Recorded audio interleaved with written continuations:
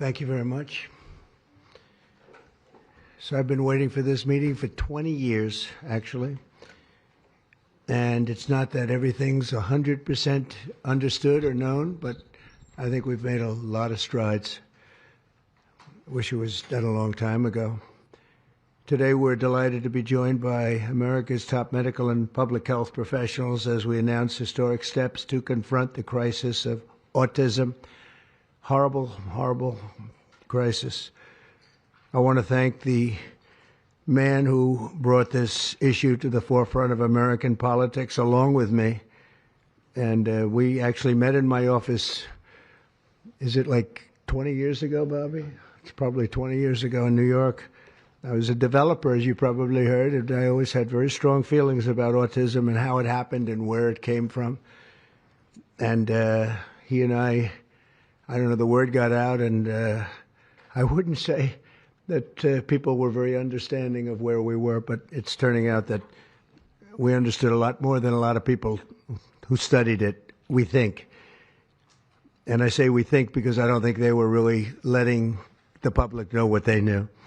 Thanks as well to the director of the National Institute of Health, Dr. Jay Bhattacharya, FDA Commissioner Dr. Marty McCary. These are great people. Administrator of the Centers for Medicine and Medicaid Services, Dr. Mehmet Oz, and Acting Assistant Secretary of HHS, Dr. Dorothy Fink. So thank you all. Thank you, Dorothy, very much.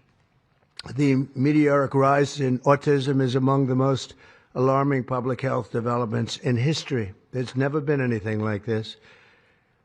Just a few decades ago, 1 in 10,000 children had autism. So that's not a long time. And I've always heard, you know, they say a few, but I think it's a lot less time than that. It used to be 1 in 20,000, then 1 in 10,000. And I would say that's probably 18 years ago. And now it's 1 in 31, but in some areas it's much worse than that, if you can believe it, 1 in 31. And I gave numbers yesterday. For boys, it's 1 in 12. I was told that's in California where they have for some reason, a more severe problem. But whether it's 1 in 12 or 1 in 31, can you imagine? That's down from 1 in 20,000, then 1 in 10,000. And now we're at the level of 1 in 12 in some cases for boys, 1 in 31 overall. So since 2000, autism rates have surged by much more than 400%. Instead of attacking those who ask questions, everyone should be grateful for those who are trying to get the answers to this complex situation. And the first day all of these great doctors behind me were there, I told them this is what we have to find out. Because when you go from 20,000 to 10,000 and then you go to 12, you know there's something artificial.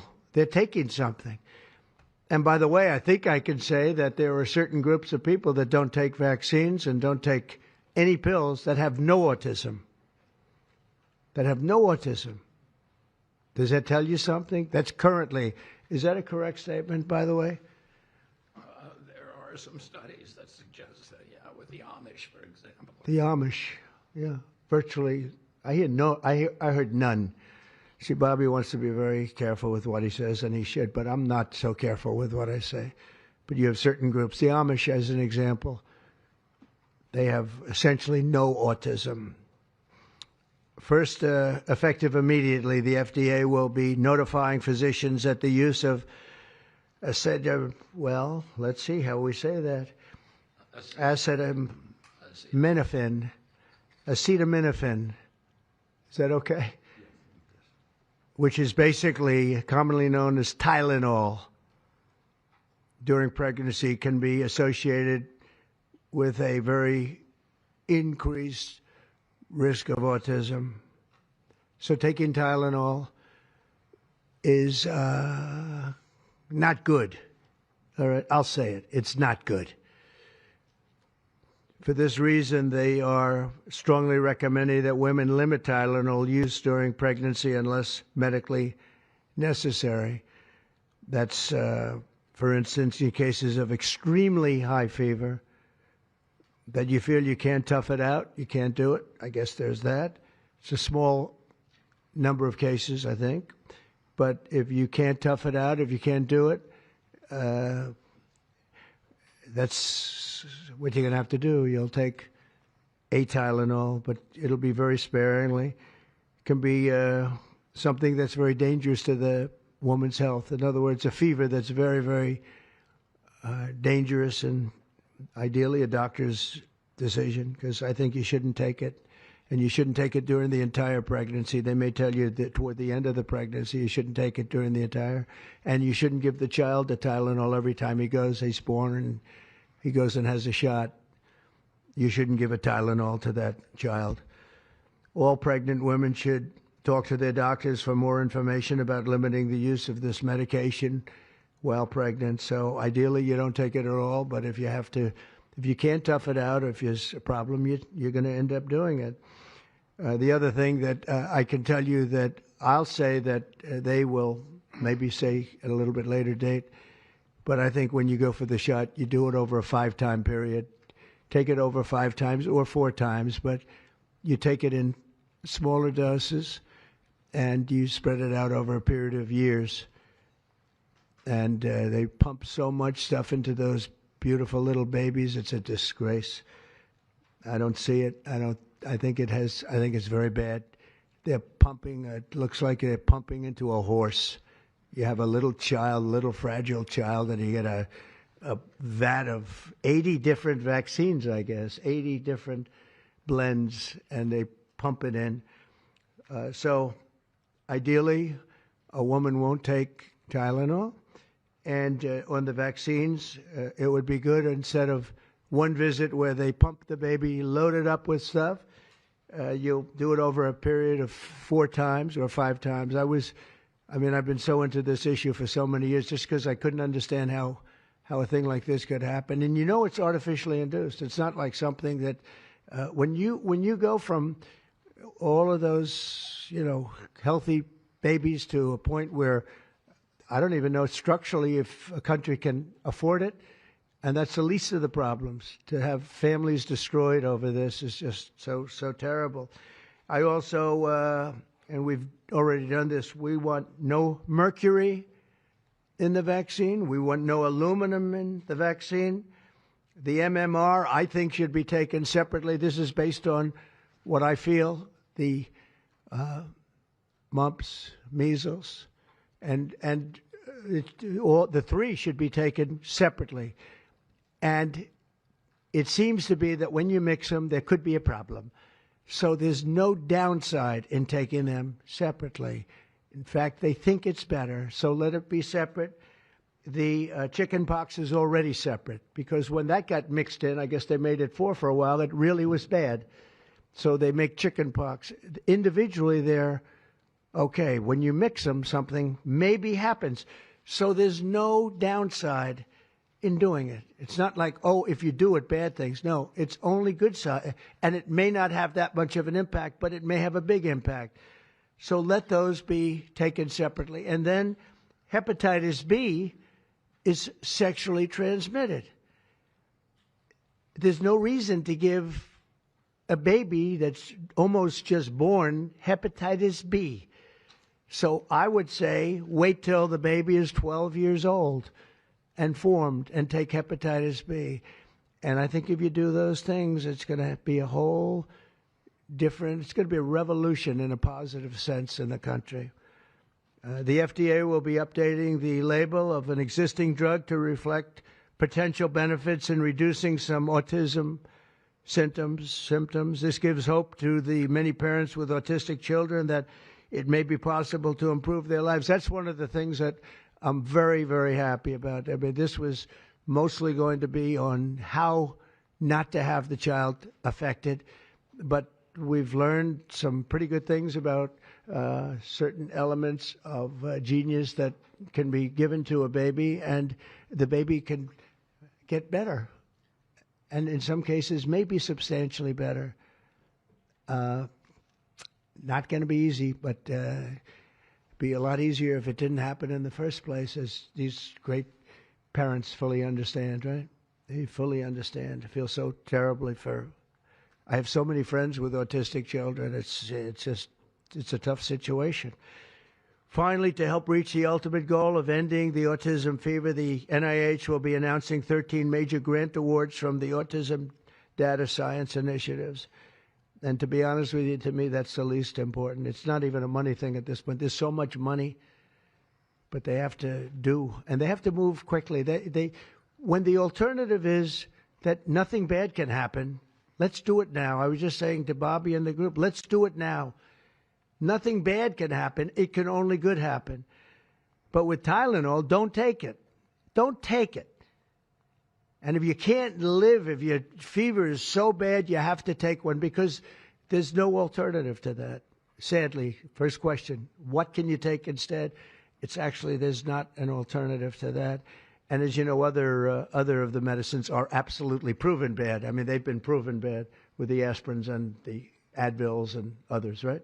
And they've been proven bad. So I'd like to ask Bobby to get up to the podium and say a few words, and then Dr. Bhattacharya and Dr. McCary, Dr. Oz, Dr. Fink, followed by two incredible mothers that have experienced firsthand what this country is going through, what parts of the world are going through. And I will say there are parts of the world that don't take Tylenol.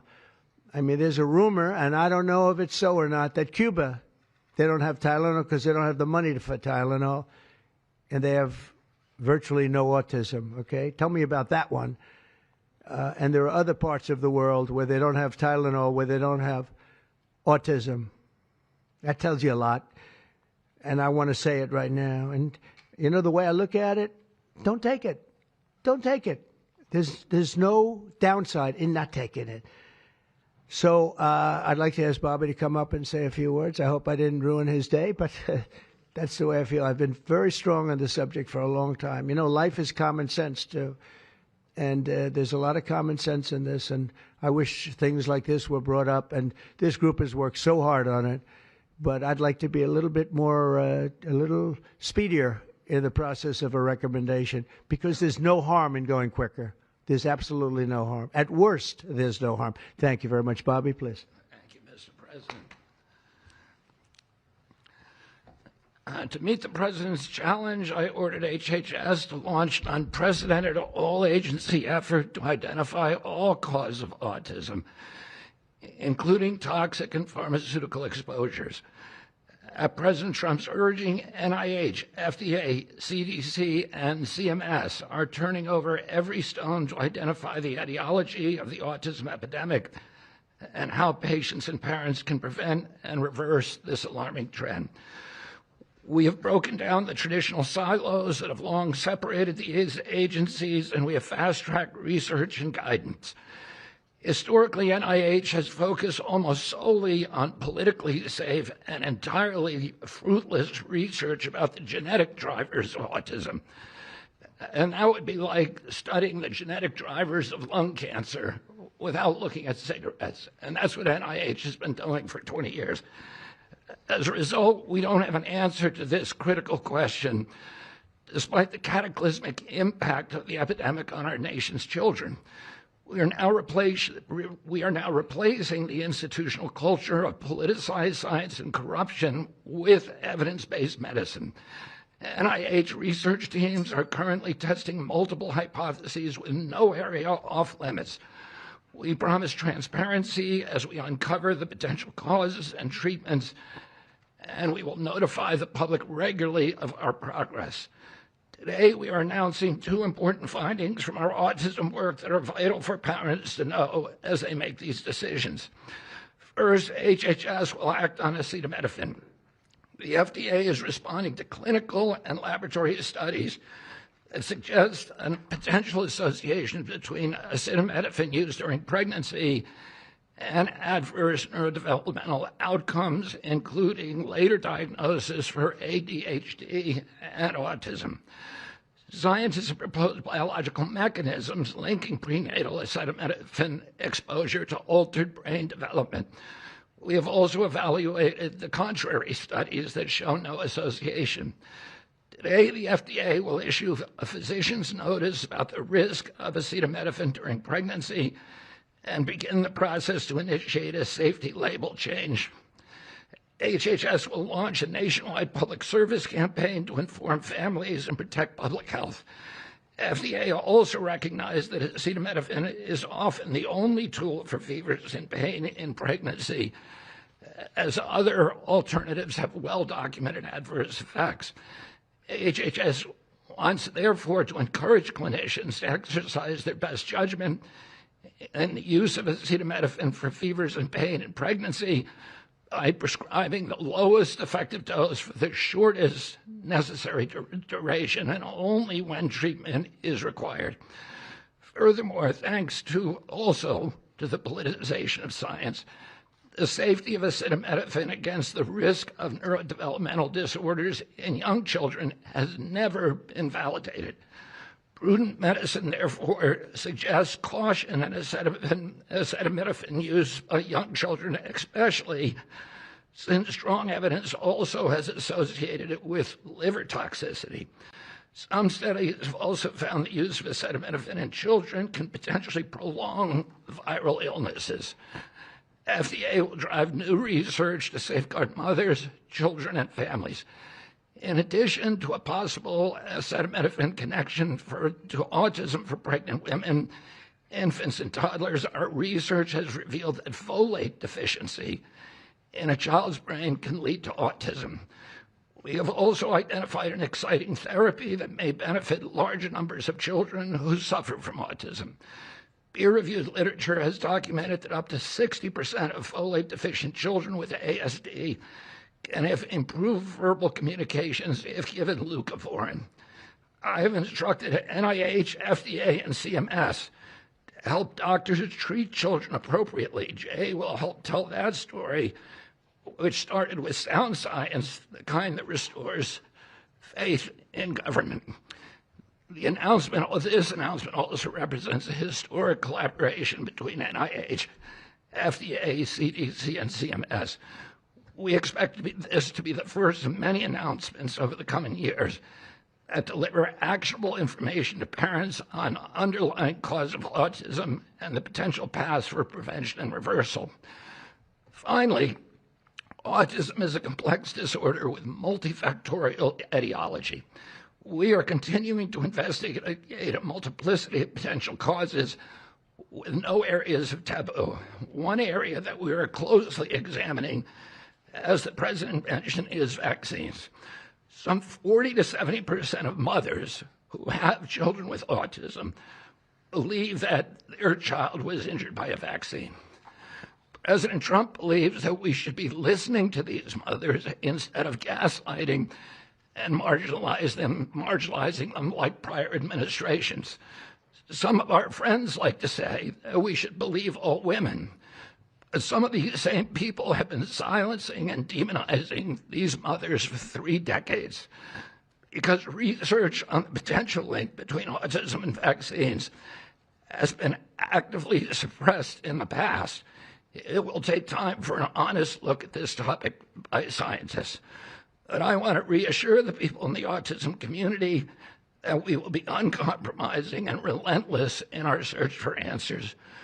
We will perform the studies that should have been performed 25 years ago. Whatever the answer is, we will tell you what we find. We are researching this issue to all 3 agencies. Jay will discuss one of our research initiatives at NIH. This model of unleashing unbiased, depoliticized, gold standard scientific research and academic freedom to deliver actionable information to prevent and reverse disease will be a model for the framework to deliver similar results for many other chronic conditions that plague Americans. Jay?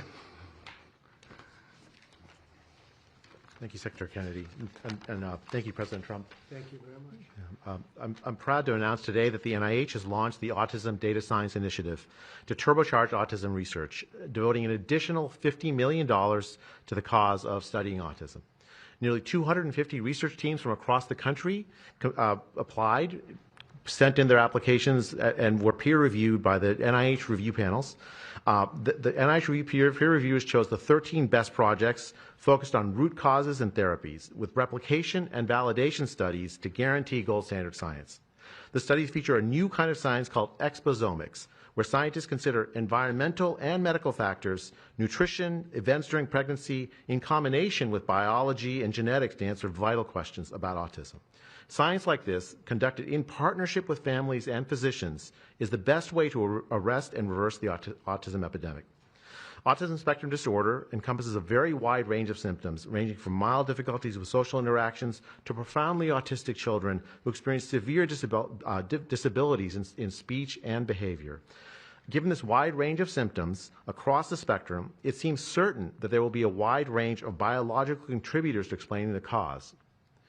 The great thing about the new NIH initiative on autism is that scientists will use rigorous advanced methods in causal inference, machine learning, organoids, and other fresh approaches to the problem.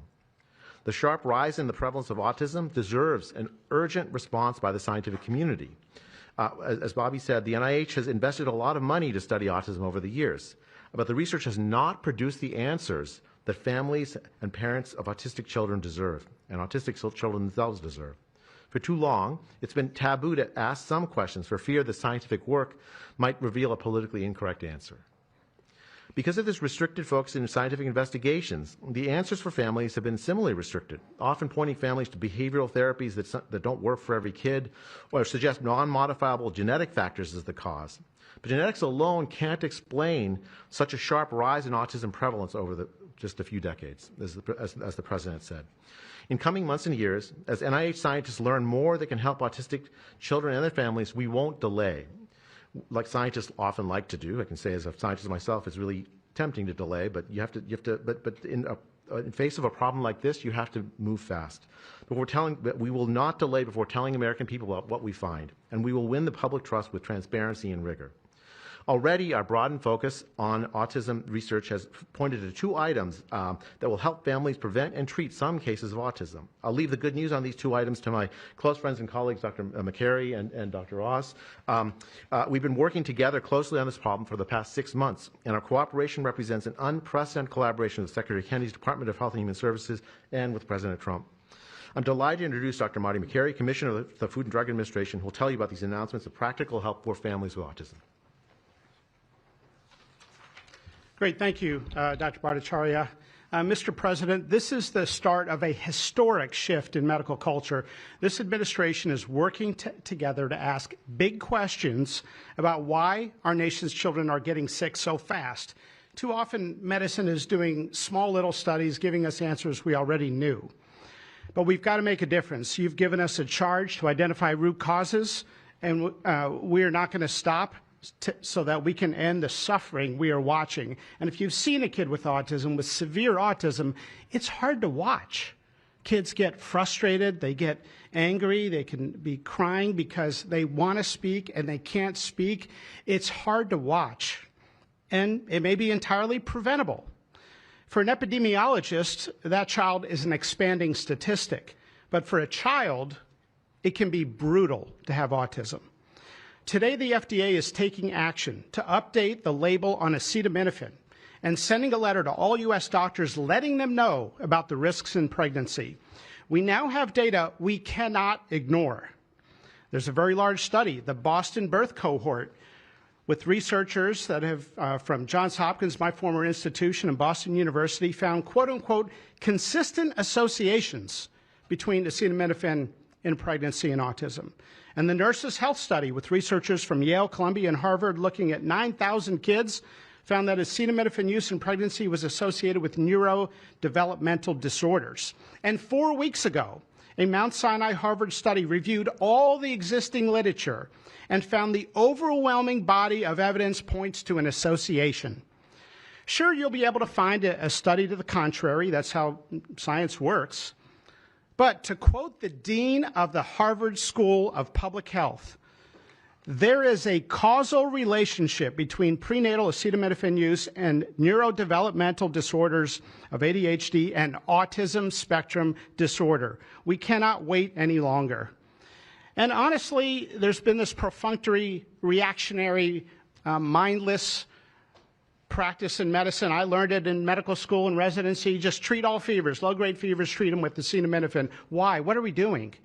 A study out of Hopkins actually showed that treating a fever can prolong the duration of illness in a young kid. Maybe that's because a fever is a body's natural way of ridding an infection.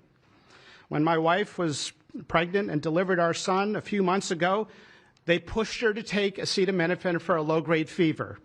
She said no, and then they looked to me and I said, absolutely no. I'm also here to announce good news. Today, the FDA is filing a Federal Register notice to change the label on an exciting treatment called prescription leucovorin so that it can be available to children with autism. You know, autism may also be due to an autoimmune reaction to a folate receptor on the brain, not allowing that important vitamin to get into the brain cells. It's a fairly established, mature pathway. Again, we have a duty to let doctors and the public know we are going to change the label to make it available. Hundreds of thousands of kids, in my opinion, will benefit. One study found that with kids with autism and chronic folate deficiency, 2/3 of kids with autism symptoms had improvement, and some marked improvement. Mr. President, you told us to do what's medically right, to go bold, and not worry about the corporations and the lobbyists. So that's what we're here doing today. Thank you, Mr. President. Good, thank you. Thanks, Marty. I think you all appreciate the passion in the President's voice. We've been hearing that since the inauguration. In fact, even before the inauguration, the President was upset about what he spoke to today. And so together with Secretary Kennedy, who's made it his life's work to address some of these challenges with autism, they challenged us. In fact, they were harsher than that. They wanted no silos to break down what the NIH would do, what the FDA would do, what CMS would do. They insisted that the physician leaders bust through the clutter because their agencies had the power if we didn't do what every other prior administration had done, which is to let people function within their siloed environments. Because of that, in historic fashion and a very accelerated manner, we have a response today to the autism crisis. It is the first of several chapters, but this is breaking news. You've heard some of it. The response to the autism crisis is going to continue to come to you under Secretary Kennedy's leadership, and the President wouldn't have it any other way, as you've heard. The FDA, based on NIH research, is approving prescription leucovorin for treatment of autistic children. Now, if you're following the script, there should be two questions that you have, two questions that should come to your mind. The first is, how will patients and parents get access to the treatment?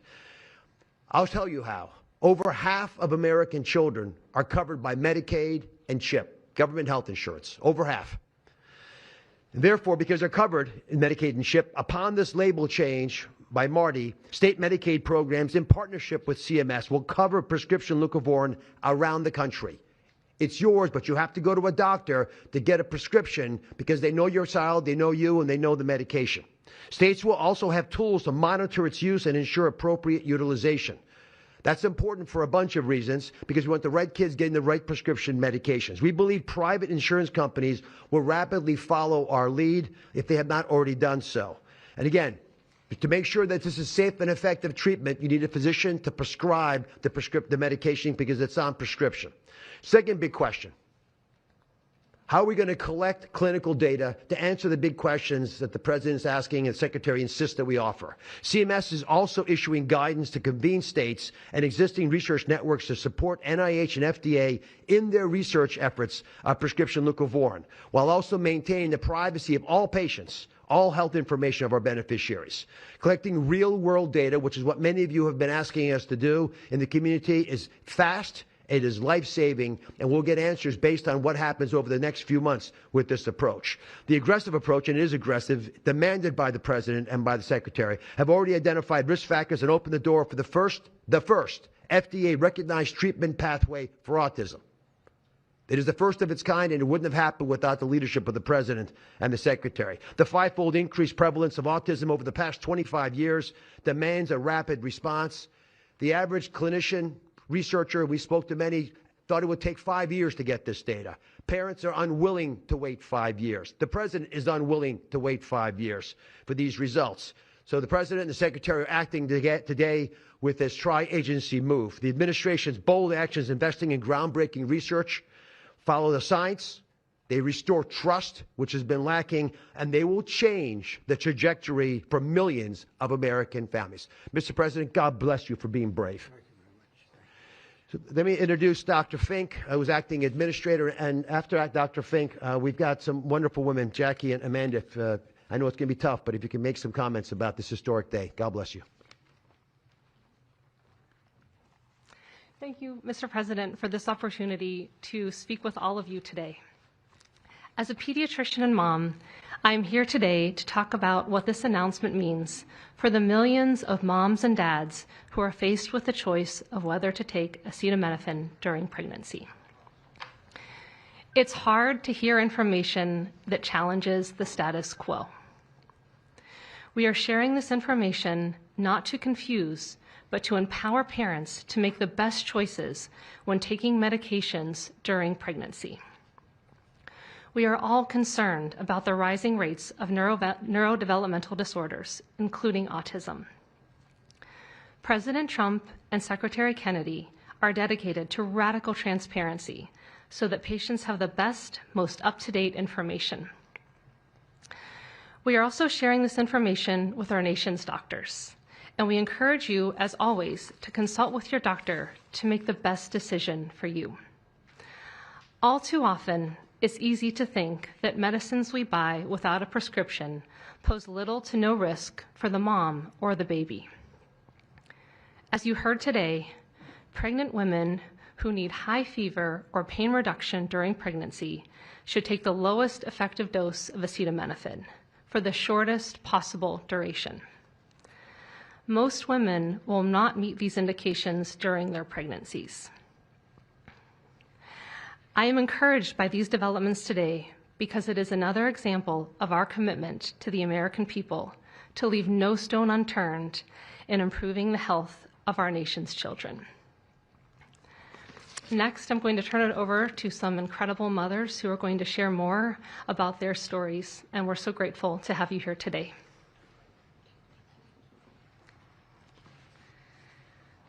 Thank you. Thank you, Mr. President and team, for all your work.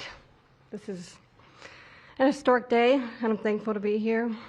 I have a son who's 5 who is profoundly autistic, and you've probably heard if you've met one autistic child, you've met one autistic child. It's a spectrum, which I don't think the spectrum is helpful, but that's another conversation.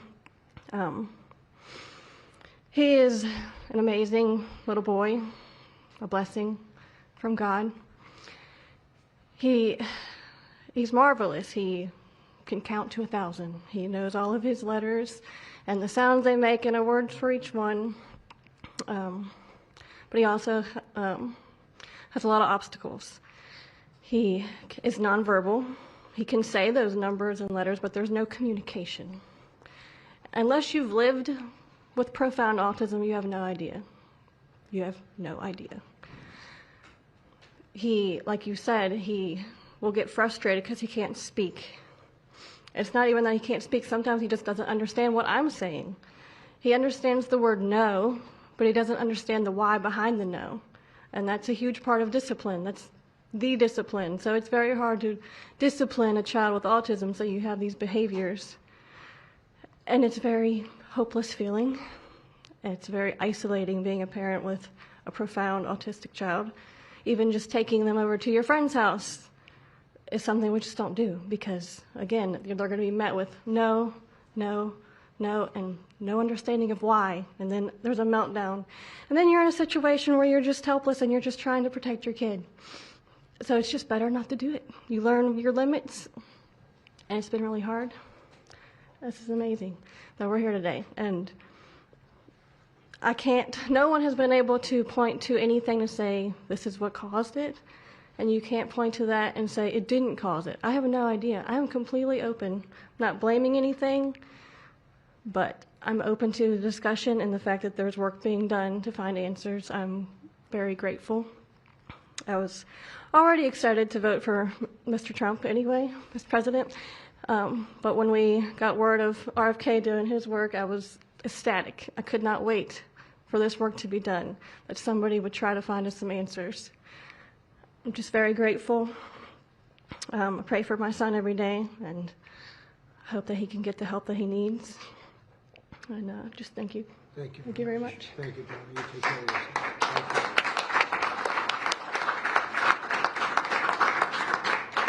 Hi, my name's Jackie. I'm also extremely grateful for the opportunity to be here and share my son's story.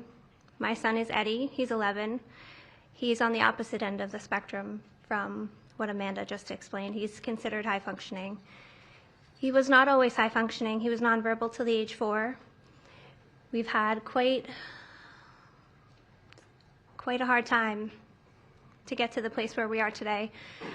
I am just so grateful to President Trump and the entire administration for finally listening to moms who have been crying out for help, for answers for years. I've met so many other moms with children on the spectrum in the 9 years since my son's diagnosis, and they all have very similar stories, and they've all just wanted somebody to listen, to not ridicule them or look at them like they were the crazy people. It's hard when you don't have doctors that take the time to really listen and find out when the change happened and what change happened. And it's just, I've been praying for this day for 9 years, and I'm so thankful to God for bringing the administration into our lives. And I'm speechless. This day is a day I never thought would happen. I thought that we would never have an administration that was courageous enough to look into things that no prior administration had. So I'm just here to express my gratitude, and I am looking forward to what comes from this, and hopefully we just get more answers. So thank you. Thank you very much. So I just want to say acetaminophen is basically Tylenol, essentially, because I noticed that term is used throughout this conference. So it's essentially Tylenol. And I just recommend strongly that you don't use Tylenol unless it's absolutely necessary. I understand it's maybe 10% of the women that are pregnant are, would perhaps be forced to use it. And that would mean you just can't tough it out. No matter what you do, you can't tough it out. So that's up to you and your doctor. But this is a very strong recommendation, maybe stronger from me than from the group, because they're waiting for certain studies. I just want to say it like it is. Don't take Tylenol. Don't take it. If you just can't, it's fight like hell not to take it. There may be a point where you have to, and that you have to work out with yourself. So don't take Tylenol. Other things that we recommend, or certainly I do anyway, is, and it's so important to me to see the doctor 4 times or 5 times for a vaccine.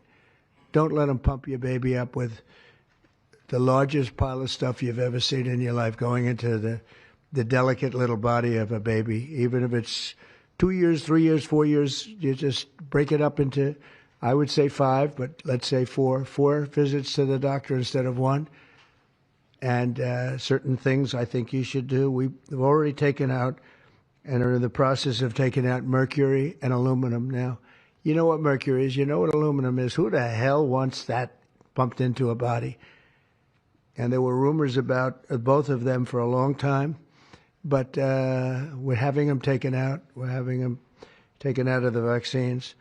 Hepatitis B, again, that's sexually transmitted. And we think you should wait. I think you should wait till 12. I'm making these statements from me. I'm not making them from these doctors, because when they talk about, different results, different studies, I talk about a lot of common sense. And they have that too. They have that too, a lot. But I recommend the hepatitis B. Take it at 12. Sexually transmitted. You don't have to give it to the baby when the baby's 2 years old. And there are a lot of theories on that, but not when they're 12. Doesn't seem to be a problem at all. The MMR and the chickenpox. Chickenpox has already been broken out. It's a singular shot. But the MMR is not. And I've heard for years that there's a problem with it. But they say that there's no problem if you do each shot separately, not put together. So an MMR, go out and do it separately. Don't take Tylenol. Don't give Tylenol to the baby after the baby's born. Every time the baby gets a shot, the baby gets a shot. They say, here, take a cup of Tylenol. I've heard that for years. Take Tylenol. Don't take Tylenol. Don't have your baby take Tylenol. Now, Tylenol is fine for people that aren't pregnant, that aren't in the situation that we're talking about. One very specific situation. If you're pregnant, don't take Tylenol. When you have your baby, don't give your baby Tylenol at all, unless it's absolutely necessary. Don't do it. Break up your visits to the doctors. Break them up. Do it in 5 if you can. Now, it's inconvenient. It's inconvenient. Oh, you're going to have to go back another year later. You're going to go back each year for 4 years, 5 years, 3 years. Just break it up. Break it up, because it's too much liquid. Too many different things are going into that baby at too big a number. The size of this thing, when you look at it, it's like 80 different vaccines and beyond vaccines, and 80. And you give that to a little kid. I mean, I can tell you that I had a woman who worked for me, a beautiful, wonderful woman, worked in Trump Tower, and she had the most perfect child. Beautiful. Just perfect. And I remember this little blonde-haired boy running around the lobby of Trump Tower, so healthy and so vibrant. And I said, that's great. And one day I came in and she was crying her eyes out behind the counter. She worked at the front desk. She was crying her eyes out. I've never, as much as I've ever seen anyone distraught, she was. I said, are you okay? What happened? My boy, I've lost my boy. What does that mean, your boy? My boy, you know him, sir. You've seen him grow up. He was so beautiful. And I took him for a vaccine, sir. And he developed this unbelievable, I think she said 107, 108. You know, it goes well beyond when this happens. It goes up to 106, 107, 108. You know, we hear 105 and you're in trouble, but it just goes up to a level that you never hear about, but it goes up very high. And it's fried. They get fried. She said, I took him, he developed an unbelievable temperature. And I've lost him, sir. He's gone. And then I saw the boy. It was so tragic to see. That was the following day. That was the following day after the vaccine. And I've seen it 2 other times, and I think 3 other times, but 2 other times, where they go to the doctor and they get the vaccine, they get the shot. The kid is, badly hurt. Let's be nice, badly hurt. And just do it. Break it up into 5, break it up into 4, break it up into 3 if you have to, but go to the doctor 4 times instead of once, or 5 times instead of once. And for some reason, they insist that you put it all into the body, and maybe that's the drug companies that make more money that way. Maybe it's the doctors because they don't want to be, doing this so much. Maybe it's the doctors. They get maybe more money. Who the hell knows what it is? Don't do it. Get them broken into 4 or 5 visits. Do it 4 or 5. That means you have 20%, 25% what you're putting into the baby's body. It can only help. It can only help. And the other things I told you about, just the word tough it out. It's easy for me to say tough it out, but sometimes in life, with a lot of other things, you have to tough it out also. Don't take Tylenol. Don't give Tylenol to the baby. When the baby's born, they throw it at you. Here, give him a couple of Tylenol. They give him a shot. They give him a vaccine. And every time they give him a vaccine, they're throwing Tylenol. And some of these babies, they're long born, and all of a sudden they're gone. And it doesn't hurt not to do it. It doesn't hurt. There's no downside. There's no downside at all. And break up MMR. Break it up. It's practically a known fact that if you break it up, you're not going to have a problem. But for years, we've been hearing how bad MMR is as a combination. And I'm very happy that you broke out chickenpox, because that was really a problem. And there are other things. It's interesting because there are other things, we were talking about it, other different drugs, pills that you take that we know are so bad and they don't take them anymore. But for some reason, with this, they keep taking it. Don't take Tylenol. There's no downside. Don't take it. You'll be uncomfortable. It won't be as easy, maybe. But don't take it. If you're pregnant, don't take Tylenol. And don't give it to the baby after the baby is born. And you know what? We have more than 3 years left. And I told Bobby and the doctors behind me, and they are so committed to this, I told them that this is the number one thing I want to do from you. And you know, we have something else called Favored Nations, where I'm going to be reducing drug prices by 1,000%. By 900, 600, 500, 1,200. We're going to be reducing drug prices at levels never seen. It's called Favored Nations. We're going to be paying what right now, we're like the garbage can for the rest of the world, and we have been for forever. We pay much higher for drugs than the rest of the world. We subsidize the rest of the world. We're not doing that anymore. And that's a big thing. That's a big thing. That's bigger than anything. I told the story the other night that I was so proud in my first term that for the final year, drug prices went down 0.25%, and I was so proud. I said, why? I'm the first one to do it. I think it was 28 years, they said, where drug prices went down from the beginning of the term to the end. And I was so proud. I called a news conference. I said, you know, drug prices have gone down. First time it's happened in 28 years. You know what it was? 0.25%. I was so proud. Now we're going to have them go down from $100 a pill to $9 a pill, from $1,300 for a shot of like an Ozempic or I call it the fat pill or the fat drug. Sometimes it works, I guess, for people. The ones I've seen, it hasn't worked so well. I got a lot of friends, they're fat. They said, yeah, I lost some weight. I said, you don't look it to me. But they paid $1,300, $1,200, and they go to London and they pay $88. And they call me, they go, what's this all about? We're subsidizing the rest of the world stupidly because we have a lot of stupid people in this country running things. And how big is that? But to me, that's nothing compared to autism. I see that gorgeous boy. I have a big present for him in the back. You know, you bring him back. We're going to bring him into the Oval Office. I have the best present he's ever going to get, okay? A big one. I saved it for you, okay? Because I heard you were coming. Look how beautiful he is. So that's it. There's nothing much to say. Don't take Tylenol if you're pregnant, and don't give Tylenol to your child when he's born or she's born. Don't give it. Just don't give it. And we're going to have, I think, really, if you do all the things that I say, break it up. Just break it up. Break up the shots with the doctor. MMRs, as I told you, separate. Chickenpox already separate. You do these things. I'm telling you, I want to, when I leave office, I don't want to have, it's going to be the kind of number that we're hearing where it's 1 in 32 or 1 in 10, because I've heard 1 in 10 also. And in California, it's really bad.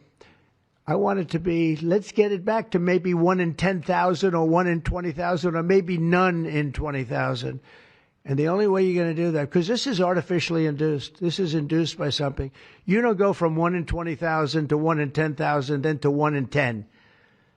That means you're taking something and something's wrong.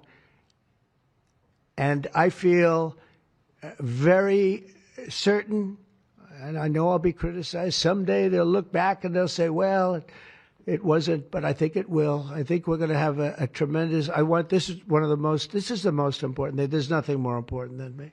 We cured inflation that Biden gave us. He gave us so much inflation, the biggest ever in history.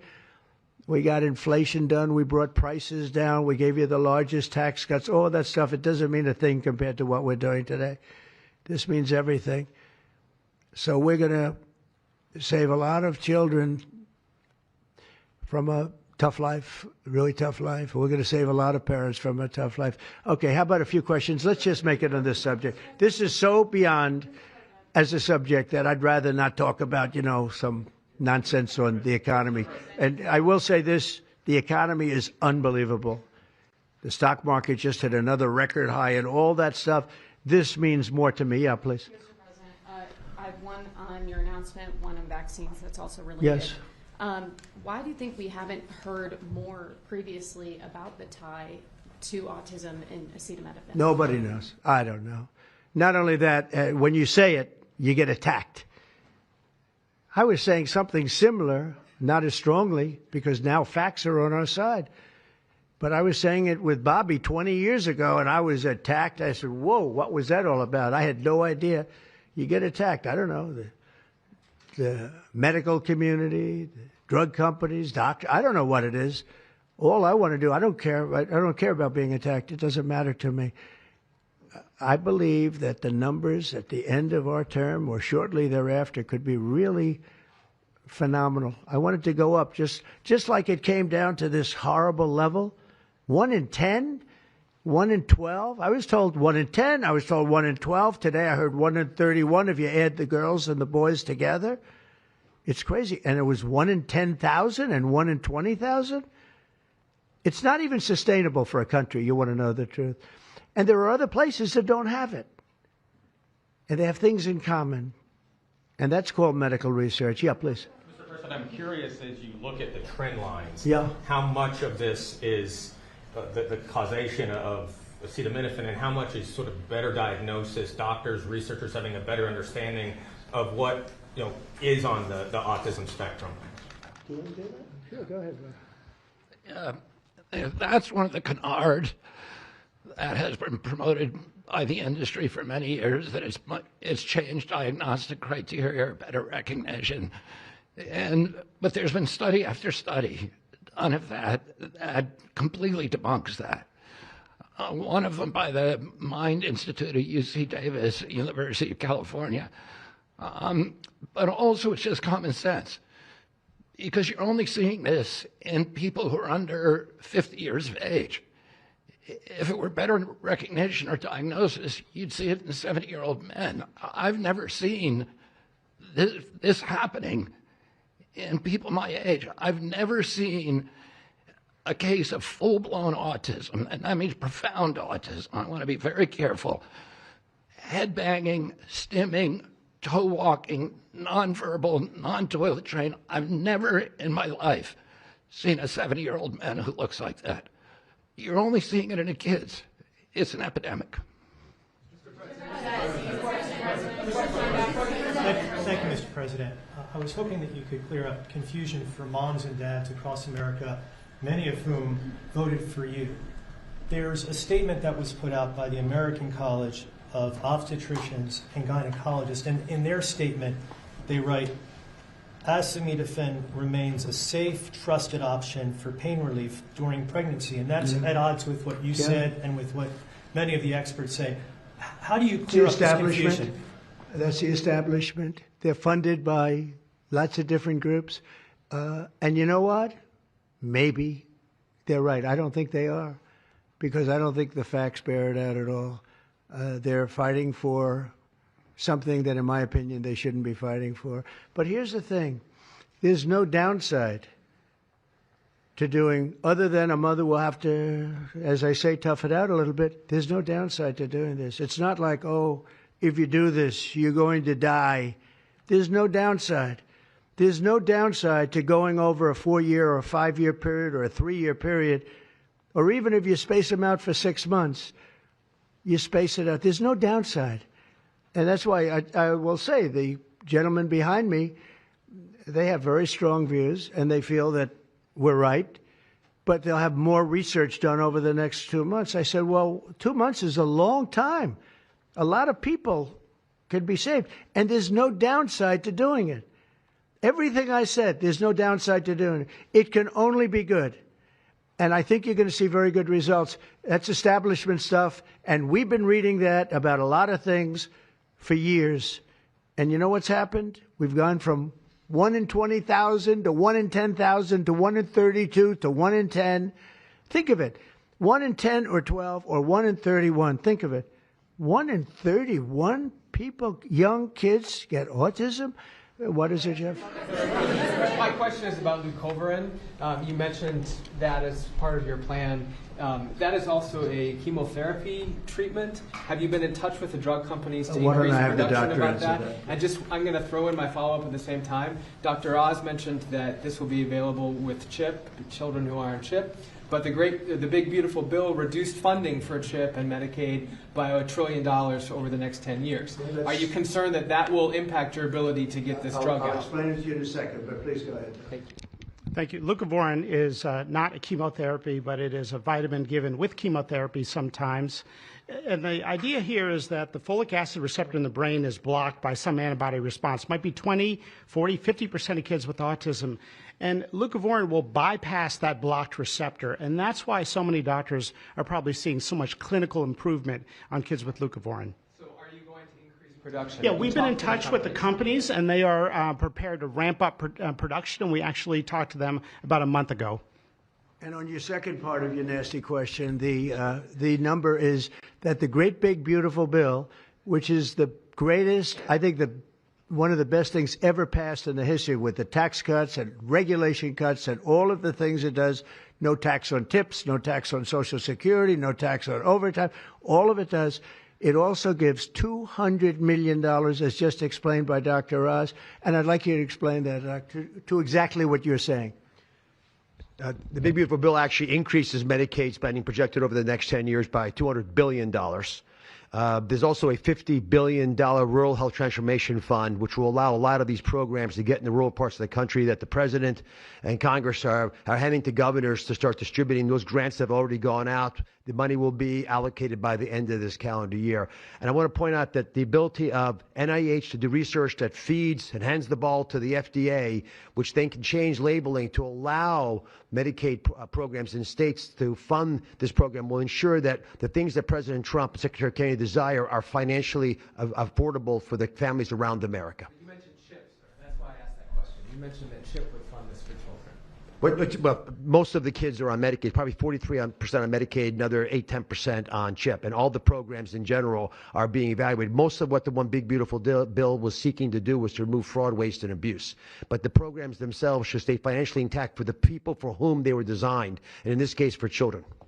And the only thing we cut, so that's $200 billion positive. The only thing we cut was for fraud, waste, and abuse, of which there was a lot in this country, and nobody minds that. Yeah, please. Mr. President, you said that there is no reason to give newborn babies hepatitis B vaccines.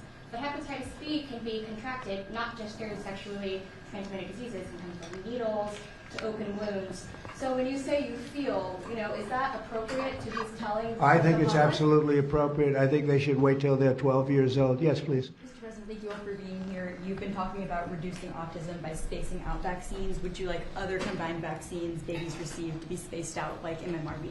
What is this again? You've been talking. Speak up, please. Sir. You've been talking about reducing autism by spacing out vaccines. Right. Correct. Would you like the other combined vaccines babies receive to be spaced out, like MMRV? I would say yes, but that just is, for me, it's a lot of common sense involved in this. It's a process, but we're looking, but it should at least be given separately. Now, it's possible that you can reduce them and give it, I'd give them in small doses, but it's possible maybe in that particular case, the MMR wouldn't work in small doses, but you can certainly give them as separate shots. It's been proven to be very safe when you give them in separate shots instead of mixing. So I don't think there's any reason to do that. Do you agree with it? I'm not a doctor, but I'm giving my opinion. I don't think there's any reason to do that. So it's been proven to be safe when you break them up. But MMR by itself, I've heard bad things about it for many years. Yes, please. Is the spectrum too broad, in your opinion? For research purposes, you are dealing with a population of children who might have social boundary difficulties, and then you have children who are, going to grow up to be adults in diapers. I mean, what do you think? We don't know how broad the spectrum is. We don't know exactly where it starts and where it ends, but we do know what we're going through. We're going through some very serious trouble, and we know autism. I mean, it could be bigger, it could be small, a little bit smaller, but the number is unacceptable. And the number, the way it's come down, because the spectrums remain the same, the number, the way it's come down is just unacceptable, meaning come down to that level of 1 in 10, 1 in 12, 1 in 31. Mr. President, medical professionals. Go ahead in the back. President, this question is more directed towards Secretary Kennedy. It was talked about that we're just kind of finding out about the fact that babies are affected this way. Is there a concern that information is being suppressed right now within HHS, and could an investigation perhaps be launched, seeing any more Well, I think information? information has been really not given out very freely over the years, absolutely. And I think that's by drug companies and maybe doctors, but I certainly think that over the years. I think this is a different group. We have a lot of information. And that information, I mean, it's the information that we have that we're making these statements. And I'm making them out front, and I'm making them loud, and I'm making them strongly not to take Tylenol, not to take it. Just don't take it unless it's absolutely necessary, and there's not too many cases where that will be the case. And again, what's the worst? The worst is nothing can happen. It's very positive. That's a positive thing. But I don't believe I don't actually believe that's possible. I think the results are going to be amazing. I want to see amazing results by the time I leave this beautiful building. And I will consider this, I believe, with the wars, I've stopped 7 different wars. I've saved millions of lives. I've done a lot of things. This will be as important as any single thing I've done, because I know ladies, beautiful ladies just like this, that are going through the same thing. And it's not easy. And I admire you for being able to do it. But I admire him, too. I wish I had a face that looked like that. If I looked like him, I would have been president a long time ago. Tylenol is widely used in other countries, too. As you make this announcement, do you expect your decision may affect I other hope they countries? follow it, yeah. I hope they follow it. Yeah, other countries are, sell Tylenol. Some countries don't. I mean, I hear Cuba. Now, again, you'll have to check this out. But I hear Cuba doesn't have it because it's very expensive. And they don't have the money to have it, or they don't want to spend the money to have it. They don't have Tylenol. And I hear they have essentially no autism. So you'll have to check it out. Yeah, Brian. Medical professionals have warned for decades. I said, no, not you. You're CNN. You're fake news. Go ahead, Brian. Thank you, Mr. President. I want to go back to the Amish community, if I can, just for a second. I recently saw a man from Minnesota, an Amish man from Minnesota, on a podcast, and the host asked him what the rates were for like ADHD and autism, and he had no idea about ADHD, didn't know that it existed, and certainly didn't know of any cases. What are they doing? It doesn't exist with the Amish community, and they don't take all of this junk. It doesn't exist. That tells you, doesn't that tell you? That's like certain countries where it doesn't exist and they don't take it. Would you like to make a comment about that, Mark? The Amish population, a very mixed group. So there's a subset that take vaccines, a subset that does not. And we know they have very low rates of chronic disease all across the board. Please. Thank you, Mr. President. Should the establishment media show at least some openness to, trying to figure out what the causes of autism are? I wish they would, yeah. And why are they so closed-minded? Well, look, it's not only the media, in all fairness. It's some people. When you talk about vaccines, they go crazy. And, I'm a big supporter of vaccines. I got a certain vaccine approved in 9 months that would have taken from 5 to 12 years. I'm very proud of it. A lot of people think it was one of the greatest things I've done, and some people think, mostly Republicans, actually. I'll tell you, the Democrats think it was, they think Operation Warp Speed was one of the greatest things any president has done, any president. It's, we're very proud of what happened. We got hit with something that came from a place that shouldn't have happened, but it did happen. Those things take place, and you're very unpleasantly surprised. But no, I'm a big believer in vaccines. The polio vaccine, big believer in vaccines. I know Bobby and you guys have it out a little bit, but he's a believer in vaccines too. But I've seen how great vaccines can be, how incredible they can be. So I'm a believer. Yeah. Yeah, please. Your comments made about MMR and hepatitis B, and you said those were your suggestions, but have you spoken with Secretary Kennedy about actually making those changes? I have, yeah, I have. I've spoken to all the doctors about it, and doctors that are not here right now. I've spoken to many doctors about everything we're talking about. And, the Tylenol has started to be spoken of over the last period of time, but we've been doing the research. A lot of what they've been speaking about comes from right here by research done by these people. And I just say it again. Don't take Tylenol. Don't take it. And don't give it to your child after your child is born. And do all those other things, little things, just spread out your visits, et cetera, on the vaccine. And I want to thank everybody. This is a very important day. Thank you very much.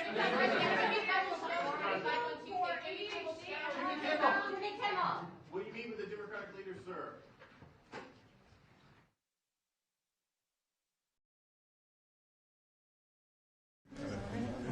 He's not going to answer my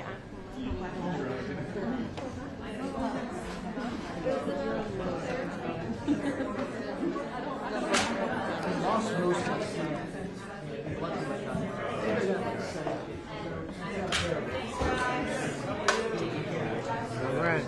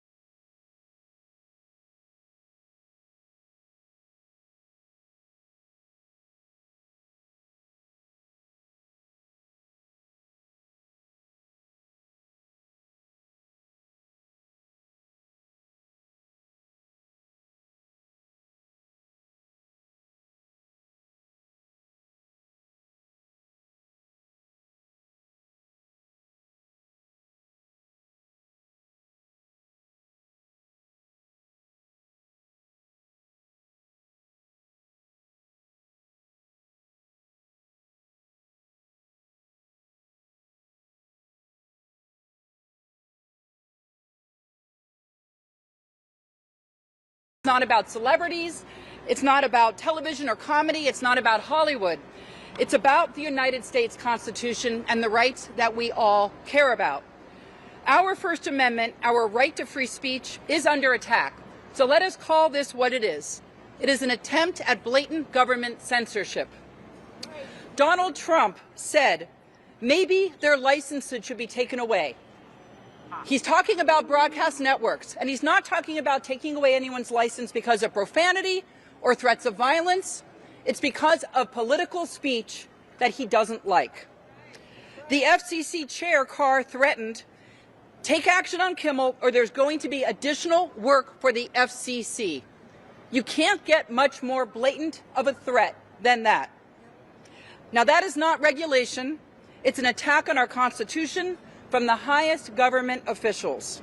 It's beyond clear that it's illegal for the FCC to act this way. Just last year, in NRA versus Vulo, in a 9-0 decision, the United States Supreme Court reinforced, they wrote, quote, government officials cannot attempt to coerce private parties in order to punish or suppress views that the government disfavors. End stop. That the government disfavors. That case happened to be in favor of a conservative group. But the reason that this should concern all Americans is that this administration's actions could threaten speech from both conservatives and liberals. This cuts all ways. In fact, even Senator Ted Cruz, an official who I agree with very infrequently, recently said that what Trump's FCC did was, quote, incredibly dangerous. And he said that the Carr quote, sounded like a mafia boss. So again, this is not a partisan issue, it is an American issue. Free speech is not a suggestion or a footnote. It's the very First Amendment of the Constitution. U.S. Constitution. Put first because the Founding Fathers in their wisdom understood just how important it was in a democracy to have free speech. This was the government that they envisioned and that we have kept healthy for almost 250 years. It's clear that Trump's allies think the First Amendment comes with an asterisk. They think that it means you get free speech as long as Donald Trump likes it. But he does not get to silence dissent. He does not get to tell the American people what to say or what they can and cannot listen to. Donald Trump does not get to trample on the Constitution to protect his ego. When Kimmel's show was pulled, it wasn't just his voice that got shut down, and we're going to hear from unions who are telling you that it's the work of hundreds of employees and workers, writers, actors, crew members, who all got the axe because of Donald Trump's thin skin. This is not just about a late-night show. It's about jobs, and it's about our rights as Americans. Now, the FCC's job is to protect Americans, not the president's ego. And I would remind every corporation in America and that many of their business models cannot survive in a world where the government gets to tell them what to say.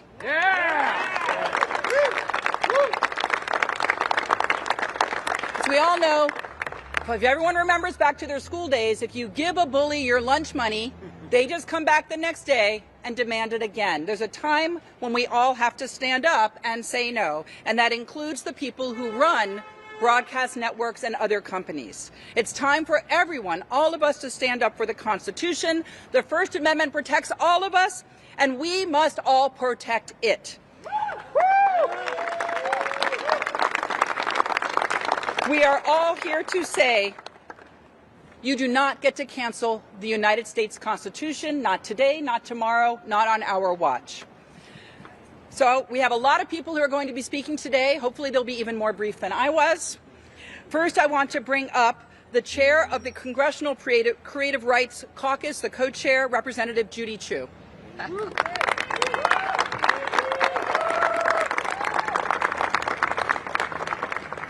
I'm Congressmember Judy Chu from the Pasadena area, and I'm co-chair of the Congressional Creative Rights Caucus, which works to protect our precious film, television, and music industries.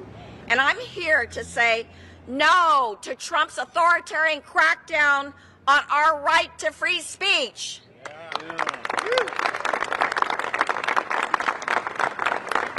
Now, let's be perfectly clear here. First, Trump wrote more than 2 months ago that Jimmy Kimmel's show should be canceled. Then, last week, Trump's FCC chair said that companies should take action on Kimmel, even saying that they could either do it the easy way or the hard way. And the companies got the message. ABC's largest distributor, which needs the FCC's approval for a $6 billion merger, immediately followed his orders and preempted the show, and ABC took it off the air indefinitely. So this was not about comments that a comedian made about Charlie Kirk. This is about a president leveraging the power of the federal government to silence his critics, a plan he's been open about for months. And now he's saying that the FCC should go further and cancel the broadcasting licenses of networks that criticize him. Well, are we going to be bullied like that? No! Are we going to be silenced? No! This is the playbook of authoritarians, and every single one of us has a responsibility to stand up for our constitutional rights that are under attack. And this doesn't just fall on the shoulders of workers. We need corporations and their executives to start standing up to this coercion. And that can start with Disney and ABC reinstating this show and making it clear the President of the United States does not control what information Americans are allowed to see. So thank you for being here. Thank you especially to Congressmember Laura Friedman for bringing us together. And we will not stop protecting our right to free speech.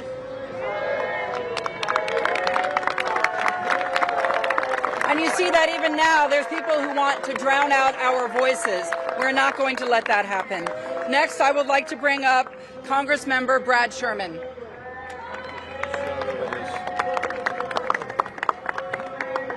Hello, I'm Brad Sherman from America's best named city, Sherman Oaks. I represent for many years the San Fernando Valley and many of the people who will lose their jobs as a result of this ill-timed and ill-considered corporate action. I want to thank Laura Friedman for bringing us all together in her district. First of all, what Jimmy Kimmel said in no way criticized Charlie Kirk. He made a statement about Charlie Kirk's assassin, which may or may, that's hardly making fun of someone who was assassinated. Maybe it was a funny joke, maybe it wasn't, but it wasn't about Kirk.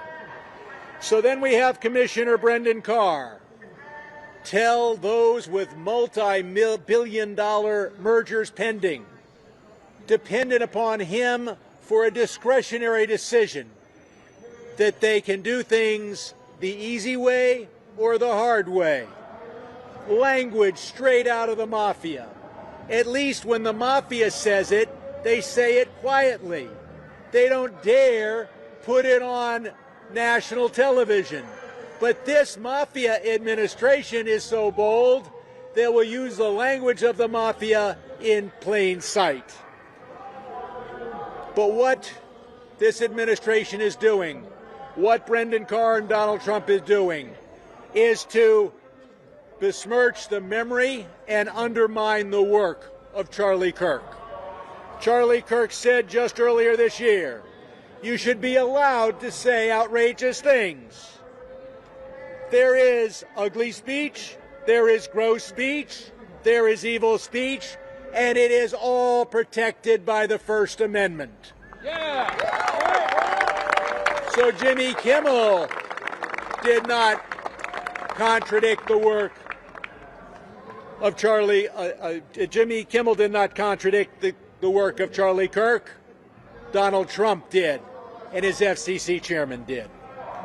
Now, the First Amendment deals with what we do as a government, and the government shouldn't be interfering.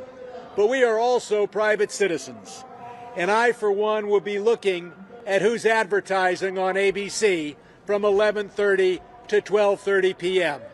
And speaking just for my own family, if we see Jimmy Kimmel we're going to watch those ads very carefully. And if we see alternative protesting, programming, we will be boycotting those who buy the time that should be for the Jimmy Kimmel Show. I'm Brad Sherman, and Thank you. thank you. Thank you. And now I'd like to bring up Congressmember Ted Lieu.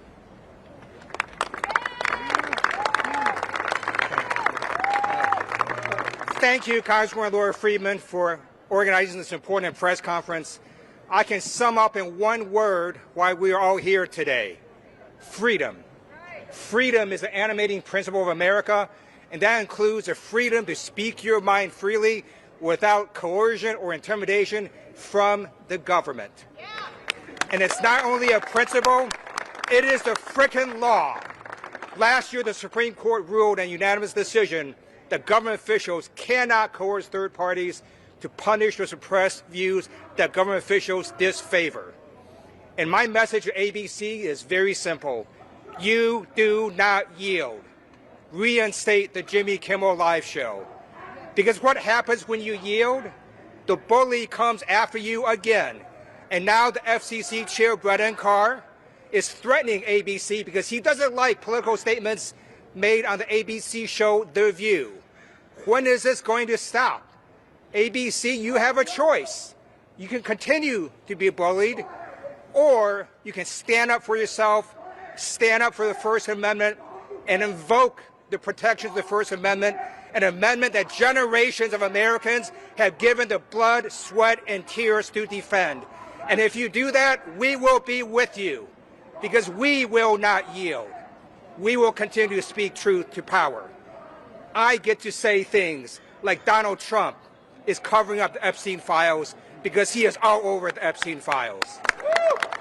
That White House boarders or Tom Homan should be prosecuted for accepting $50,000 in a bag of cash and a bribe from undercover FBI agents. And that FCC chair, Brennan Carr, is a radical extremist abusing his authority. I and other Americans can speak our minds freely because we have the protections of the First Amendment, and ABC, so do you.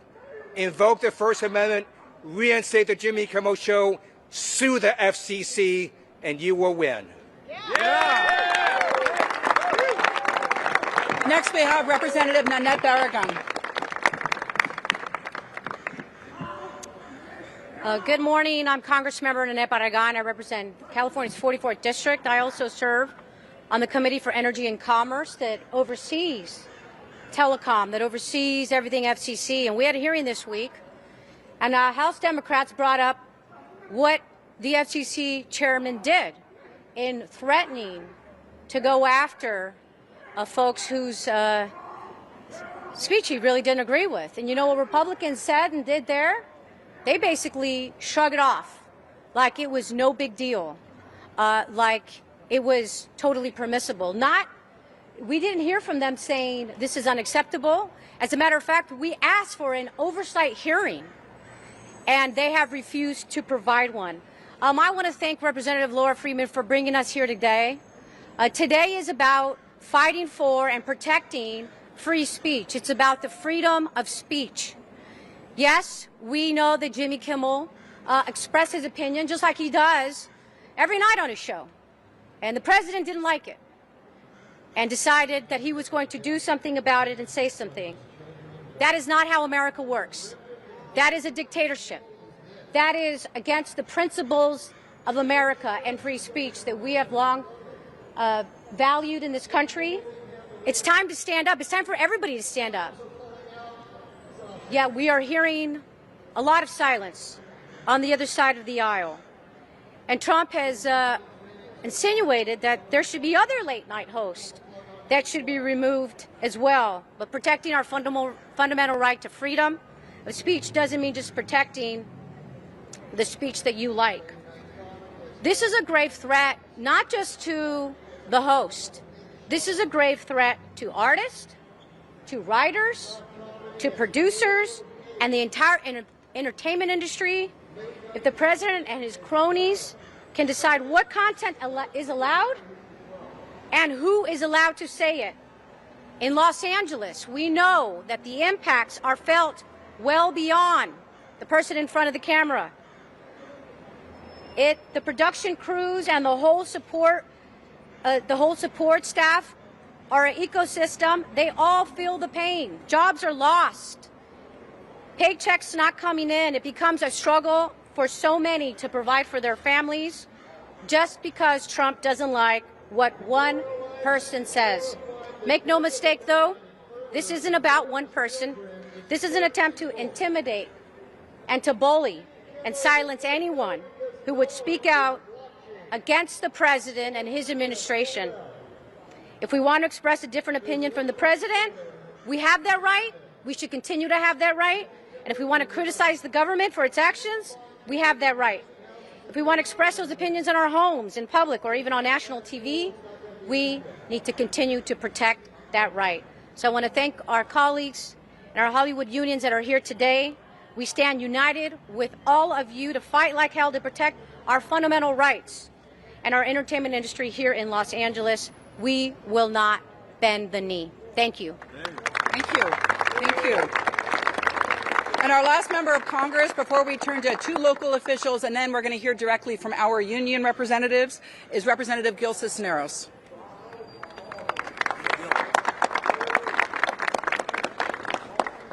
Thank you, Representative Laura Friedman. I'm Representative Gil Cisneros. I represent the 31st Congressional District here in California in the San Gabriel Valley. Proud to be here today with so many of my colleagues. Proud to be here with the Writers Guild of America, the Teamsters, the American Federation of Musicians, the Screen Actors Guild, IATSE, and all of you here today.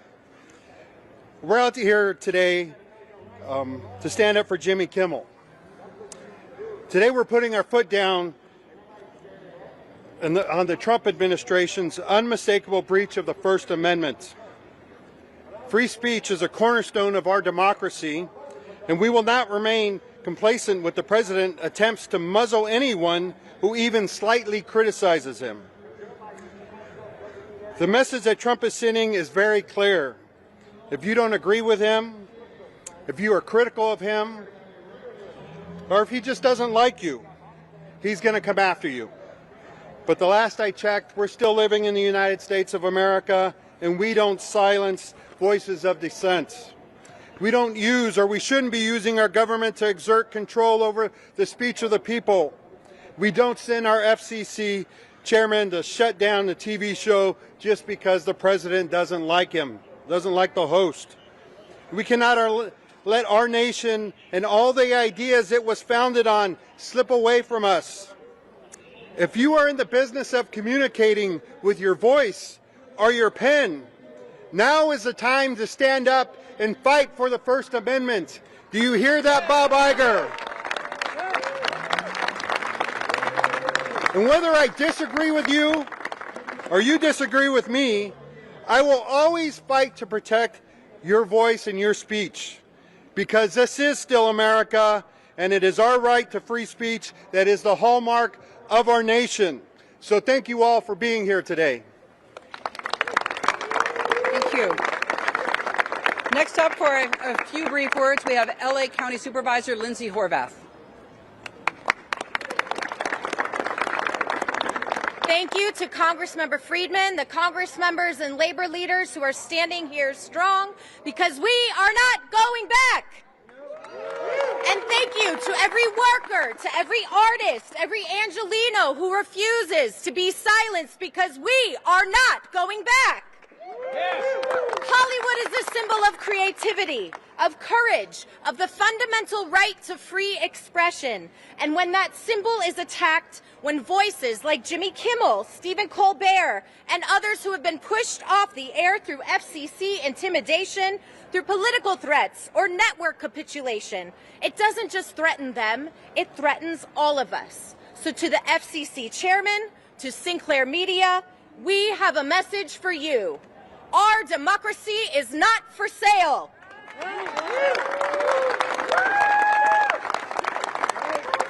It belongs to the people, and the people are standing right here, refusing to be silenced. And I want to be very clear. This fight is not about one talk show or one network. This is about every single worker, every artist, every union member, every voice that deserves to be heard without bowing to the Trump administration. We know their playbook, whether it was the McCarthy era in this country or autocrats around the globe. They think fear will silence us. But we are here on Hollywood Boulevard in one of the most iconic American sites of entertainment, of free speech and democracy, and we are not going back. We will not go quietly into the night. We are even more emboldened to be here, to use our voices, for they are our power. Our voices are so mighty, they strike fear into the hearts of the people occupying our White House. What a disgrace to our founding fathers who used their voices to dissent, to oppose the ruling class, to seek freedom and opportunity for those who were silenced. As an American, as an Angelino, and as a humble public servant, I will continue to use my voice. I will continue to call out those who abuse power and instead uplift those who feel their voices don't matter. Today we are reminded how powerful an individual voice can be. So powerful that it lives rent-free in the mind of our president. We cannot succumb to politics of fear. We must stand strong and resolute, even if our voices are shaking and courage is the only armor we have. Because it is courage, not fear, what LA County is bringing today and every day. And right here in Hollywood, we are not backing down because we know when we fight, we win! Thank you, Supervisor. And our last elected to speak before our unions will be LA Councilmember Hugo Soto Martinez. Thank you so much, Congresswoman, for bringing us here today, and thank you for all the unions that are out here, because leave no doubt, LA is a union town, and we will stand with our working class brothers and sisters and siblings to fight against this totalitarian regime. My name is Hugo Soto Martinez, the council member for the 13th District here in Los Angeles, and I'm proud to represent Hollywood, the foundation of our district, internationally known, and it's the birthplace of artists, workers, creatives, and so much more. And we're not only just fighting for our democracy and our right to free speech, but we are here to stand with our siblings from the labor movement that are their 200 jobs hang in the balance thanks to this blatant government censorship. Because we know that when the government can control where people work and what they say, there is nothing that they can't do, and we will not allow it. Weak men will try to silence us because they know that they will never have as much power as the people. It is the people that have the power, and especially here in the City of Angels. In the City of Angels, we have worked really hard to uplift workers, immigrants, and support the Hollywood industry. And we will not allow ourselves to be steamrolled by this weak person in the White House. Because I'm sure everyone here agrees, LA is a union town, and we will flex our worker power to make sure we fight for everyone's free speech. Because when we come together, workers, artists, neighbors, our collective power is stronger than their fear, and together we will fight, because when we fight, we win. When we fight, we win. When we fight, we win. Thank you. Thank you. Now I'd like to bring up the President of the Writers Guild of America, Meredith Stein.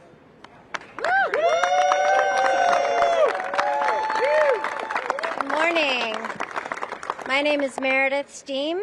I'm a television writer and president of the Writers Guild of America West.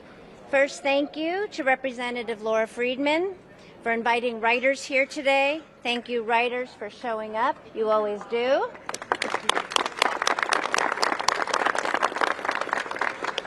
As well as Representatives Liu, Chu, Barragan, Cisneros, and Sherman for taking a stand on this vital issue.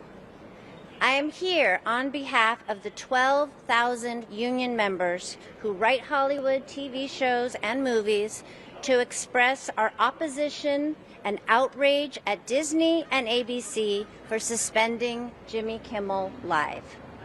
This cowardice has not only put the livelihoods of 20 writers, their crew members, and performers in limbo, it has put our industry and our democracy in danger.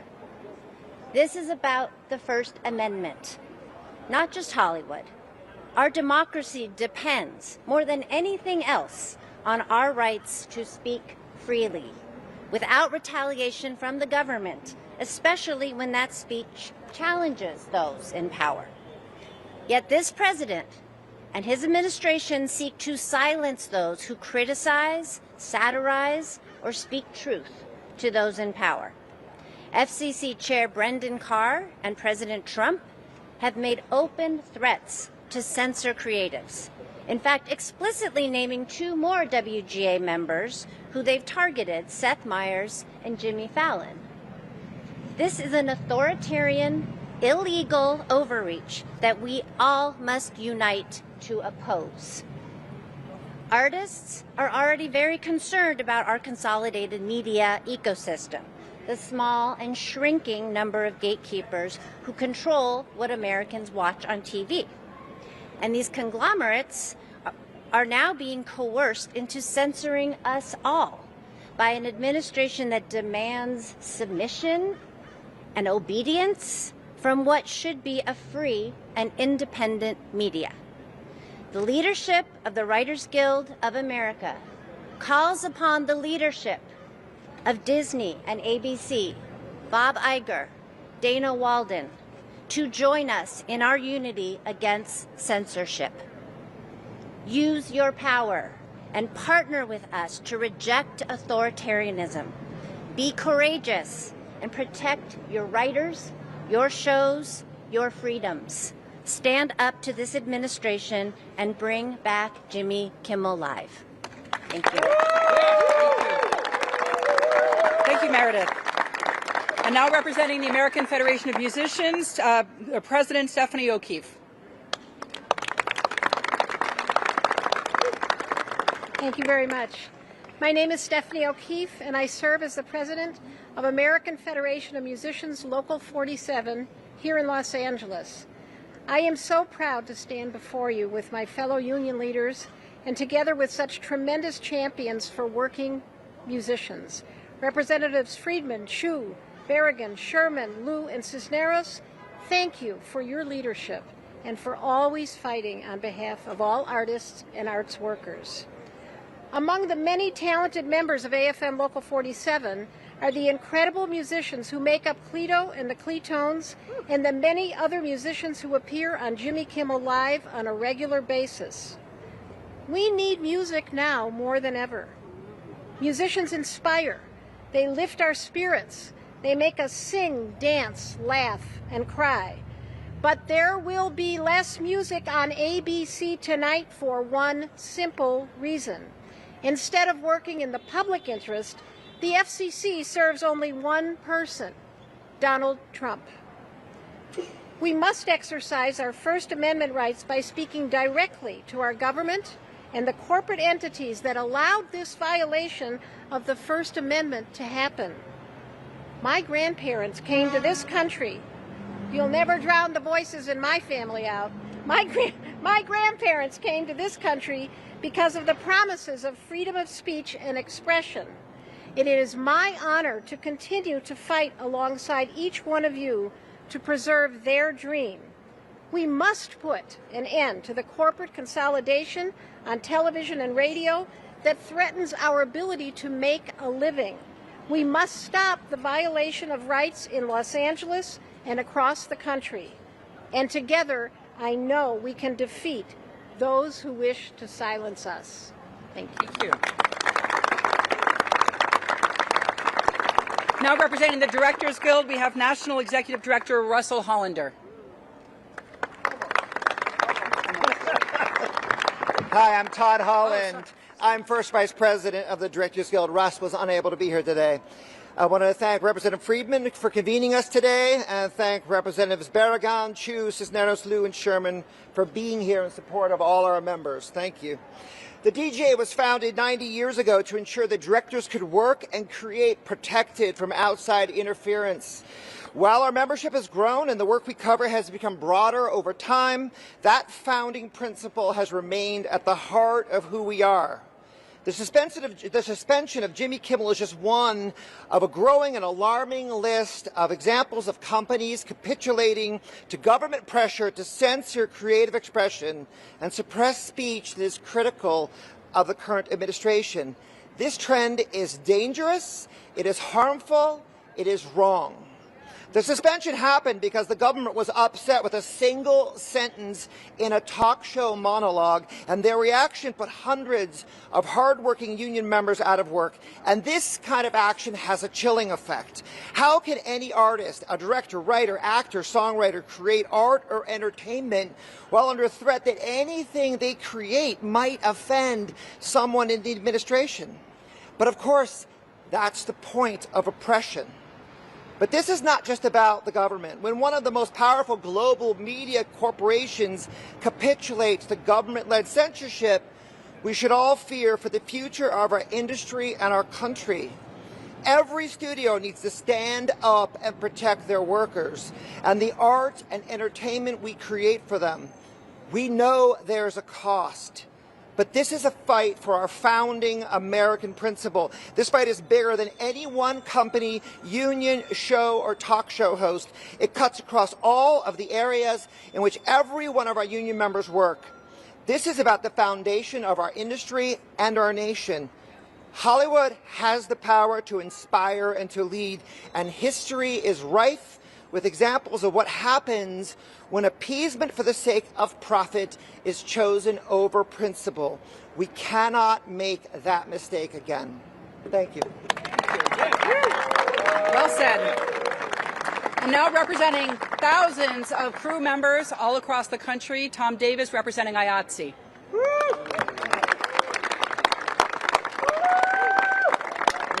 Thank you, and thank you for allowing me the opportunity to speak today. My name is Tom Davis. I'm president of the California IATSE Council and vice president of the International IATSE Emeritus.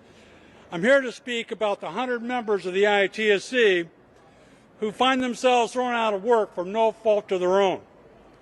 I'm here to speak out against the abuse that has impacted the lives of the crew members who have now lost their jobs because Disney bowed to the pressures of government censorship. Disney cowered and bent to Nexstar, who is seeking approval for additional accusations with the FCC, and said it would not air the Jimmy Kimmel Show. This brings additional questions. Who contacted who first? Did Brendan Carr call? We don't know. Or did Nexstar just figure out that it would be bad for business to allow Kimmel to continue? For almost 100 of these employees, though, it really doesn't matter. All the camera crew knows is that they are now unemployed. For the grips, the makeup artists, hairstylists, lighting technicians, editors, property persons, art department and wardrobe workers, as well as many more, they are now forced to grapple with the reality that they have been caught up in the made-up culture wars and have nothing of their own making. On behalf of the workers, we demand that Disney do the right, noble, and courageous thing, bring Jimmy Kimmel back now. To Nexstar, we urge you to focus on your business and not others' politics. In short, do what is right for these hardworking Americans and bring them back to work. Thank you.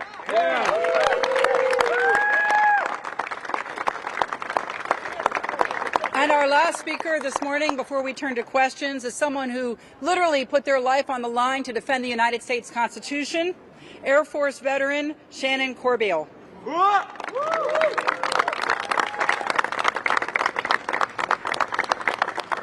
Good morning, my name is Shannon Corbeil, and I served as an intelligence officer in the United States Air Force.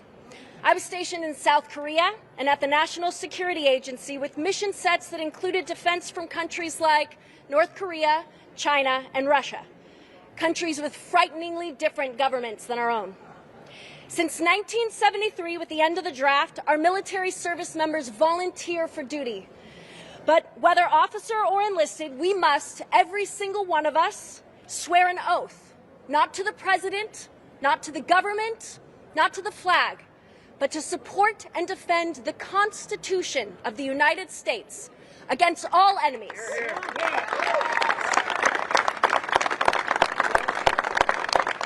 All enemies, foreign and domestic.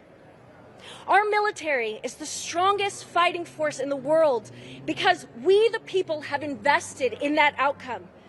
But last week, it became very clear why foreign and domestic was language written into my oath of office. And now I see we must stand together, invested in our own civil liberties as Americans, because otherwise, what are we defending? I don't know about you, but I don't want my FCC chairman acting like Tony Soprano. I believe his comments were inappropriate and harmful to an open and vibrant democracy. In fact, those kinds of intimidation tactics from political officials should set us apart from our adversaries across the globe. That is the kind of stuff they do in North Korea and Russia. Given recent events, we would be arrogant to think it couldn't happen to us here. I've seen firsthand what totalitarianism does. Our First Amendment rights to free speech, to free press, to gather like we're gathering today, they are precious. They're what our fellow Americans have died to protect. We must never take them for granted, and we must hold the line now.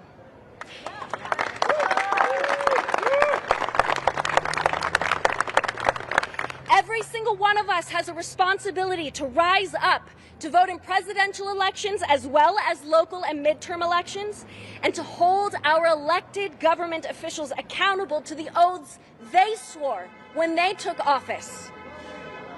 I know a lot of people are exhausted. I'm an actor. I'm a proud SAG-AFTRA union member. I personally just want to be in Andor, not living in Andor. But I'll say this. It is our enduring duty as Americans to uphold our right to free speech, not just for Jimmy Kimmel and the hundreds of people who work for him, but for the preservation of our Constitution that we all must hold dear. Thank you. Every elected official you see up here swore an oath on the U.S. Constitution. Donald Trump swore an oath on the U.S. Constitution. I would ask him, respectably, to go back and read that oath and understand it and defend the U.S. Constitution. That's why we are all here today. And with that, I want to thank everyone for joining us and see if anyone has any questions.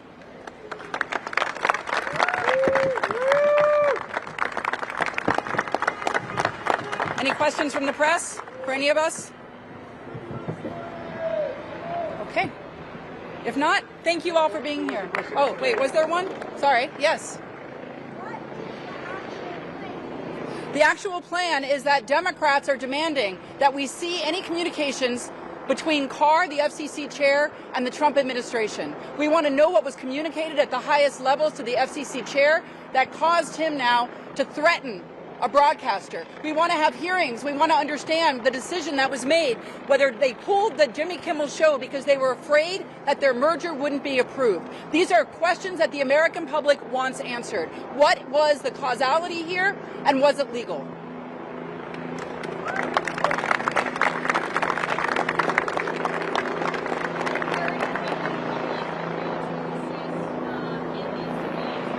And I'll ask if any of my colleagues. I'm just speaking as a private citizen, but to me, the advertisers that are on ABC from 11:30 to 35 to 12:35 ought to be advertising on the Jimmy Kimmel Live show. And instead, if I see that ABC has canceled that show, then why should any advertiser buy time on the replacement show? That is Jimmy Kimmel Live's slot, If he's on, I'm watching the commercials. I usually skip through them. I record and I'm watching the commercial. I'm going to buy the product. And if I see some other show, none of us in our family are going to do that. Let me just add that it's not the Supreme Court that makes us a democracy. What makes us a democracy as a nation is the people of the United States demanding that the U.S. Constitution and the laws within are respected. So it's up to all of us to raise our voices, and that's why you see this crowd here today, why you've seen people voice their concerns from across the political spectrum on social media, and all of us who care about our nation should demand that we live in a free society where the freedom of speech is protected.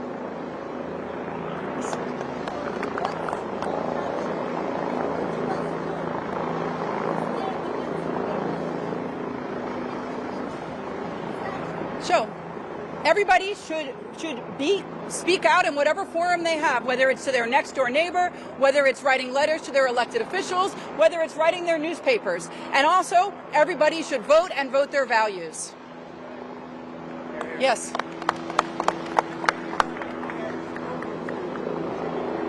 Has anyone here spoken directly to Jimmy Kimmel, they're asking? Not anybody, not anyone that I know here.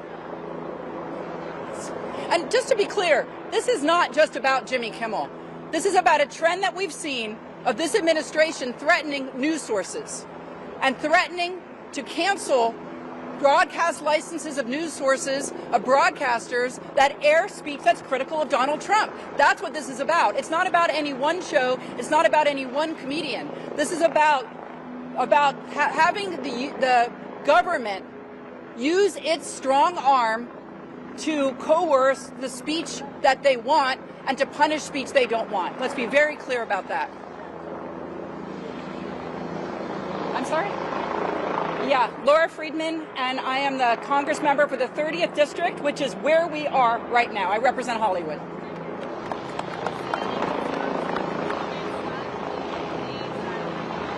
Look, Jimmy Kimmel made a comment, and he did not, let's be clear, he wasn't disrespecting Charlie Kirk, from what I heard, and I listened to the whole clip. He disrespected one person, and that's what got him in trouble, and that one person was Donald Trump. His joke was at Donald Trump's expense. And I think it's really, and that's what got under the skin of this administration. Now, people can disagree with what he said. That's fair game. You might not like what he said. You might say, I don't want to watch this guy's show. Broadcaster, I'm not going to buy any products that are advertised. That's all fair, but that's not what happened here. What happened here was the FCC threatened a broadcaster over a joke at Donald Trump's expense.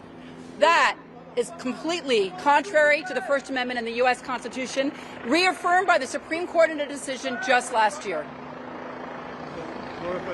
Yes, go. I'm told that is a Fox News helicopter up there. I don't know whether they're there to take pictures of this event or they're here to disrupt the event. But Fox News should have an obligation to the First Amendment, not to disrupting press conferences.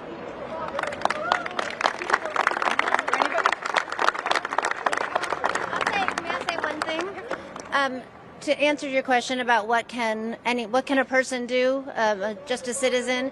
Again, as a citizen, you can write to ABC, you can write to Disney, you can register that you oppose this, you can cancel your subscriptions to their programming. It's hard when you don't have a lot of power. It's hard to exercise, your protest. But those are small ways that we can all do that. And the people that do have power, like the executives, like the people who run these companies, have to do the bigger lift. Can you tell us some products that we can personally boycott and that we can tell our friends? ABC and Disney products, cancel your subscriptions. Hulu, I mean, we did it at our house and we're not happy. We like Hulu, but that's a statement you can make with your pocketbook.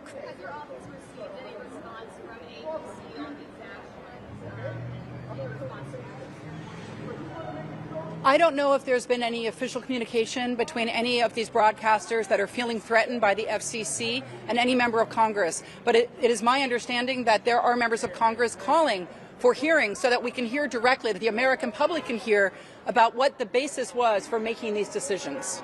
Was it because They are worried that this administration is going to try to harm their businesses because they broadcast speech that the president doesn't like. That's the question that the American public need clarity on. Okay, thank you everybody for being here, and I think everybody is going to be available for any follow-up questions. Thank you all. Thank you all. Thank you. Thanks, Laura. That was so great. Really good. Thanks, Brad. Thank you. Good idea. Well executed. Hey, thanks for being here. Gotta grab you from both sides. Okay. Thanks so much. And I've left my purse down. Okay, I'll grab it. Thank you so much.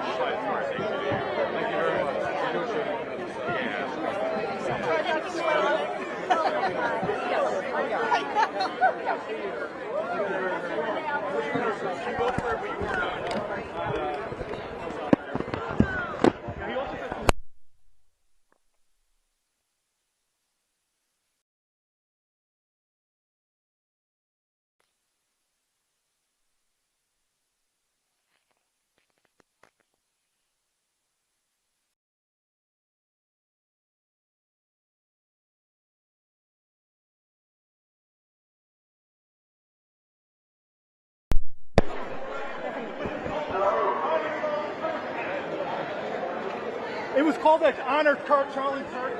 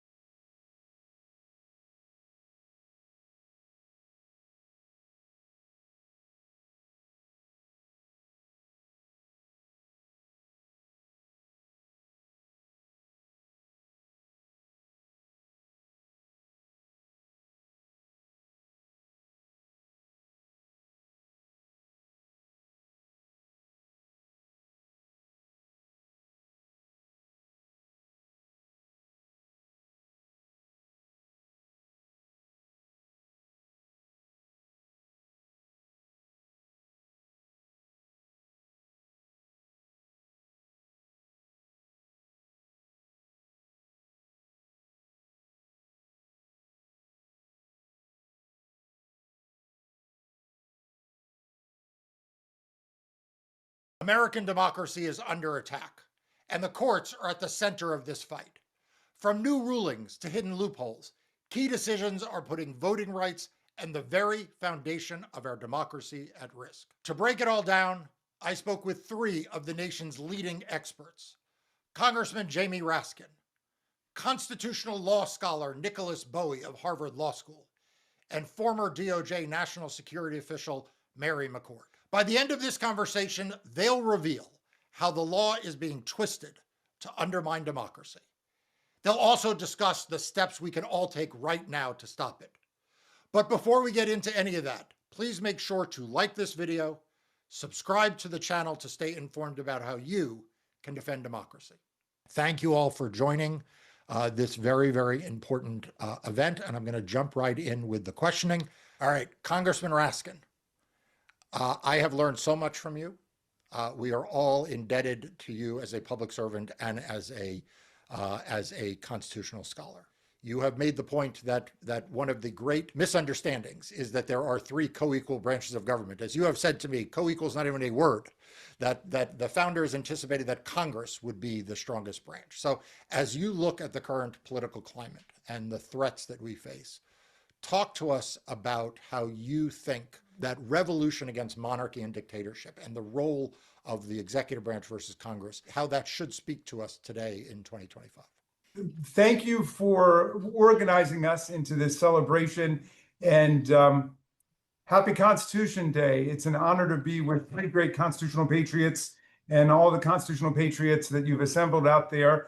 I'm feeling very giddy because for Constitution Day, we just shut down and tabled an attempt to censor Ilhan Omar for her freedom of speech. So we actually celebrated Constitution Day, and I've got some of my colleagues here who walked me over to do this. And so, you know, every little victory for the freedom of speech and expression is a good victory. And I'm delighted to be with you. Yeah, you know, my colleagues get up on the floor and they say, you know, Mr. President, you've got to stop doing this to us. We're a co-equal branch. And I just want to say, get up off your knees, because co-equal is not even a word, as you say, Mark. It's like extremely unique or irregardless or something like that. It's a you know, complete like redundancy. But it's not true. Our founders had a revolution against monarchy. They understood that the kings were constantly plunging their countries into wars of personal pique and vanity and imperial extension and financial intrigue and so on. And so they said only the Congress could declare war. Only Congress could control the budgets and impose taxes and tariffs.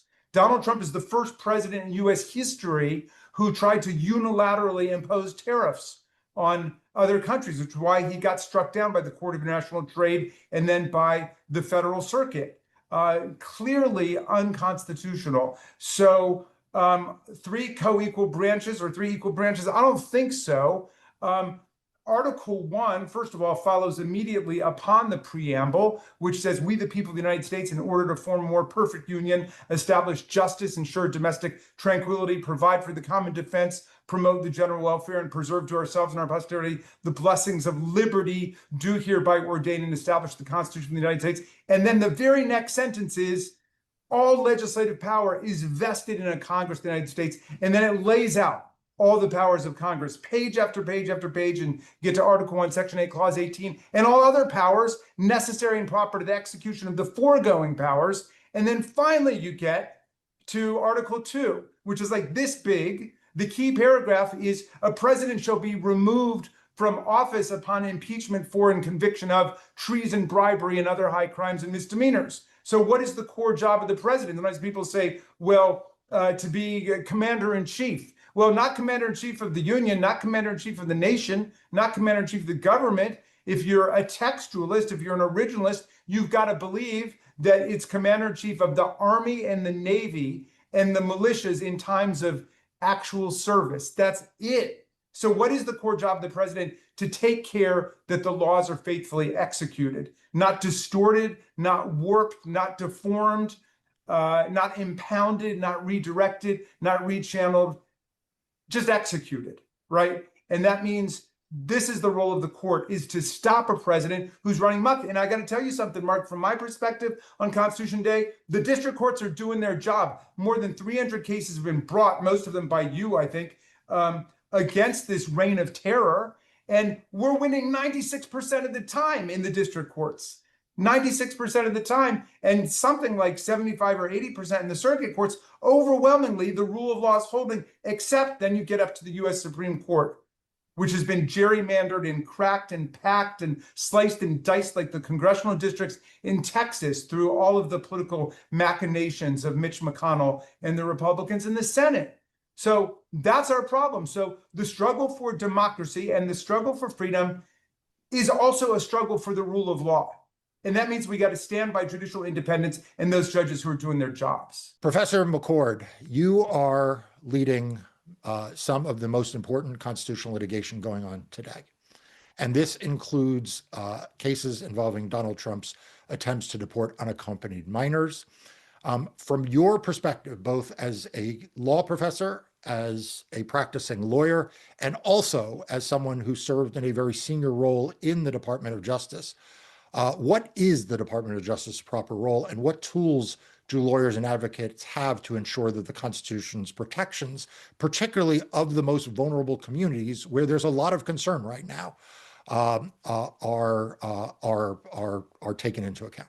Sure. Well, first of all, thanks, Mark, for inviting me tonight. I'm really pleased to be here on Constitution Day, and also for the really gracious introduction. I don't lead anything by myself. I work with my team here at ICAP and with other litigators. The unaccompanied minors case we're litigating with the National Immigration Law Center and the National Youth Law Center, and our case on birthright citizenship. We have partners at CASA and at the Asylum Seekers Advocacy Project. And so that's just, I think, a good representation of all the partners in the nonprofit world that have taken on a really outsized load this administration to challenge executive overreach.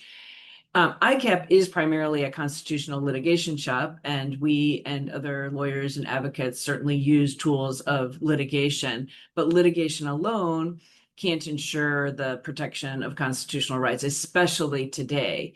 And, you asked me to talk a little bit about what DOJ's role is. And, even before I was the acting assistant attorney general for national security, I was principal deputy before that. And I was a prosecutor, a federal prosecutor for 20 years before that.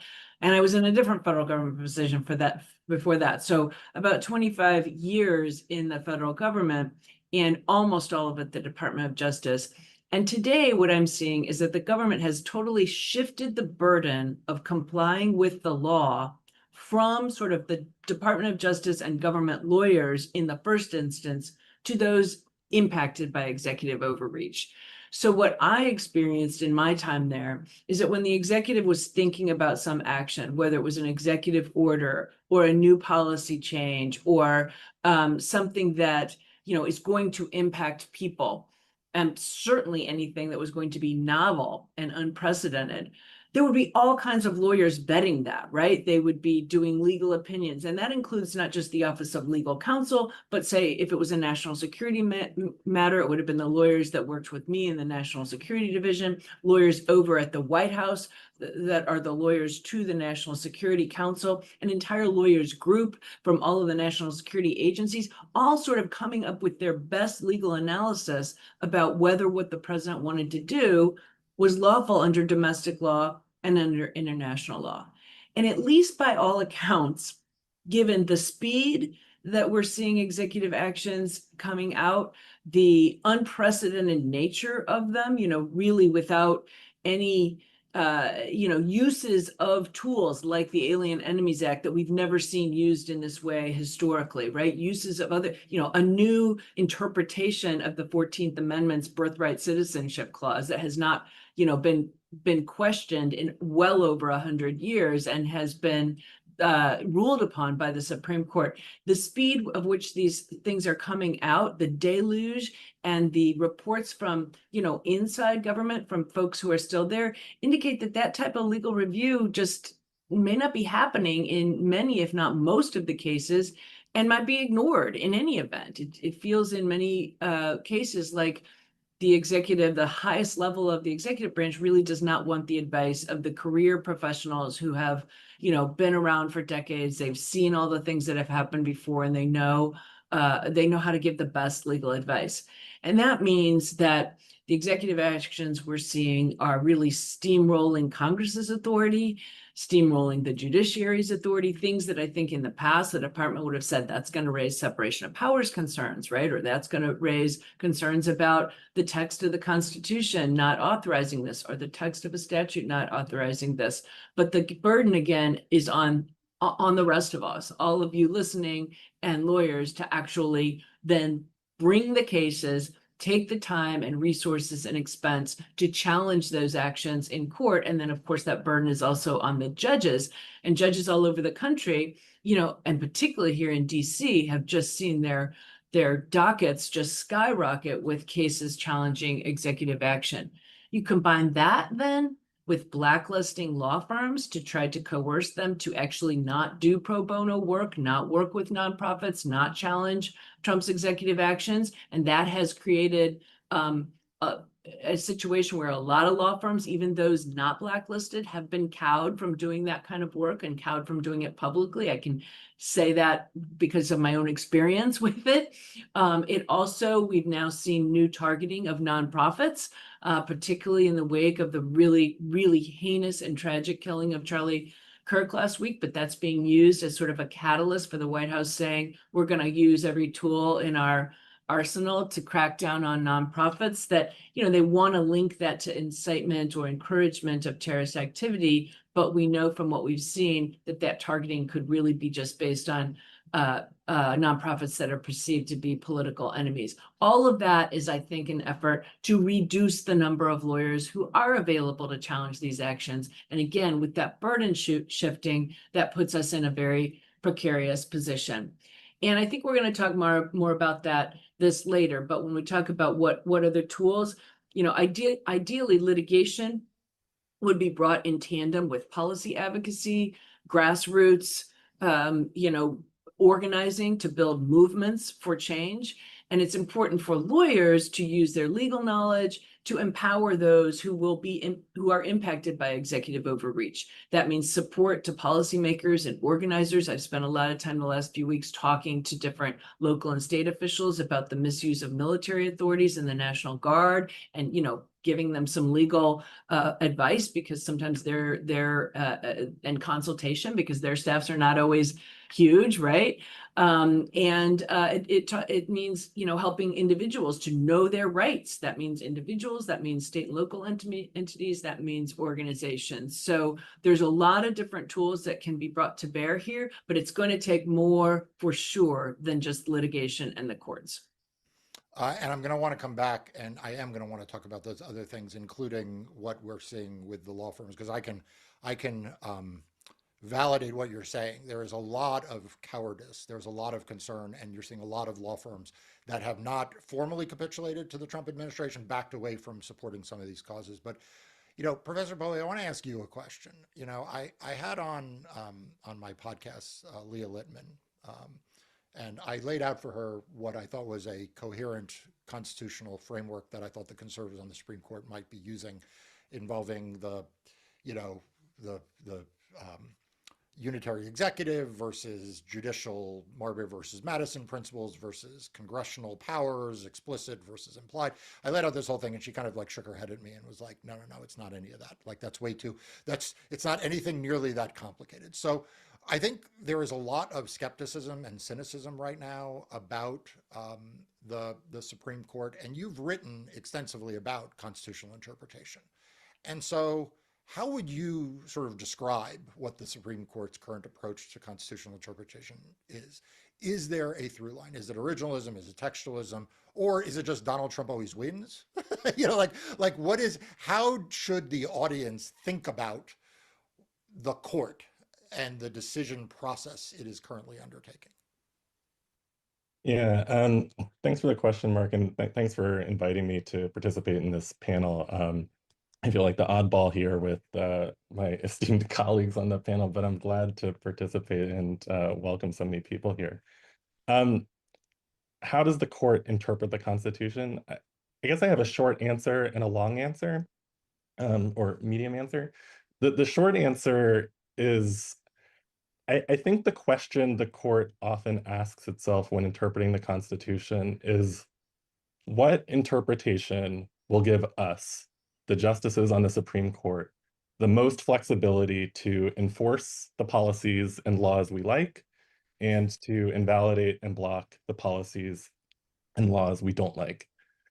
And just to elaborate a little bit on what I mean by that, and I don't think I'm the only person with that interpretation. So Justice Jackson on the court right now has used the phrase judicial aggrandizement to describe the same thing.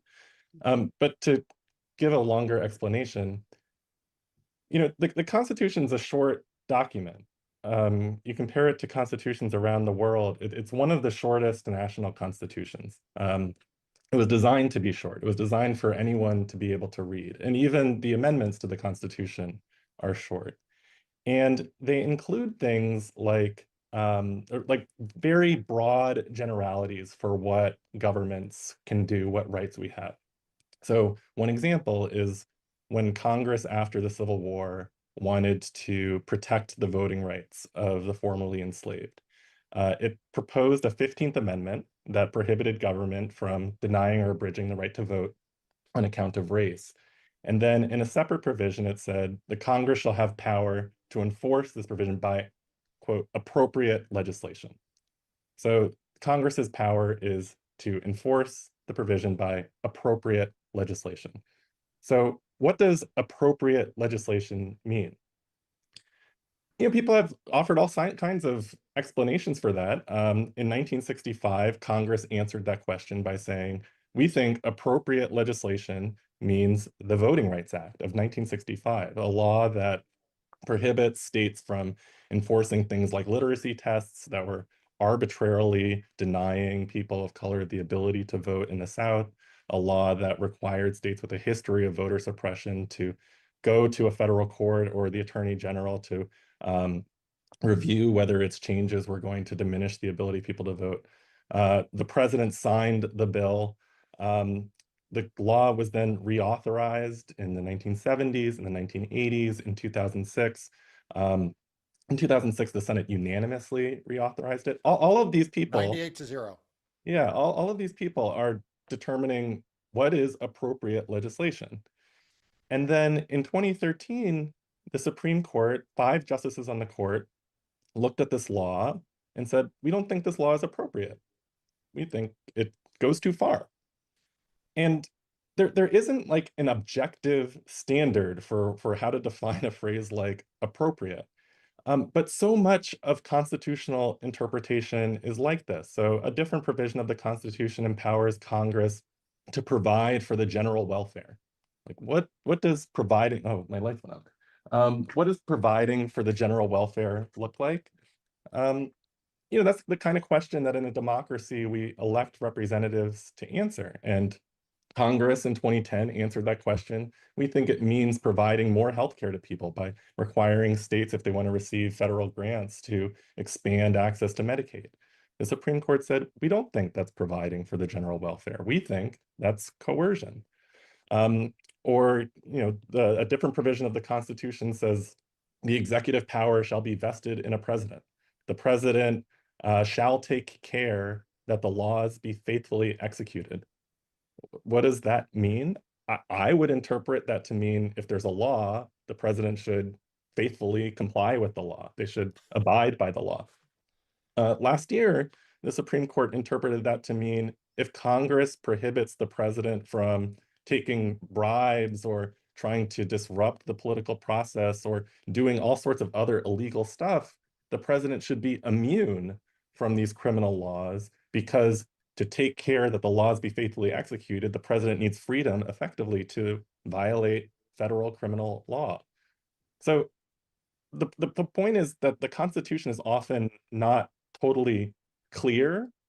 Its language is designed for people to debate and interpret with their own principles. Is the purpose of the 15th Amendment to protect the right to vote, or is the purpose of the text to narrow the scope of federal law that regulates voting? That's up to debate. And I wouldn't say that my interpretation is better than yours or anyone else's. You don't need to go to law school to figure out what is appropriate or what does the general welfare mean. But the consistent pattern between how the Supreme Court interprets these sorts of provisions is it gives the court itself discretion to weigh in and decide when it thinks a law has gone too far. And the country that we have right now is in many ways a product of the court's intervention on the theory that it thinks that its own rules that it has created have been violated, as opposed to what you or I might regard as the text. So, Congress passed laws to prohibit billionaires from dominating elections. The court invalidated that in Citizens United. Congress passed laws designed to protect dedicated public servants and allow them to do their job without fear of partisanship or having to placate, political representatives. The court struck that down while preserving for itself the ability, perhaps, to uphold civil service protections for members of the Federal Reserve, knock on wood. Will the court continue to uphold that exception? I don't know, but the through line is that the court's interpretations, for the most part, give the court discretion to weigh in when it wants to and to step aside when it does not. I'll be right back with more of my conversation with leading experts on the Constitution in a moment. But I started Democracy Docket in 2020 to be the leading source of news, information, and analysis about what is happening to democracy in court. And every day we are witnessing the Trump administration's assault on the rule of law, the Constitution, and now individual liberties. The team at Democracy Docket fights every single day to keep you informed with the information you need to make smart decisions about how to stand up for democracy and stand up against authoritarianism. Support the team's critical work in helping keep you informed by clicking on the link below. Congressman Raskin, we heard a lot about Congress, what Congress could do. Congress could restrict, it sounds like, and this is news to me, so I love this conversation, that after the Civil War, Congress restricted what President Johnson could do with the military, which I could only imagine today what your Republican colleagues would say if that was tried. That I heard Professor McCord say that Congress could expand voting rights, which we all know. Congress could reclaim its tariff power. Like, all of these things are in the hands of Congress. And I guess my question to you, obviously we know Republicans are not going to do any of those things. But do you think we have settled into an era of acceptance of constitutional interpretation among all parties and chambers and branches of government, that actually we don't think that Congress has as much power as it does? And if so, how do we change that so that Congress re-enters the debate as the dominant force of protecting democracy? I appreciate very much what Professor Bowie said. There are ample, robust reserves of power that are not being used in Congress, that we have surrendered or the president has seized and that are just lying fallow. And it comes back to the people. Members of Congress will respond to the people, to their constituents. So we need the people to be exercising the right of free speech and the right of free press and free exercise of religion and so on. All of these things are going to be essential to get Congress to reassert our powers that are being trampled and lost. We have not only, excellent and astute academic observers saying it, we're having the vast majority of people in the federal judiciary saying it, except for the Supreme Court, which in a very weaselly way uses its shadow docket to issue these opinions, overturning what all of the lower courts have done without even giving an explanation as to why, without full-blown oral argument and briefing and so on, and just kind of in the thick of night in the shadow docket, savaging what the rule of law is all about. And so it always comes back to the people, Mark. And I'm sure, as one of our great litigators, even that the people are going to set the context for any legal conflict, for any legislative struggle. It's where the people are. But the good news is, if you read the Constitution and the Bill of Rights the way that I do, the 17 amendments that we've adopted since the original Bill of Rights are a chronicle of the people's struggle for greater and deeper democracy and equality. The vast majority of those amendments are all about expanding democracy. There's a coherent story there. The 13th Amendment abolishes slavery and involuntary servitude, except, in an incarceration. The 14th Amendment gives us equal protection and due process. The 15th Amendment bans race discrimination in voting. The 17th Amendment shifts the mode of election of the U.S. senators from the legislatures to the people. The 19th Amendment doubles the franchise in America with women's suffrage. The 23rd Amendment gives people in D.C. at least the right to vote in presidential elections. The 24th Amendment bans poll taxes. The 26th Amendment lowers the voting age. The whole trajectory of our constitutional development is towards greater democracy. And our problems today are not democracy. They're the impediments to democracy. They're the obstacles to democracy. So I'm with John Dewey, who says the only solution to the ills of democracy is more democracy. What's killing us? The voter suppression laws are killing us. The gerrymandering of our congressional districts, which is based on the gerrymandering of our state legislative districts, that you have literal political minorities and states that have been able to gerrymander themselves into power decade after decade and then translate that, especially with new computer technology and artificial intelligence, into micro grain gerrymandering of the states, so that, you know, if you got 53% of the vote, you can come back with 100% of the seats, right? So we don't have a constitutional amendment on the right to vote. Some things are still built into the Constitution that will require either constitutional change or another way out, like the Electoral College. This is the National Popular Vote Interstate Compact campaign is a way to try to use the Electoral College to get to a popular vote, and then we amend the Constitution. But look, I mean, it's 2025, and the Electoral College has given us, what, 5 minority popular vote presidents in our history, twice in this century, in 2000 with George W. Bush, in 2016 with Donald Trump, who got beaten by Hillary Clinton by 2.5 million votes. And the Electoral College is an accident waiting to happen and an invitation to strategic mischief. And even if you don't believe that, it definitely marginalizes the vast majority of America when we get to a general election. The whole campaign comes down to 6 or 7 states, and everybody knows exactly what those states are. And as we saw on January 6, 2021, the Electoral College system can get you killed these days, because if you've got a bad faith strategic actor who decides to mobilize pressure on the peaceful transfer of power, that's dangerous, right? And we've kind of responded to that. We impeached Trump. We had a 57-43 vote to convict him in the Senate, but he, in his inimitable way, survived because he beat the constitutional odds.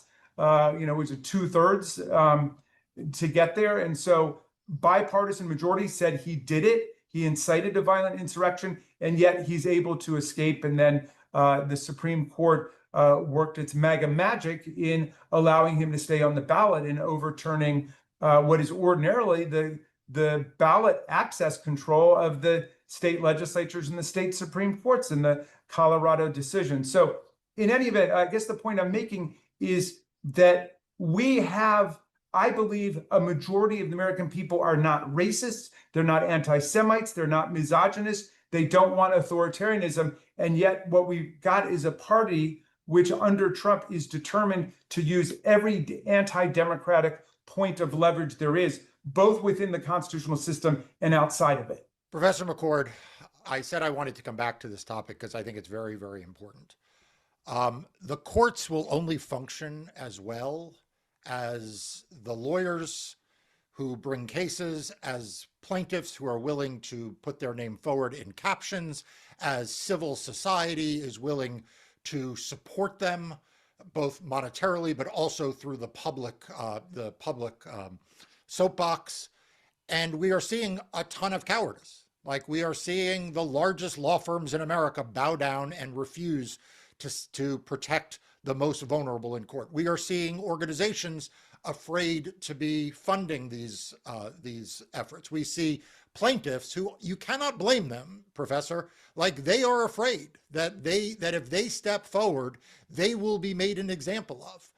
And I think there is both, and I could go on to the universities, but I have 3 faculty members of universities on this, so I don't want to insult any of the 3 of you or your institutions, but we are watching a lot of big institutions not step forward. So what is the remedy to this? How do we tackle this? What is the way through this? We are only 8 months into Donald Trump's term. Well, that's a big question, Mark. And you didn't even include the corporations who are bending the knee, the media organizations. I mean, this one really, really bothers me, because if we don't have an independent media, if journalists are going to get fired because they write something that the president doesn't like, we are in real trouble. And so there are tools that can be used at various levels. Certainly there's lots of things, and Professor Bowie, that was one of the best recitations of all of Congress's power that I think I've ever heard. And Congress could use that power, but of course they're not. It has the power of the purse. It has a leverage there. It created, as Professor Bowie said, it created all the departments and agencies, yet the president is tearing them down. It appropriates money to be spent in the way that Congress decides it should be spent. And then the president ignores that and impounds that. And unfortunately, while the lower courts rule in favor of those challenging those impoundments, the Supreme Court so far has been staying those rulings. There's more that Congress could do with respect to protecting the right to vote. But instead, we have the president saying through executive orders that he's going to restrict, or eliminate mail-in voting and so many other things. And so, Congress could change the Alien Enemies Act to make clear that it couldn't be used to remove members of a gang from the country. They could amend the IEPA, the International Emergency Economic. Well, I could go on and on and on, but so there's powers out there to be used that aren't being used. States and locals have been stepping up, right? The state attorneys generals have been bringing as much litigation as the nonprofits have been. And also states and locals can use their own legislative authority to do certain things. And in some places they are, and unfortunately in some places they're doing just the opposite. They're actually restricting and suppressing the vote and doing the very things that this president wants. Forcing essentially their state police forces to enter in agreements with immigration authorities to essentially have the same police powers and arrest powers as immigration agents. Other states and local jurisdictions are passing laws that says our police cannot cooperate with ICE beyond what federal law requires, and it's very, very limited because Congress, back to Congress, set up the system of immigration laws with the idea that this would be a federal immigration enforcement regime, and that the states shouldn't be mucking about in it because it needs to be consistent. And so, we can come back. So there's very few things that they actually require state and local police authorities to do in terms of cooperation. So there's those tools that can be used, and there are being used. And, the courage and not cowardice, courage is contagious. And, I thought when the 4 law firms sued and got temporary restraining orders against the blacklisting, literally in nanoseconds by court time, like the same day that these cases were filed by judges appointed by Republicans, judges appointed by Democrats. That stuff has not mattered in the courts. Judges appointed by Trump's, right? Trump himself ruling against him because his overreach is so great. Then I thought other firms would stand up. That courage is contagious, but we have not seen that, as you indicated. Same with universities. Harvard just had a big win. So, shouldn't universities be standing up? We have seen, shouldn't journalists be standing up? We now have Trump suing the New York Times once again because he just doesn't like the coverage of him. I mean, these kind of things are so damaging if people don't stand up. But the thing I do want to say is the people have to work. I don't know if the viewers tonight are familiar with Harvard political scientist Erica Chenoweth's work and her research over 100 years of mass mobilizations against dictatorships and occupying, colonial powers. And her research shows, has led her to reach the conclusion that when 3.5% of the population actively participate in civil, nonviolent mass mobilizations on a sort of sustained basis, day after day, no dictator has survived, no colonial power has stayed. And so mobilization, again, with litigation, with policy, courage, begets courage. Those are the things I think that everybody being part of today's webinar, whatever this is we're doing, can participate in, and we all need to. I get asked all the time about the role of the district courts, the courts of appeals, and the Supreme Court. And, in some sense, like obviously the Supreme Court is the final word. On the other hand, or not on the other hand, but it is also true that all federal judges are subject to Senate confirmation on sort of equal terms. They all take an oath of office. What do you what do you do with the tension that is obvious in what the congressman is saying, where you have trial courts and even many courts of appeals winding up one place? You have the Supreme Court seemingly, by the way, getting impatient with those trial courts and actually suggesting that they're disobeying Supreme Court orders, and the trial courts being like, wait a second, we're following our oath, we're following the Constitution, we're doing the best we can. So unpack, if you can, both of those two things. I think they're two separate questions, but I wanted your reaction to both of them. You can imagine going back to 1787 or the first Congress in 1789. They had a constitution. That's what Constitution Day is meant to celebrate. But they did not have a government. There was a president, there was a Congress, and then that was it. There was a document, and the document laid out certain foundational principles, but the document didn't say, for example, whether there would be a Treasury Department or, what colors the flag would be or what judges could do. Instead, it gave instructions. And among those instructions, as Congressman Raskin just quoted from, was Congress has power to enact all laws necessary and proper for carrying into execution the powers of basically any official in the federal government, including the president and including the federal judiciary. So that first Congress, it had its document and nothing else. It then had to create the federal judiciary. It had to create the executive branch. And it did that by statutes. It passed a bunch of laws that said, now we have a Department of Justice, now we have a Department of State, now we have a Department of, all sorts of the important aspects of the federal government today. And I think one takeaway from that is the kinds of things that the president can do and the kinds of things that courts can do are all traceable to some law that Congress passed some time ago. And Congress has the authority to regulate what the president and the executive branch can do and what courts can do. And Congress has exercised that power all the time. So, for example, when Congress during Reconstruction, after the Civil War, it really was concerned about the future of formerly enslaved people in the South. It wanted to make sure that they had resources so that they could enjoy practical freedom. But they were worried that the president was going to interfere with Reconstruction. They thought the president doesn't like this policy, he's going to try to stop it. So what Congress did is it passed a law that said the president cannot issue orders to the military unless it goes through the general of the armies, who at the time was Ulysses S. Grant. The president at the time was Andrew Johnson. He said, I don't like this law. He tried to veto it, and Congress, actually, he didn't even try to veto it. He vetoed a different law, but Congress passed it. It became law. So today, someone might say, oh, to regulate the president, to restrict his power to control the army, that interferes with the president's power as commander-in-chief. But at the time, Congress recognized what the president can do is up to us. We have the authority to determine the national policy. That is what we were elected to do. If we are worried that a president is going to abuse their power, we can regulate them. The same thing with the judiciary.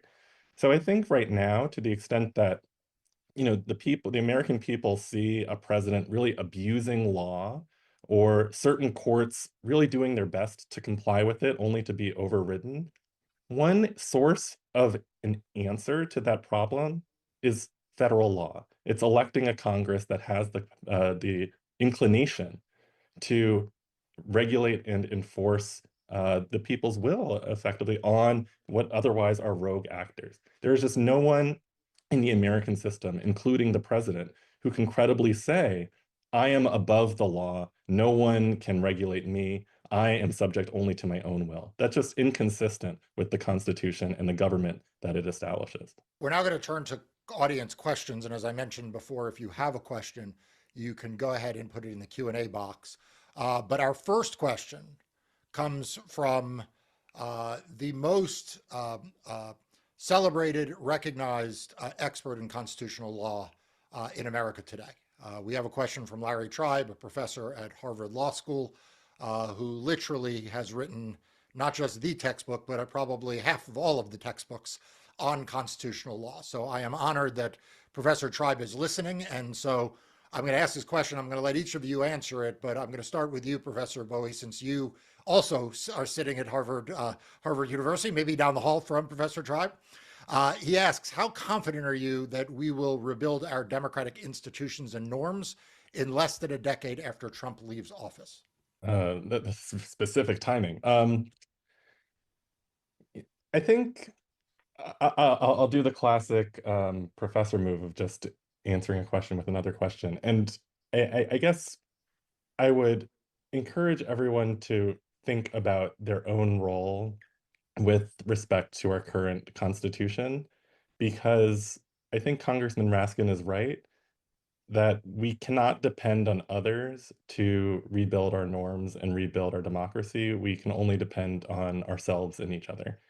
And I guess to reinforce that point, two observations about our current Constitution. One, it is not the first Constitution we have had. During the American Revolution through 1788, the United States was governed by a different constitution, the Articles of Confederation. And the Articles of Confederation, like our current constitution, said what the government could do. It specified certain rights. And one of the striking things reading the journals or debates of people like James Madison in the 1770s is just how broken the government was. It was possible for a single state like Rhode Island, which was one of the smallest states at the time, to obstruct anything that Congress wanted to do. Just a tiny minority could stop basically any federal legislation from really taking effect. And for to add an additional obstacle, the Articles of Confederation said they could only be amended with a unanimous approval from all of the states, which meant that that recalcitrant state that didn't want to comply could also stop it from being amended. So it was a sticky and bad working document. And for James Madison, one of the things that he wrote at the time was like, how are we going to get out of this? And his answer was, public opinion sets the bounds to every government and is the real sovereign in every free one. Public opinion sets the bounds to every government and is the real sovereign in every free one.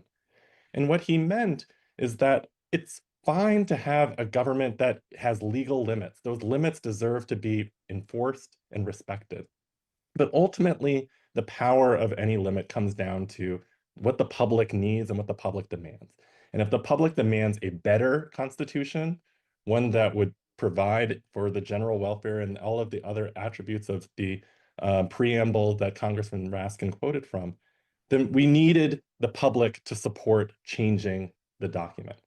And so I think that's a valuable lesson for us to think about today, that it's very easy to be fearful of government, especially when you can see what government is doing now. And we might welcome anyone who promises to distinguish between bad laws and good laws. And we might be fearful that the lesson from Trumpism is that we don't want government to do anything.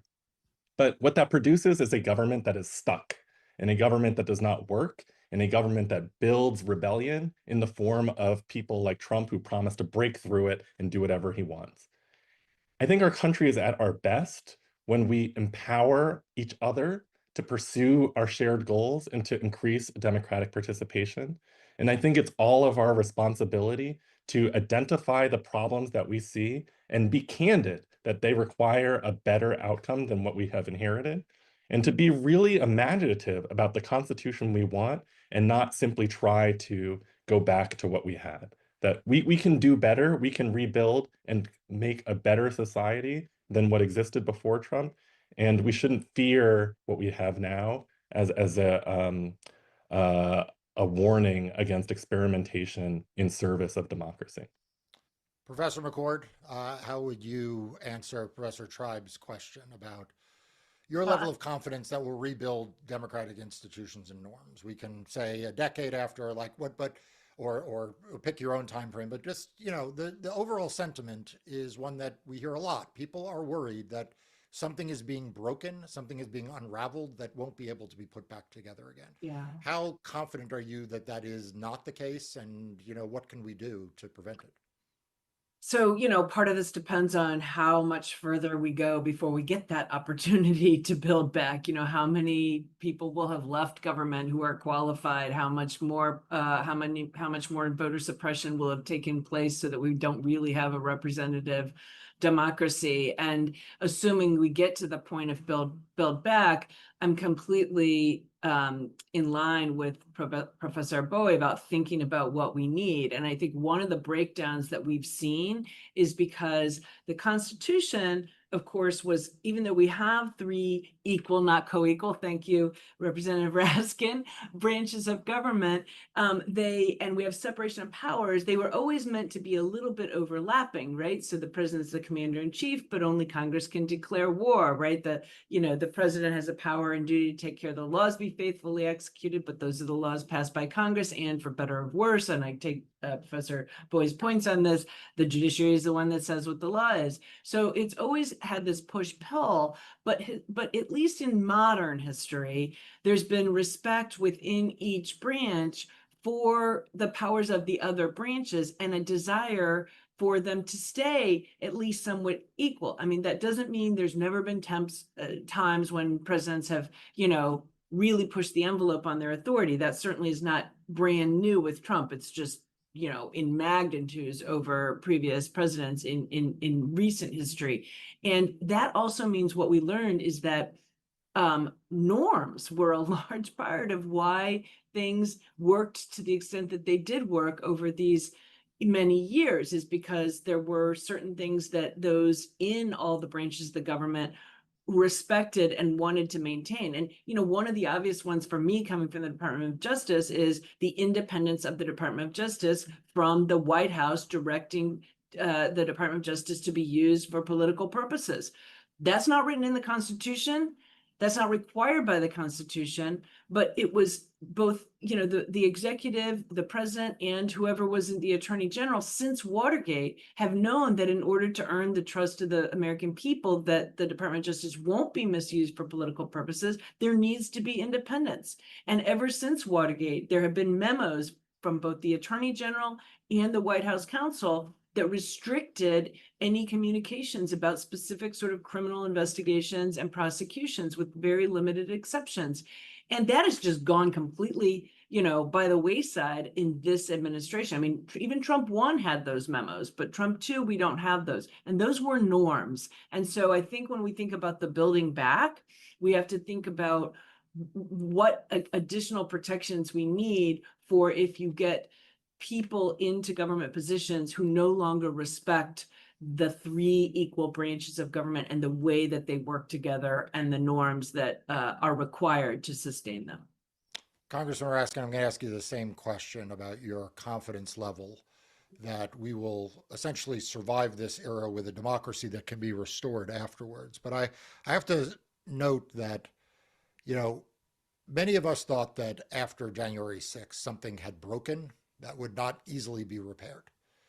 And then it felt like maybe it got better. Donald Trump was on the outs, but now he's back. He's pardoned those January 6th insurrectionists.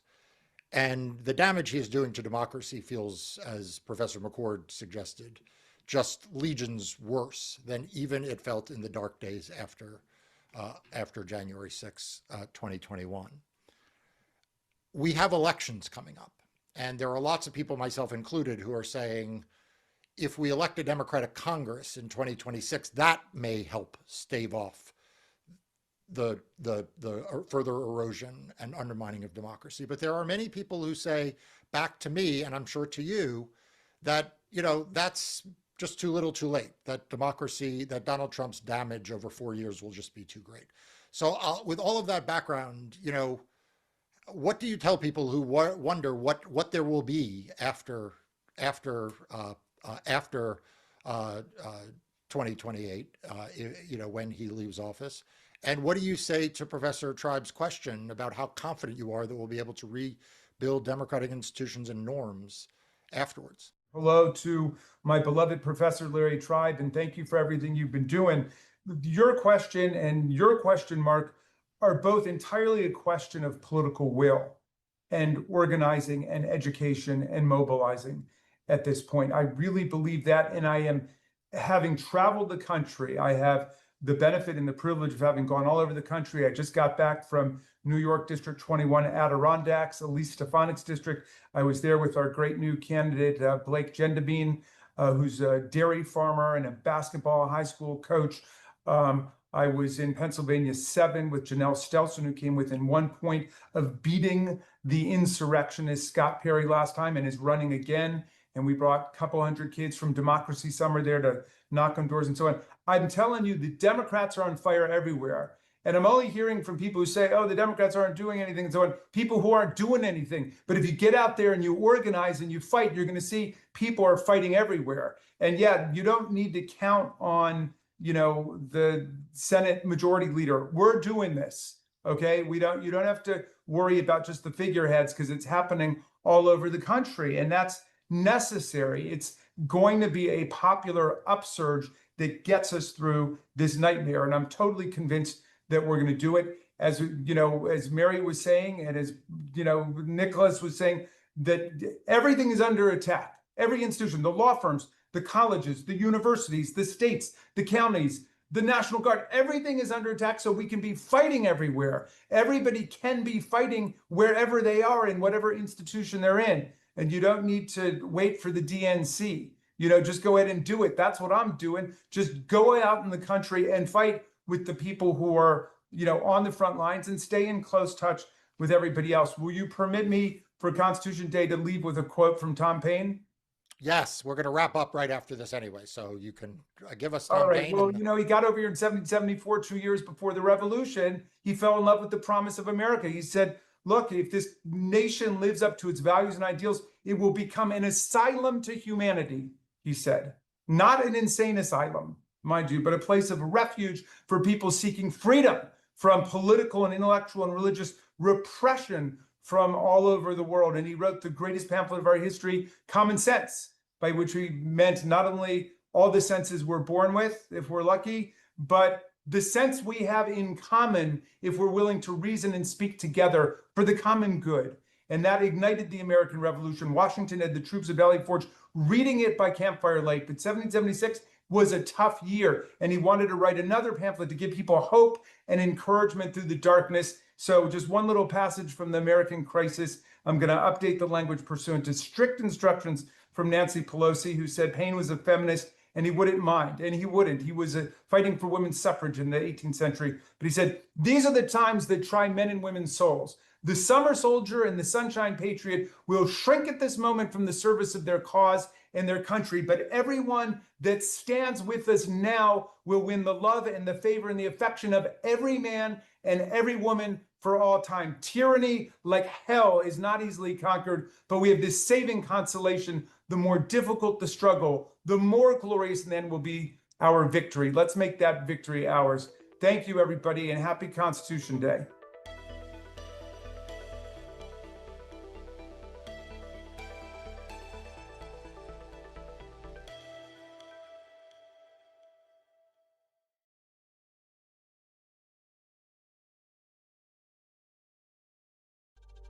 Originalism has become sort of a buzzword in the news and among legal scholars, especially for those focused on the Supreme Court. Some think of it as a politically conservative approach to constitutional analysis, while others say it's not political at all, and that anyone on the ideological spectrum can be an originalist. As someone getting ready to graduate and build a career that I hope will include appellate advocacy, I'm looking to understand more about how this concept evolved and how it's being applied today. In that spirit, I'd like to welcome you to Discourse, Georgetown Law's new conversation platform bringing together experts, faculty, and students to facilitate discussions about the latest in the law. To discuss the topic of originalism, I was fortunate to have the chance to talk to two of our leading experts on constitutional analysis here on campus. One happens to be our dean, William Traynor, who has a PhD in constitutional history as well as his law degree, and also Alexa Gervasi, a Georgetown Law graduate who came back to serve as executive director at the Georgetown Center for the Constitution. I hope you enjoy the discourse.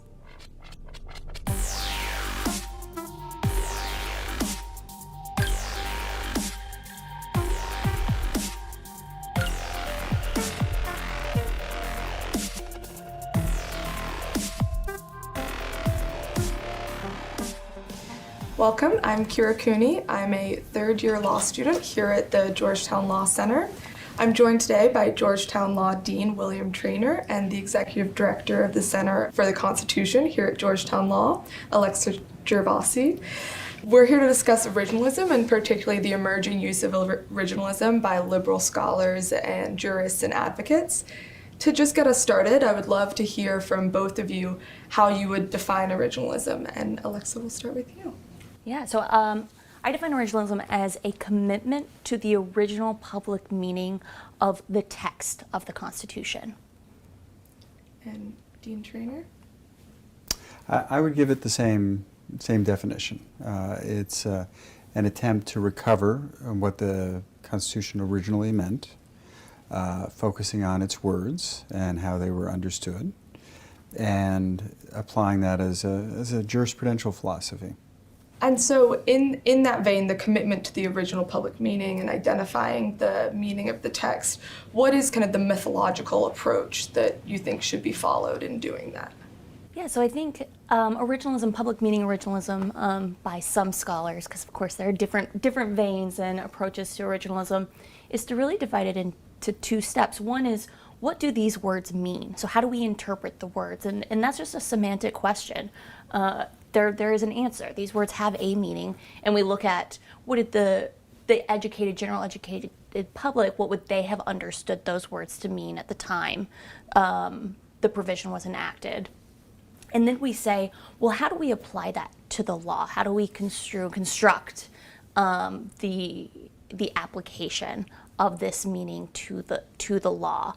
And of course, there are times where the text runs out, right? So we know 35 years old to be president. That's pretty clear. The text is easy to understand. But when we get into something like, what does reasonable mean in the context of the Fourth Amendment?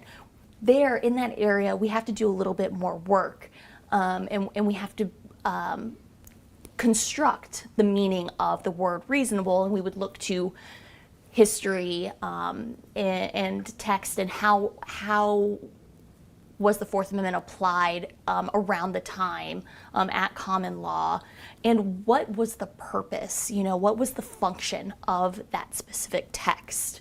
What was it trying to achieve, and staying faithful to the purpose of the text. And that's what we do when the text itself doesn't give us the full picture, the total answer. So I think it's important to recognize that there are different approaches to originalism. Mm-hmm. So your question was absolutely right to start us off with. So when originalism first started to become powerful in terms of modern jurisprudence shaping the court, there was a focus on drafter's intent. Mm-hmm. So what did the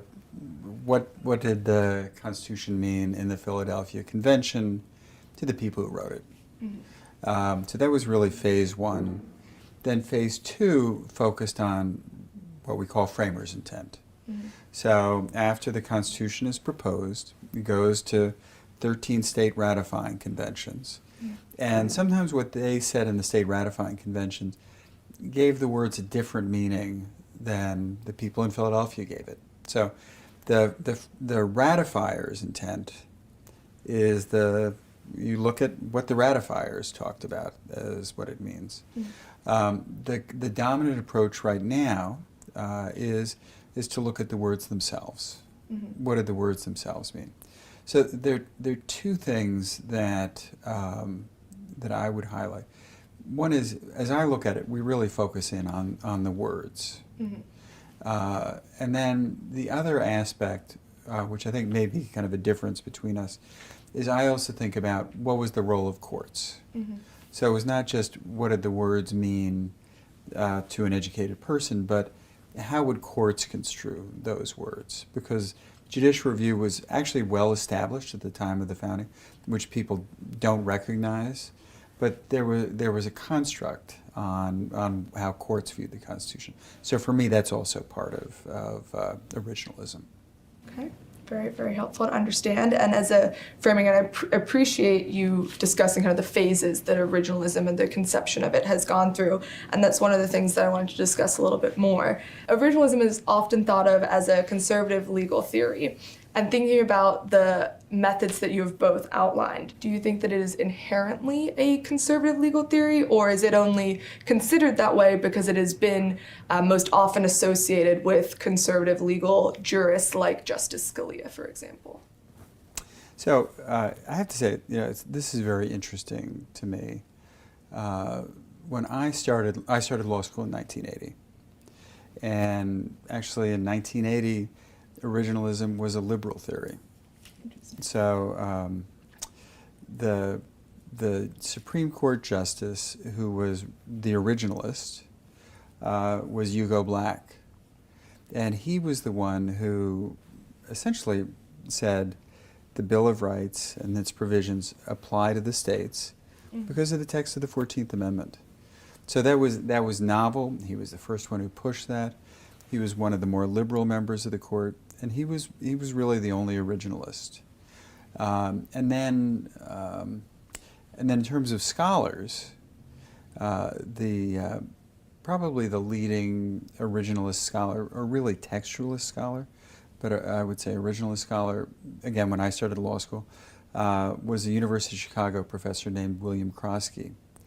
And he wrote a couple of books called Commentaries on the Constitution, which were really deep dives into original meaning.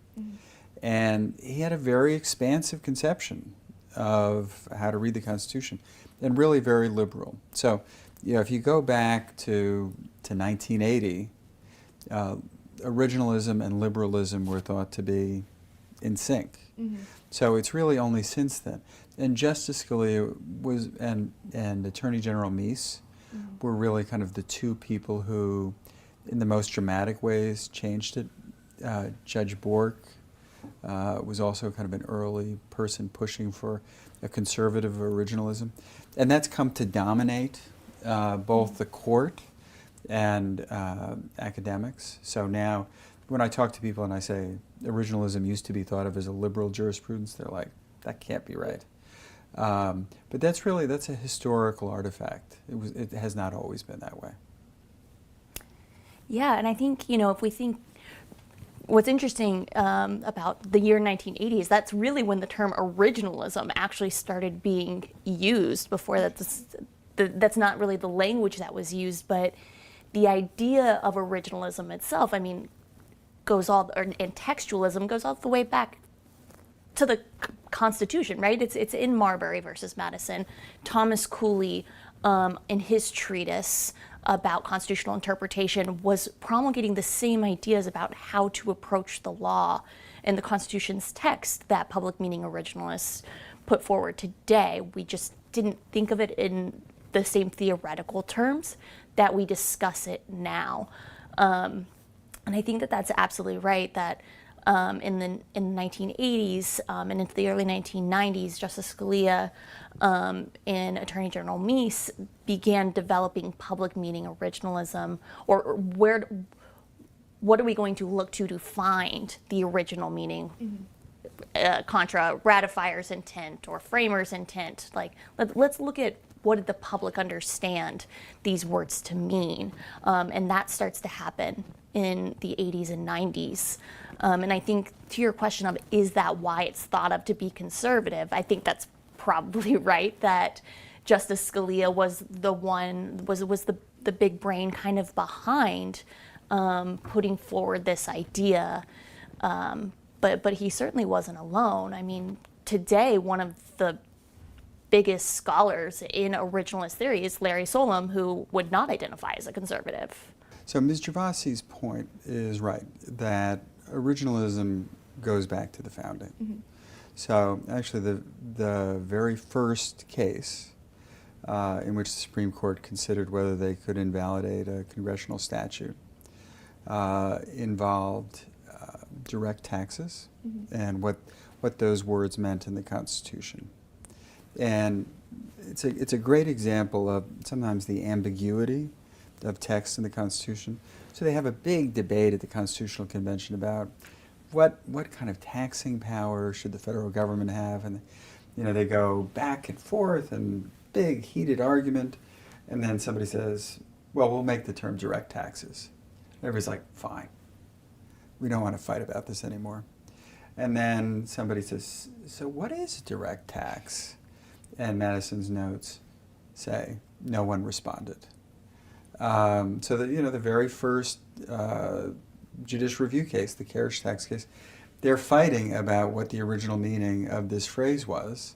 And again, the problem that you sometimes see is the meaning runs out, and they're fighting about the text. And actually, one of the justices, Justice Patterson, says, now when I was in the Constitutional Convention, this is what I thought it meant. So sometimes we say, oh, they never looked at drafters' intent. Well, that's an example of the very first case. They looked at drafters' intent. But I think I always think that there were a couple of things. So I think for Justice Scalia and Judge Bork and Attorney General Meese, in the 1980s, they were confronted with a Supreme Court that was really dominated by a progressive jurisprudence. The Warren Court, and then in a lot of ways the Burger Court, really continued on in the footsteps of the Warren Court. And they were looking for an alternate constitutional jurisprudence and embraced originalism because, first of all, it was a way to criticize progressive originalism, and because it provided kind of something that you could anchor. And so it was not, the judges were not kind of what seems right to them. And I think for Justice Scalia and Judge Bork and Attorney General Meese, recapturing originalism was also consistent with conservative jurisprudence. So that's something that we'll get to later, and that I disagree with. So what I'm hearing is within originalism, there's a commitment to the text and to the words and to identifying those meanings. And as we have seen, and as you've both talked about, the different figureheads that have sponsored that in the conservative or in the liberal wings, I'd love to hear just a little bit more about how you really see the conservative approach or the progressive and liberal approach to originalism differing, and how they share the same approaches and what the distinctions are between them. Yeah, so I actually reject the idea of a conservative approach to originalism versus a liberal approach to originalism, because to my mind, or the reason I'm an originalist, perhaps we should start there, is because it is supposed to be objective. It is supposed to respect the rule of law, and it is supposed to give some legitimacy to the process.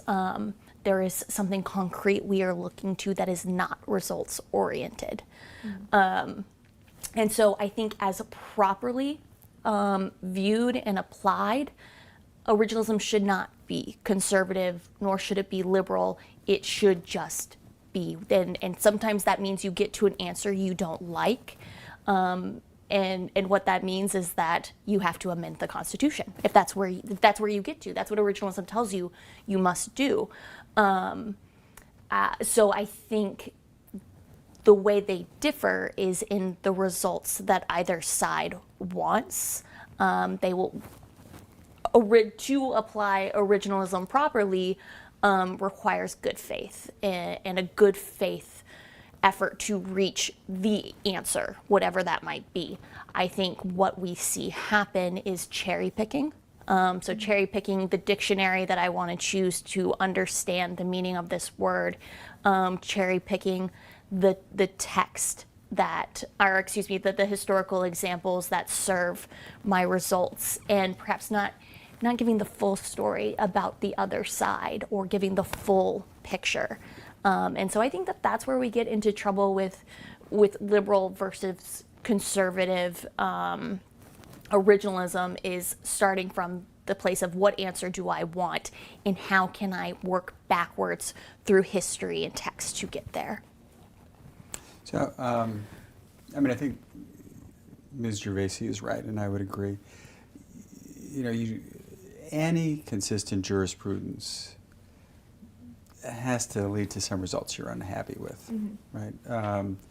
The president of Princeton, Chris Eisgruber, has a phrase which I've always liked, which is "no pain, no claim," right? If you the result is always one you're happy with, then it's really not a coherent jurisprudence. You've just come up with some way to, a constitutional jurisprudence that's really just your point of view, right?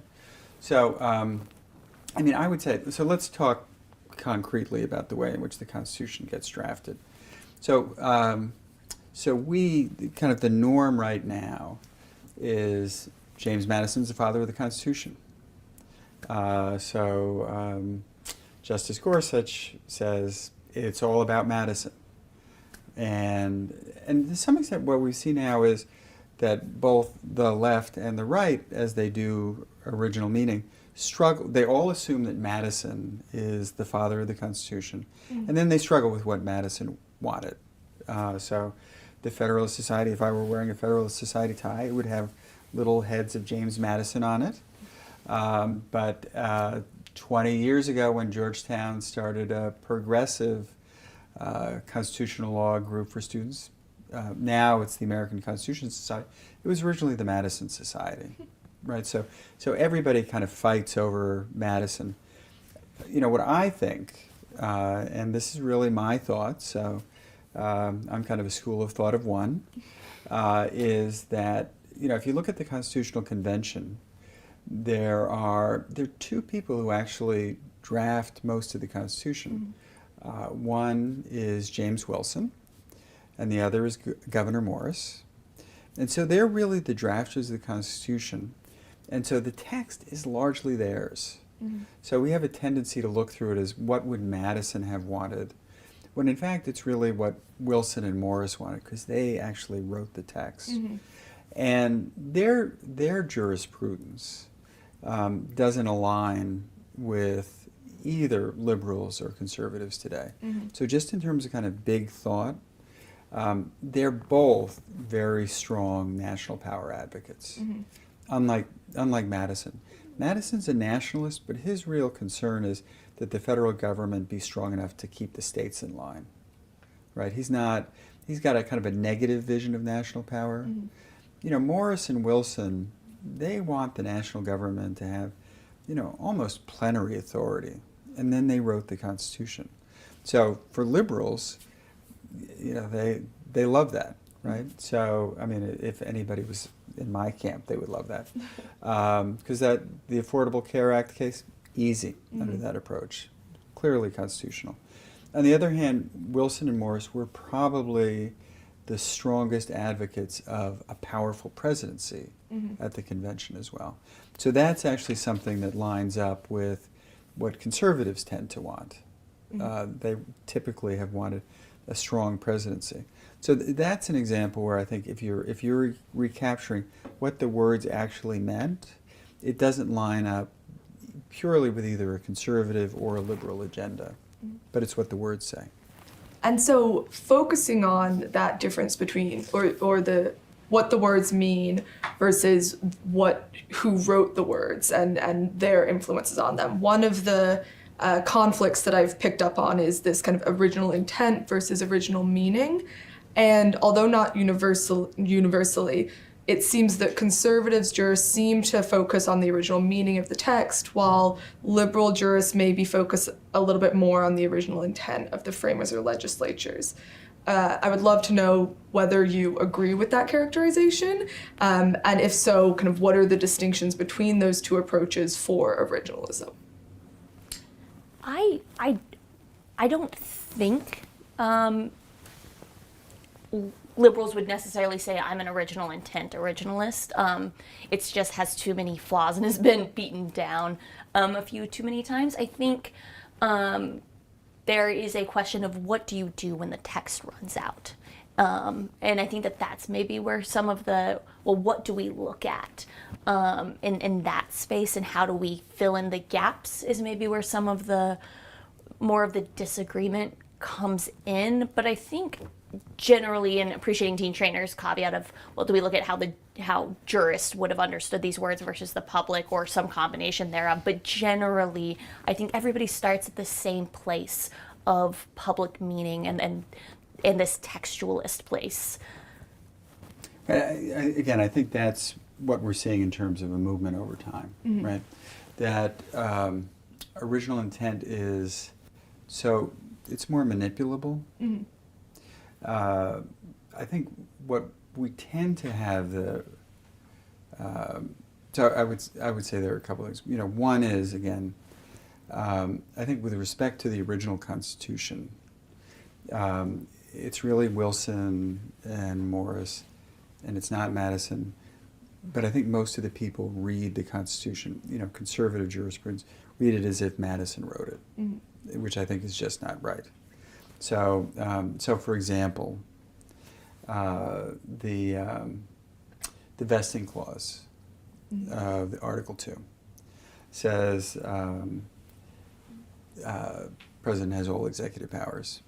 Right? Vesting clause of Article 1 says Congress has all legislative powers herein granted. Right. So when the very first debate between Madison and Hamilton is actually, he's Morris's best friend. They roomed together at the Constitutional Convention.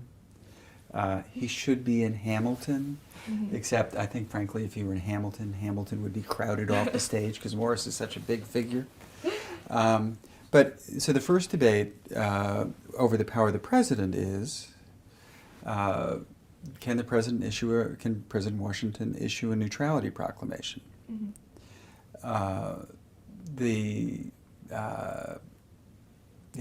Hamilton says, of course he can, because the Constitution says president has all executive powers, and Article 1 says Congress only has powers herein granted. The difference tells you the president gets everything, right? And Madison's like, we don't mean that. That's kind of, it's a little, you know, how much power are you going to give to the herein granted, right? But I think a textualist, you know, would say you read the words closely. You know, Morris might have been an outlier in the convention, but he wrote the language, and so that's the way you read it. So, and that's one area of the difference that I would say. I think the 14th Amendment is another area in which we're seeing a lot of difference, and we're going to see it, I think, in the affirmative action case coming up, because I think Justice Jackson is saying, you know, equal protection means equal protection, and it was understood against a backdrop of, against a race-conscious backdrop, right? And I think the conservative wing of the court, and most people think that it will prevail in the affirmative action cases, say equal protection doesn't have a race-conscious dimension.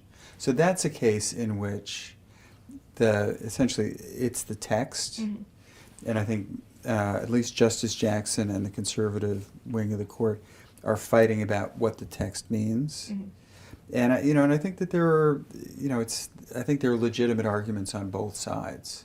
But that's an example of kind of the consequential nature of the understanding of the text, how people can disagree, and how much can ride on it. One area where there seems to be some ongoing dispute or disagreement is the role of stare decisis and respect for precedent in originalism. And I know, Dean Traynor, you recently wrote an article discussing this, but Ms. Gervasi, I'd love to hear your thoughts on how stare decisis plays a role in originalism, if at all. Yeah, I think this might be an area where Dean Traynor and I respectfully, friendly disagree a little bit. That I think that stare decisis does have a role, right? It matters. And when there's a reliance interest, for instance, on precedent, that matters. But if the way we have been understanding the Constitution is objectively wrong, that might be worth reconsidering. I think for me, whether I'm willing to undo decades of precedent or a practice we've been partaking in turns on, are we depriving people of rights, right? So if the way we've been interpreting the Constitution is wrong in a way that does not privilege the rights of the people, that should be reconsidered, and that should be looked at again. Of course, no one would disagree that there are times when we need to undo precedent, regardless of the reliance interest. Certainly there was a great deal of reliance interest on Plessy, right? But that was wrong, that was incorrect, we had to undo that. Nobody would disagree. But for me, whether we undo the law really requires some level of balancing. and looking at, well, what is the harm that's happening here, and are we taking rights away from the people? Because at its core, my belief is that the Constitution is a rights-protecting document, and that is why it exists. Justice Scalia wrote a very famous article in which he described himself as a faint-hearted originalist. And one of the things he meant by that was that sometimes precedent is so deeply established that he wouldn't overturn it, right? So I've written a lot on the original understanding of the Takings Clause, for example. The Takings Clause says, nor shall private property be taken for public use without just compensation. And I argue, and I think it's actually now generally, not universally, but generally accepted, that that only applied to physical seizures, not government regulation, right? So the government takes your house to put up a federal fort, that's a taking. They pass a regulation that diminishes the value of your property, says we're going to, it's going to be zoned for residential, not commercial uses. That may diminish the value of your property, but it's a regulation, no taking. That's really the original understanding. But then for about 100 years, the Supreme Court has said regulations can also be takings, starting with Pennsylvania coal, famous case. Justice Scalia in Lucas essentially said, you know, we're not going to worry about the original intent. You know, it's been established for a long time that regulations can be takings, and we're not going to disrupt that, right? So even though he doesn't make that in terms of an originalist argument, I think it actually is an originalist argument. And I would say two things. One is, it's very striking, even though there are a significant number of Supreme Court cases in which statutes are struck down before the Civil War, there's only one in which the court overturns one of their prior decisions, and it's very late. So I would say, first of all, there's actually a very strong original understanding about stare decisis, respect for precedent. Now, I think one of the things, though, that has changed over time is, you know, in 1840, you didn't have a lot of, you know, you didn't have as many opinions as you have now. You know, at this point, you have, you know, well over 200 years of opinions. But at the same time, I think the respect for stare decisis reflects a larger principle of original court approach, which is actually kind of a minimalist conception of the judicial role, right? So, and I think this is one where Ms. Gervasi and I may disagree, but you know, if you look at all of the early judicial review cases, they're actually in a very limited category of cases, right? So they, you know, and most of them are involving the Supreme Court's jurisdiction. You know, what can it and other federal courts hear, right? So that's where they're overturning congressional statutes. Now, if you combine the respect for stare decisis and the sense of if you combine respect for stare decisis and this concept of a limited judicial role, what that suggests is that there's some room to overturn cases, but it's limited and evolutionary. So Ms. Gervasi talked about Plessy, right? So in Brown versus Board of Education, first of all, there's two things. One is Brown actually did not overturn Plessy, and the second, you know, it said Plessy doesn't apply in the context of lower school education. Did not overturn Plessy, and there had been, the NAACP had actually had kind of a series of cases starting really immediately in the aftermath of the Second World War, with the idea that we chip away on the underlying principle of Plessy, and then eventually the Supreme Court will overturn it, right? So what you saw, for example, in Dobbs, you know, is that the majority opinion was like, you know, it was just, we're turning the switch, right? Whereas the Roberts opinion was very much more kind of a limited judicial role. You know, so it was like, it's like, we're not going to overturn Roe in this case. You know, we will uphold the Mississippi statute, but we're not going to overturn Roe. That may be in the future, but that is not today. So I would say, and I'm not, for the purposes of this, I'm not getting into what the original meaning itself was of the 14th Amendment. But the Roberts approach of incremental change with respect to precedent is, I would argue, much more an originalist approach than what we saw in Justice Alito's opinion. Very interesting. To wrap us up, you're both obviously experts in this subject, in this area, but you are also both educators of the next generation of lawyers, myself included. And so how should students be thinking about originalism as they approach their studies and as they begin their careers? Why don't you begin first? Sure. So for me, the most important thing is that students expose themselves to originalism and engage with it and look at the various modalities of originalism and the different approaches and question them. Read the scholarship about them. What feels right? What comports with your sense of the rule of law and what the role of the courts is, and start there. Start by questioning it, but also question when people tell you what originalism is, right? So a lot of people will say that Dobbs and Bruin are originalist opinions. My position is they are not. They are not originalist opinions, and challenge that, right? Push back on that. Well, what does this theory say, and what is actually being applied?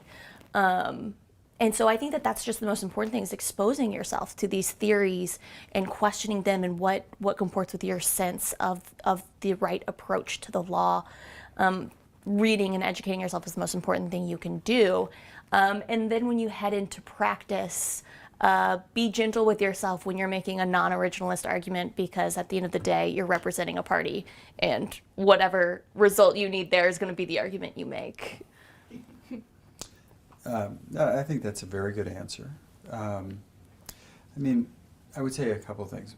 One is that when you're a law student, you should really, first of all, expose yourself to all of the major approaches to constitutional law, whether it's originalism or focus on precedent or a focus on living constitutionalism. You should expose yourself to them and then take them seriously and think about what you think. One of the things we have to fight against is just dismissing things we don't agree with. I think with each of these schools of thought, you've got to take them seriously, you've got to think about them, you've got to think about whether it's right or wrong, but you've got to be open-minded to grapple with them. I think with originalism, again, like the other schools of thought, I would urge that everybody, grapple with it, think seriously about it. It's also very important for people, not just as thinkers, but as lawyers. You're very likely to be if you're doing constitutional argumentation, you're very likely to be appearing in front of a judge or a panel of judges or Supreme Court that is largely originalist. So, that's a tool that you want to have at hand. So I think, again, it's part of practice. The other thing is just, I have to say, I go to many, many alumni events, and what always strikes me is the way in which Georgetown lawyers shape the law in so many areas. So you're partly doing this exercise for yourself, partly doing it to prepare you for a career in the law, and you're also doing it because you may be someone who has a powerful influence on the law in the years ahead. So that's one of kind of our joy as educators, that we're preparing people in all three dimensions. And I would urge people to keep that in mind as they grapple with originalism and every other approach to constitutional law. Well, thank you both so much. I will absolutely be taking both of your advice. And thank you for a wonderful discussion. Thank you. You really led us through a fabulous discussion. So thank you very much. Thank you, Dean Traynor.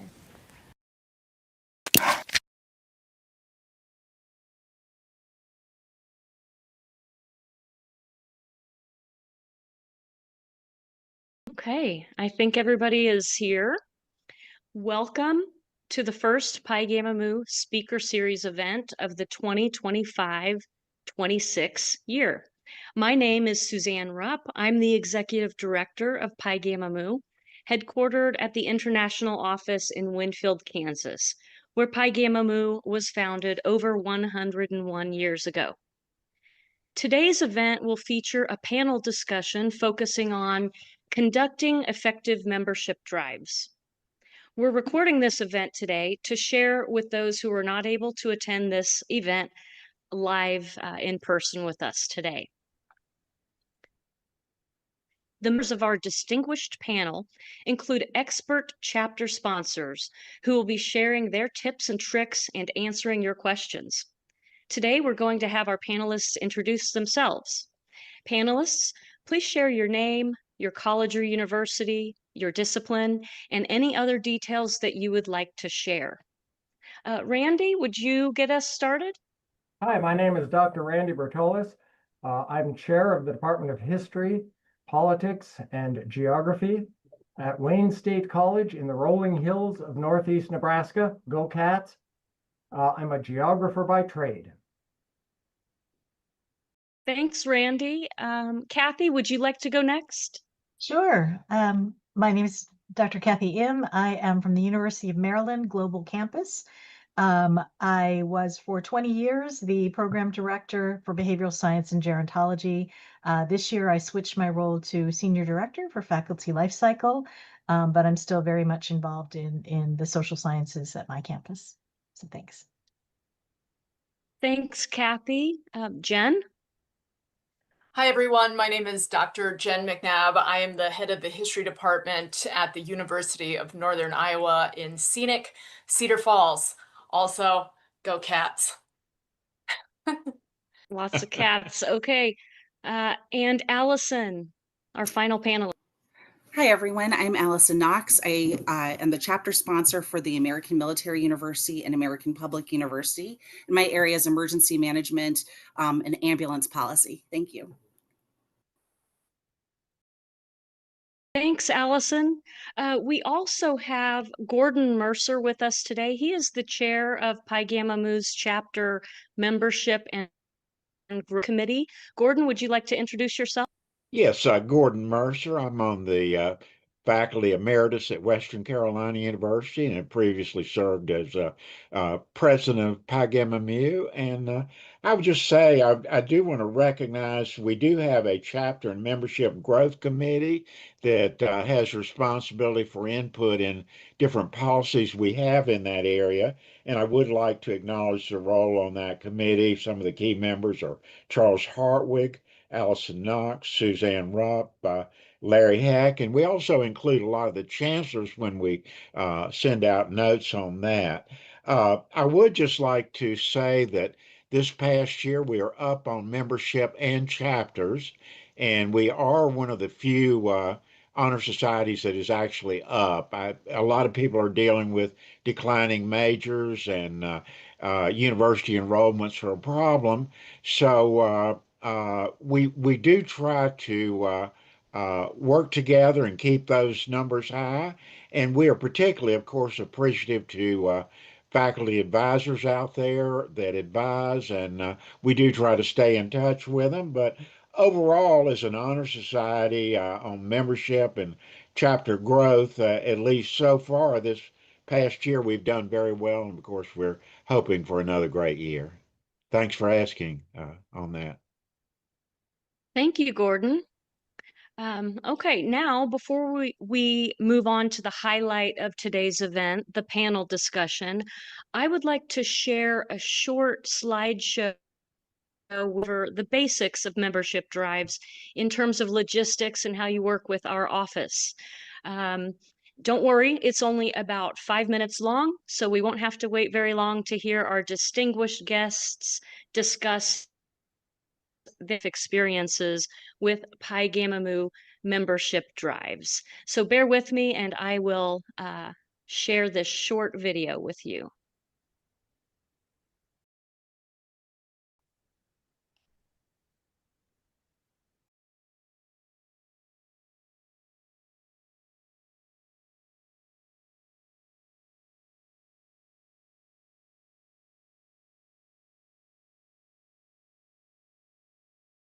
How to complete a Pi Gamma Mu membership drive.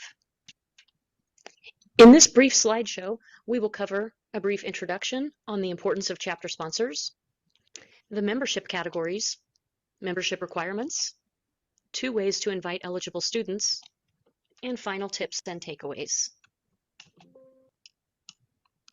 It is the role and duty of Pi Gamma Mu chapter sponsors to invite eligible students to join. Without chapters inducting new members each year, Pi Gamma Mu would cease to exist. It is the lifetime membership fees collected from each new member that provides the majority of Pi Gamma Mu's funding. Telling students about Pi Gamma Mu and why they should join is so important. If you don't have opportunities to talk to students in person, please send them emails to encourage them to join. There are 5 categories of membership in Pi Gamma Mu: undergraduate student members, graduate or professional students, faculty and professional staff, alumni members, and honorary members. The membership requirements for undergraduates include that they must attend a college or university with an active chapter. They must be at least a second semester sophomore. They must have completed at least 20 social science credit hours with a grade point average of B in all social science courses. And they must rank in the top 35% of their class. Please note that students do not have to major in a social science to qualify. The membership requirements for graduate students include that they must attend a college or university with an active chapter, and they must complete 9 or more credit hours in social science related coursework with a GPA of B or better. The requirements for faculty and staff include that any faculty or professional staff member at a college with a chapter may be invited. Alumni members are simply former student members who are no longer associated with a chapter on campus because they have graduated. The Board of Trustees may recognize distinguished service in the social sciences by appointing individuals to honorary membership. Next, we will discuss 2 different ways to invite eligible students to join, either through the mail or online. To send in new members by mail, follow these steps. Invite the eligible students, collect the paper membership application forms, collect the lifetime membership fees, and mail in the membership forms and a check for the full amount for all members. Or if you collected money orders, mail in the money orders. Please be sure to allow at least 3 weeks to receive your certificates back from our office. To induct new members using the online system, follow these steps. Log into the advisor portal. Click on Create Invitations. Click on Click here to generate chapter invitation code. Enter a cutoff date. Email all eligible students and include the registration link and the invitation code. Log into the advisor portal to see who has registered and paid, and then email that list to bethbiddle@pigammamu.org to request your certificates. Please allow at least 3 weeks to receive them. In order to accept the invitation, the student will do the following. They will go to the registration link provided in your email. They will enter the invitation code and their personal details. Then they will be directed to PayPal, where they can pay the lifetime membership fee online. Please note that if your chapter collects chapter membership dues, you will need to collect those separately. Tips and takeaways. Please invite all eligible students to join your chapter. Check out our list of possible majors online, and remember that any student with 20 social science credits who meets the other requirements can join. They don't have to be a social science major.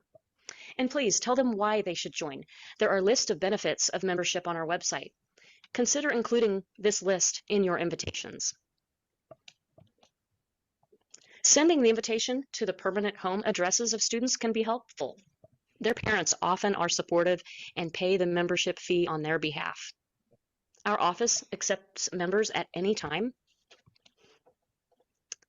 We love stragglers, students who miss the deadline and don't join the chapter on time and later ask to join. You can simply create a new invitation code using the advisor portal or mail us a form and a check for that student. We welcome these stragglers at any time. Please remember to remind your students to accept the invitation. We find that sending an invitation at least 2 or 3 times can really help with your response rate. Thank you, and please feel free to contact me with questions at any time.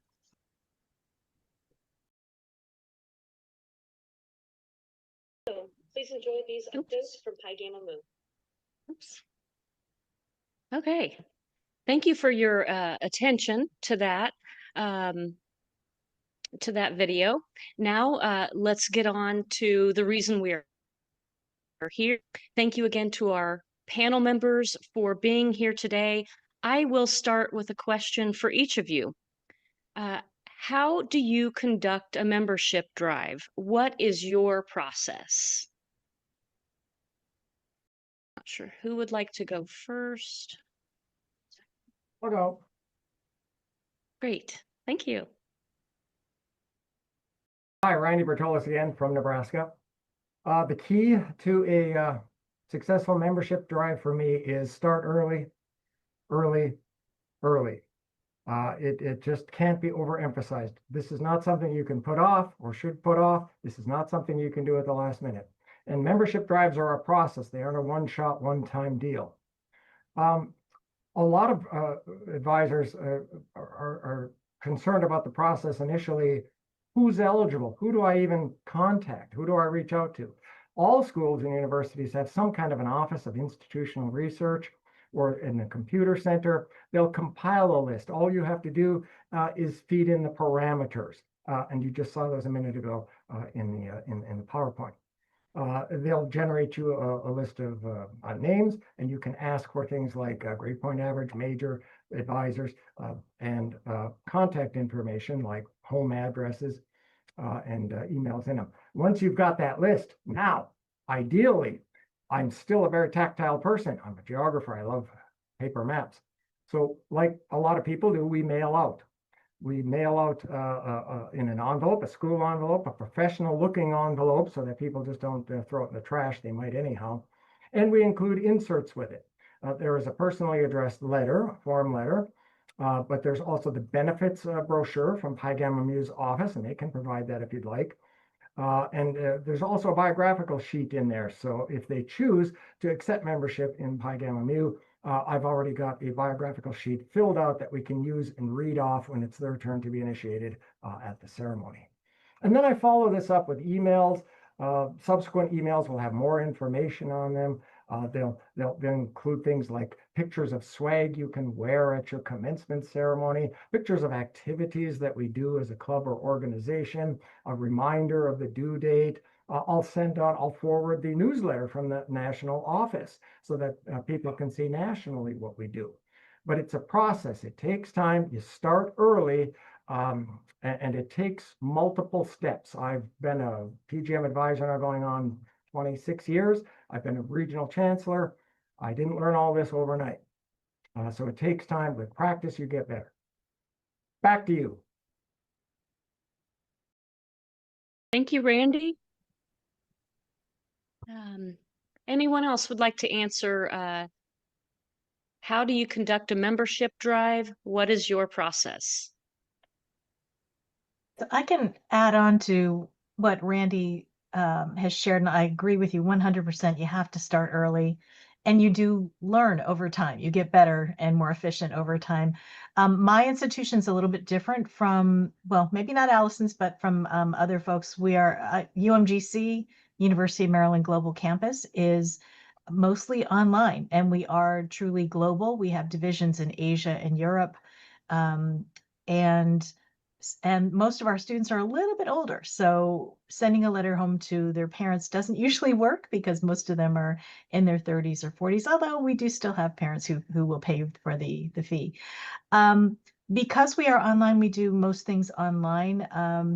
We do everything online, actually. And so I start, because my chapter is a little bit larger, I only have the bandwidth to do this once a year. And I think understanding your own bandwidth is really important in all of this. If I tried to do this twice a year, I would do nothing else. It can be that labor intensive depending on the size of your chapter. My chapter typically recruits about 150 a year. Last year it was 220, and it almost killed me, to be honest with you. It was a lot of work. I think that if you start early, you can at least plan the milestones that you need to meet along the way. I run an eligibility report after the fall term of every year. Our list is quite large. It's about 1,500 students end up being eligible. We have over 100,000 students at this point. And so I used to send evites by email. It crashed my email. And so now marketing sends out the evites for me. And that has been a big time saver. A lot less of, getting bounce back messages, a lot more, sort of inquiries that are directly related to how do I apply.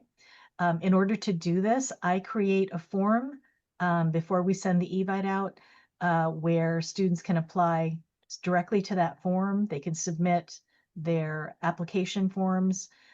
They give me their demographic information that I use for the initiation ceremony. And then, from there, it is about a month, 2 months of sort of intensive back and forth with the students, getting information from them, answering their questions, dealing with payment issues. So between January and March is usually a pretty busy time for me in terms of dealing with recruitment.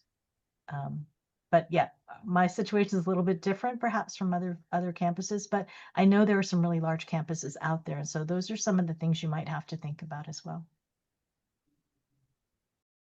Great points, Kathy. Thank you.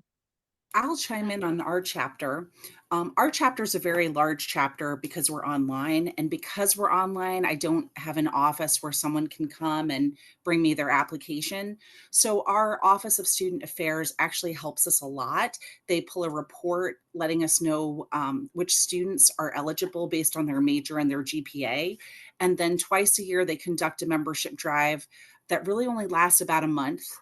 Students that are eligible to join are sent invitations. They're sent virtual invitations too, and then they're able to join from there. And then from there, our Office of Student Affairs sends the entire list to the international office in Kansas, and along with a check. And then from there, that's where all of our certificates are printed. It is a little bit tricky for me in that I don't have I can kind of help with membership drives, but really I'm really asking for the assistance of student and alumni affairs to pull those reports. Once in a while, I will have a student that really wants to join, and it might be something where I have to kind of review what their major is and what kind of courses they've taken. But for the most part, student and alumni affairs helps us with our membership drives. Great. Thank you, Allison. Jen, I imagine is a little bit different from the large online schools. Do you have anything you'd like to add? Yeah, sure. Process-wise, I would reiterate what my colleagues have said. I find the space between semesters particularly helpful for me to devote time as a department head to my recruitment drive. So I normally run my institutional list in late May or early June. After the spring semester is wrapped up, that gets me in a good position to be making moves in August for a fall drive.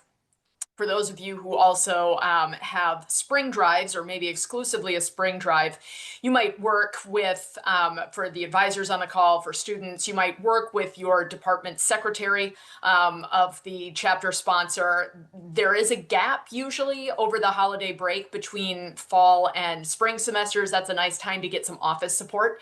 I am a big fan of redundancy plans. So I email a letter that is detailed to my chapter. I make a great deal about the Iowa Gamma view of the world. And I create a QR code that goes directly to the sign up sheet, trying to make it really easy for students to get that code and act on the invitation.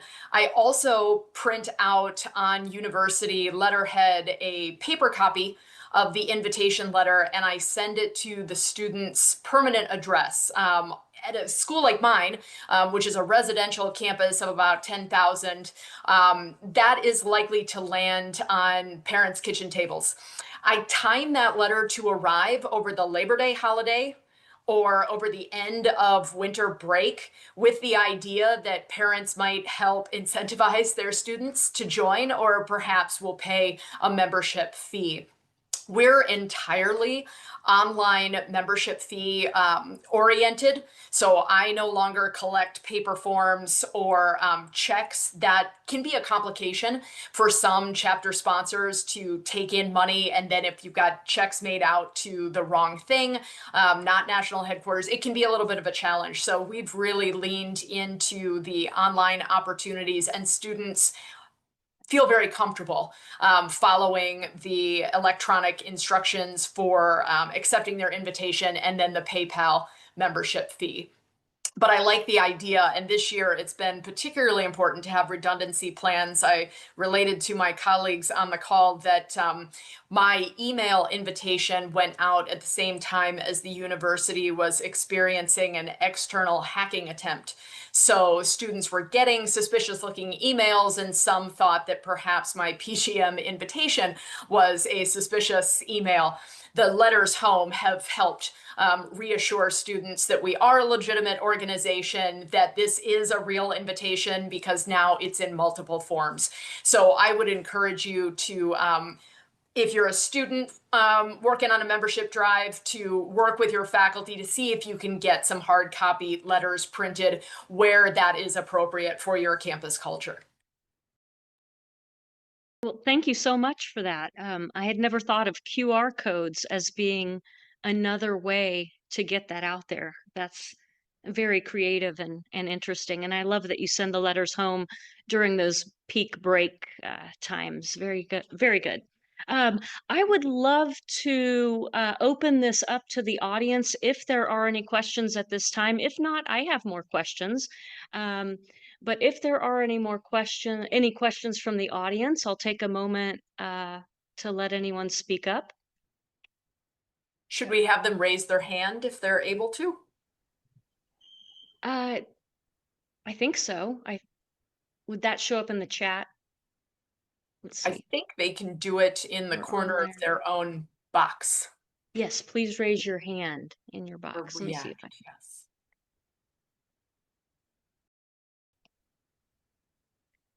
Well, I'm not seeing any hands at the moment, so I'll move on with another question. Oh, here's Colin.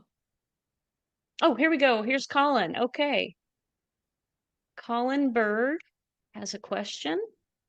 We'll see if we can hear him. Good afternoon, everybody. Thank you for this conversation. I just thought that this was a good thing to tune in for any type of membership drive. And so I was really grateful, and I'll be honest, I'm at work, so I'm kind of multitasking a bit. I just wanted to make sure I caught the main things y'all were saying because I jumped on a little late. Y'all talked about, and I remember this process, kind of collaborating with the student affairs to get all of the students that automatically, well, that would qualify from a major and GPA standpoint. I caught that. I also caught the last point about QR codes, and I guess just strategically placing them. Um, if I heard it correctly, around maybe a campus. And then I heard about the timing of when letters could be sent so that they coincide with certain breaks. Were there other like major strategies or tactics that y'all talked about as it pertains to this? Because I thought it was really valuable information. So thank you, Ms. Rupp, and everybody for sharing the wisdom, because I think it's amazing for any type of organization, frankly. I think one key point that emerged in the conversation was the importance of showing invited members the value of membership. Professor Bertolis was talking, and I think really, really smartly about explaining carefully, providing some handouts or resources so that students can see the chapter at work or the international organization at work. And headquarters does have materials that can be requested for assistance with membership drives. So instead of, I think students are often snowed under with organizations to join things, actually to, pay for things at the start of an academic year. helping show how PGM is a little bit distinct from some of these opportunities by talking about scholarships and some of the other things that PGM does. I think that's one way we can distinguish ourselves in the mountain of, or the avalanche, I should say, the avalanche of invitations that sometimes descends on students at the start of an academic year or term.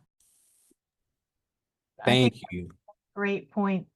And I would also add, and this has sort of been hinted at, but I think an important piece of any membership drive for an honor society is to really take the time to explain why this is a legitimate honor society. Any organization that doesn't care about your credentials is not really credible, right? So when I send my Evite out, there is messaging about, be careful. Even if you don't want to join Pi Gamma Mu, be careful about who you do decide to join, because there are, unfortunately, in this day and age, it's very easy to be drawn in by sort of unscrupulous third parties who just want your money. So, yeah. Yeah, Kathy, I think that speaks directly to a question we have in the chat from Ruben Campos III. Yes, his question is considering the story about University Hack and scrolling by hack and the fact that students are constantly flooded with spam. How do you all convince students that Pi Gamma Mu stands out as legitimate? So yeah, that was a perfect overlap with what Dr. M said. And just to repeat, the Association of College Honor Societies is the only certifying association for college honor societies in the country. And we have been a member since 1956. And to be a member, you must prove that you have true membership requirements. So there is true academic achievement involved, among other requirements. So that is one way to really determine whether the you're looking at is legitimate. You also want to know if they are giving money back, giving scholarship funds. Do they hold conventions and conferences? Do they have a website? Does their website include who their board members are? There's a lot of details like that. But the Association of College Honor Society offers a lot of tips on how to tell the difference. So that's a great question. Thank you, Ruben. See if there's any other questions from our audience today?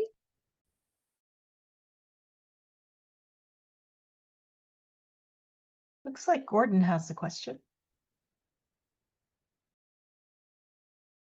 Great, Gordon?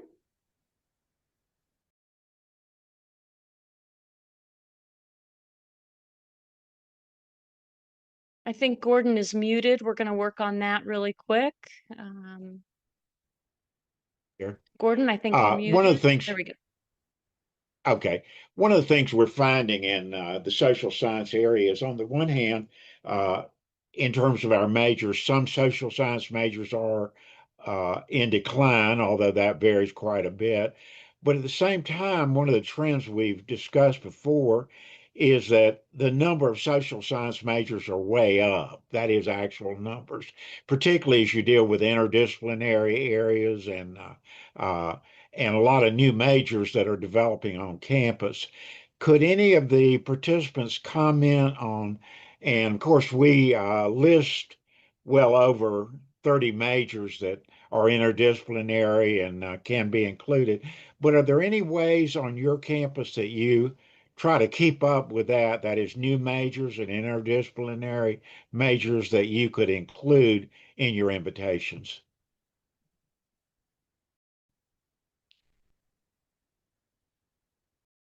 I know on my campus, every year before I run my eligibility report, I check to see what the new majors are. Conversely, as you mentioned, Gordon, there are some majors that don't exist anymore, or some programs that don't, and so we have to sort of account for those folks as well. But it's a changing landscape, and so I think in some ways we also have to be creative in what we consider to be social science, right? Because now because of regulatory issues or, non-compete issues within certain jurisdictions. What is, a sociology degree might not be called a sociology degree anymore. It might have some very creative, non-traditional, maybe you might have to dig a little bit to understand what is involved in that program. So it does result in a little bit of sort of manual researching to figure that out. I think that's a well taken point, Kathy. We do need to really check through measures. I think the way you mentioned that's can be very helpful because the social sciences keep changing, and with a lot of new social science majors, and I think that's a very good point you make, Kathy. Yeah. Thank you, Gordon and Kathy. Not seeing any other questions from the audience at the moment. So I'll ask another question. Do you have support from your college or university? And if so, what does that support look like? And I'll follow up with, do you have any tips on how to get that support?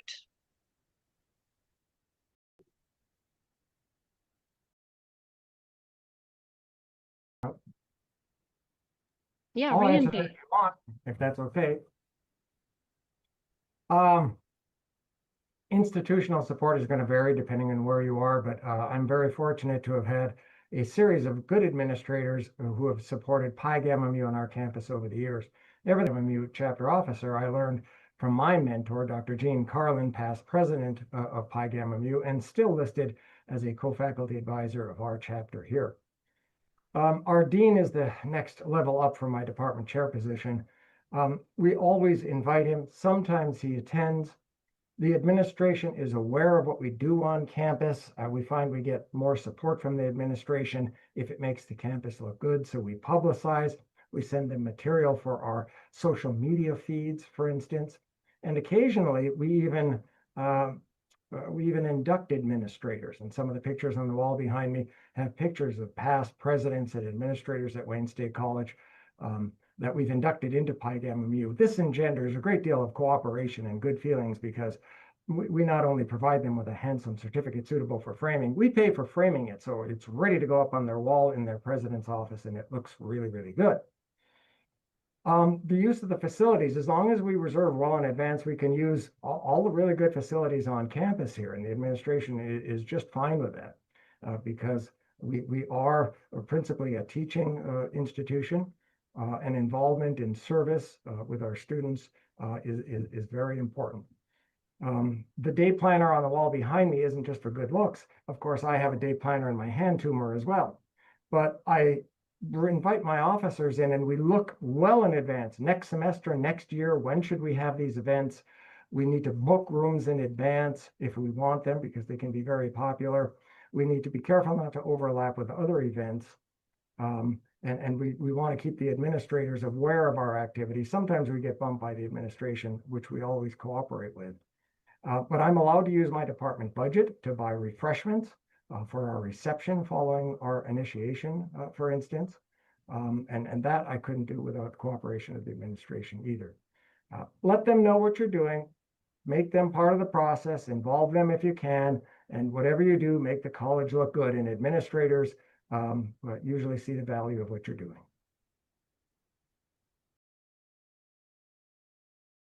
Allison, back to you. Yeah, Randy, I think you make some very outstanding points there in terms of involving the administration.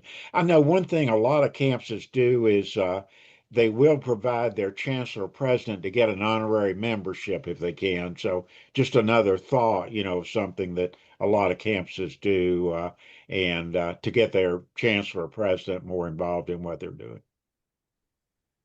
I think that's a great point. And I think one of the sort of hidden aspects of being a chapter sponsor is that you do have to kind of pay attention to the PR piece. And it's not necessarily a bad thing, right? But it took me a while to learn that lesson that I needed to be contacting our media center and letting them know when one of our students received a scholarship or if somebody was presenting at a convention. And then I learned that the media center was really craving that kind of cooperation from people. They wanted to have those press releases. They wanted to learn about what was going on because their job trying to find these stories can be really tough. So it is a win-win situation, but it's one that I think chapter sponsors need to be aware of from the beginning, is that part of this work is making sure that you are letting everybody know about the great work you're doing. I want to offer a slightly different perspective, not necessarily administrative in focus, but sort of student services and the academic affairs side of your institution. If you're a student, ears up. If you're an advisor, I think this is something worth considering. Make sure your student leaders understand the resources that might exist in the Office of Student Activities or your student government. At my university, student government gives funds to student organizations who attend certain meetings, who make financial requests. Our initiation ceremony has been completely funded for the last several years through a scholarship through our student government org. So that takes a huge financial pressure off the our group itself, because it is a campus competition for resources and our students do very well. This is what it is to be excellent in the social sciences. You're a good writer, you know how to create a budget, and you know how to be persuasive. And so if you are a campus leader, make sure that you understand what funds might be available to attend a PGM convention or to sponsor, underwrite an event, a speaker that you might have, or a philanthropic exercise, or even your initiation ceremony. That helps raise your chapter visibility on campus as well. If you're going to student government meetings, if you are going to those informational sessions and making sure you're an official recognized organization, if that's how your campus operates, that's another way to get your word, your name out there. If I could add sort of a counterpoint to that, it's wonderful if you have institutional support where people will help pay for things. On my campus, there is no extra money to do that. And so you may be in a position on your campus where you might have to think about chapter dues. That is something that we have had to do. Our chapter dues cover some of it, a portion of it covers chapter activities. For example, we sponsor an annual social science essay contest, but a lot of it goes to postage, to putting together the kits that I mail out. I used to kind of cover that cost myself, and it became prohibitive. So you should, if you're not getting funding from your schools or your departments, think about whether or not you need to impose a chapter fee and what that might look like, but be able to justify what that fee goes towards. So that would be my advice from if you're not getting as much support as some campuses. Great advice. Thank you. I am not seeing, I'll take another question from the audience, if any. Not seeing any at the moment. So I have another question. How do you make your membership drive special? We've heard a little bit about this. I think Randy includes our benefits of membership with his invitations. Jen mails things to people's permanent homes. I'm wondering what other ideas about making the membership drive itself special. Suzanne, if I might, yeah, the first time I see you as an initiate, I don't want it to be at our initiation ceremony. For instance, this fall, I want you getting a letter from me in August. I want you getting an email from me in the first week of classes. And in the second week of classes, we hold a very special organizational meeting. It's called Pizza Gamma Mu. Of course, pizza must be served, and that's a big draw on our campus. I order the very best from off campus from a former student of mine. They deliver it, and that always brings in students. I want you as a potential initiate to see who your fellow initiates are going to be, to see who the current members are, to see who the faculty advisors are, and to hear from all of them about the activities that you're invited to either participate in or no pressure. You don't have to do anything. You can just accept Pi Gamma Mu membership as an honor. But you're right, some students doubt the veracity of your invitation and the validity of your accomplishments. So let them come and see it for themselves. Follow this up with meeting minutes right away for those who couldn't attend. I have sign-up sheets to get them involved right away. We have a book and bake sale every September. It's a fundraiser. Lots of positions. By the time I'm done handing the clipboard around the room, I've got most of those positions filled just from our Pizza Gamma Mu meeting. Everybody gets a letter. Sometimes Randy's slow. So I've got a pile of letters at the first week of classes. Maybe I'll call in some faculty. Maybe I'll call in some of our officers. Sometimes we occasionally do tapping, which is an old-fashioned way of inviting people into fraternities, sororities, the tri-delts, the skull and bones. A student is walking down the hall and suddenly somebody walks up to them and says, "We hope you join us." And they hand them a letter or an invitation or something like that. This kind of personal nature can really make the drive seem special. And being able to participate in activities even before you've been initiated makes you feel like a member, even before you have that handsome certificate suitable for framing. Back to you, Suzanne. Fantastic. I love it, Randy. Pizza Gamma Mu.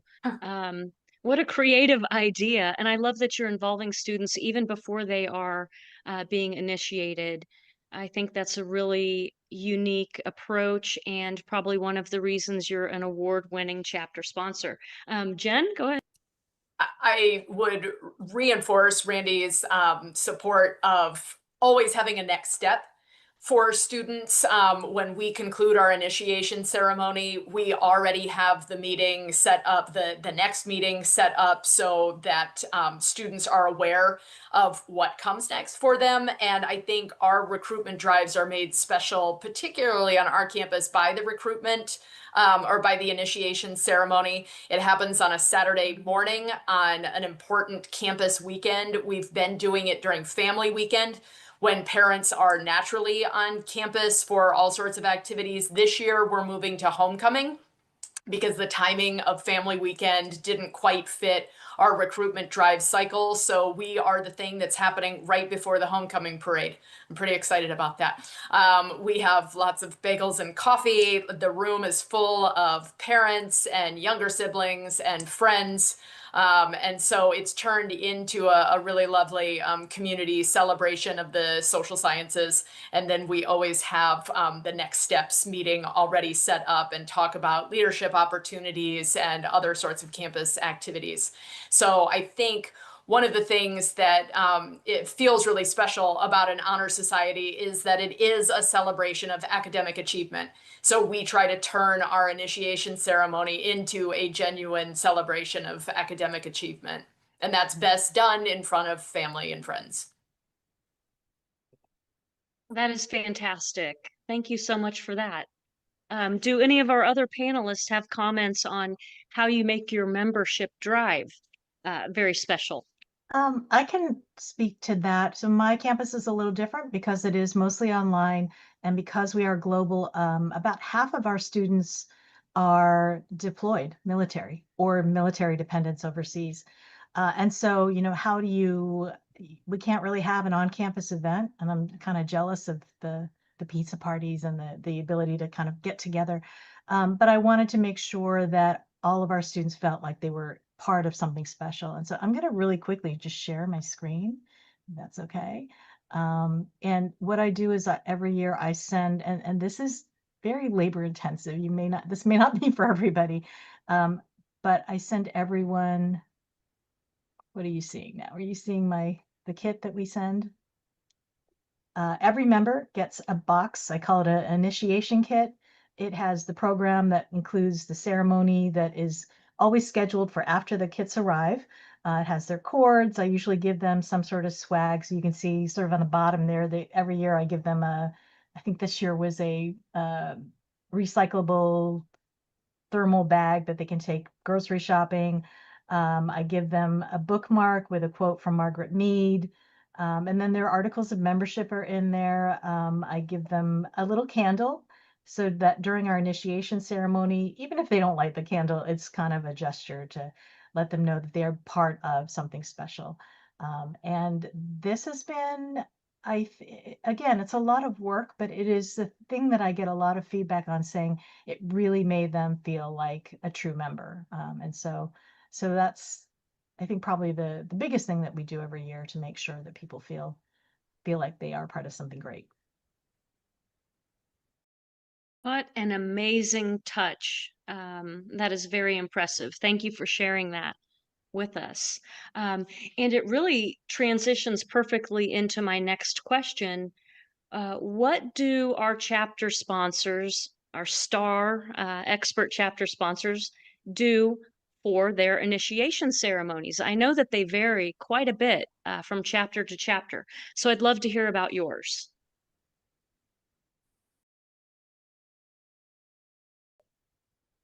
Well, I guess I've been going first.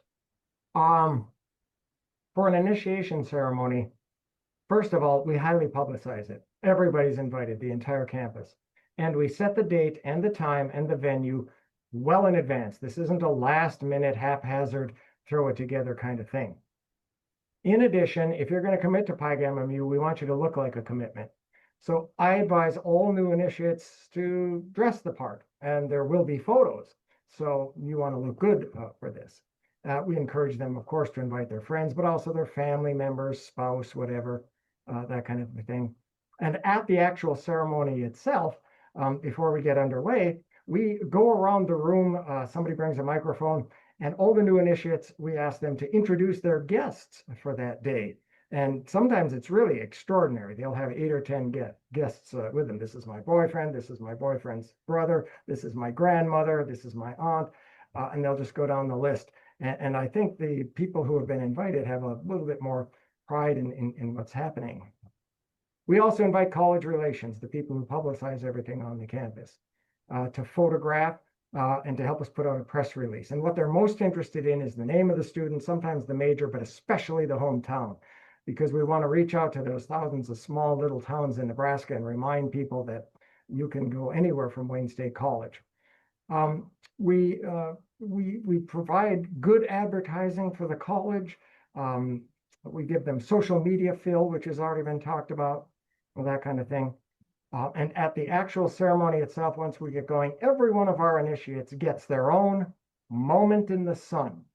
Their name is called, and they walk quietly to the front of the room, and there's a table set up, and we have on display what we call our memory book in Pi Gamma Mu. So we get the person in position to face the audience. They pick up a pen and they sign their name in the memory book as our student officers are taking photographs for later for bulletin board displays and things like that. And in case any family members want to take a picture, we don't just call out names and Smith, Jones, et cetera, that they get their moment really in the sun there. Of course, we'll take a group photo afterwards. Everybody gets a group photo as an attachment at the ceremony, and new and old members. Within the photo, we put on display PGM banners. We have several kinds, PGM symbols. There'll be a screen in the background saying that it's Social Sciences Day at Wayne State College, that kind of thing. It all looks good in pictures. After the group photo, we tell everybody stay in place. There's an opportunity for family and friends to come forward.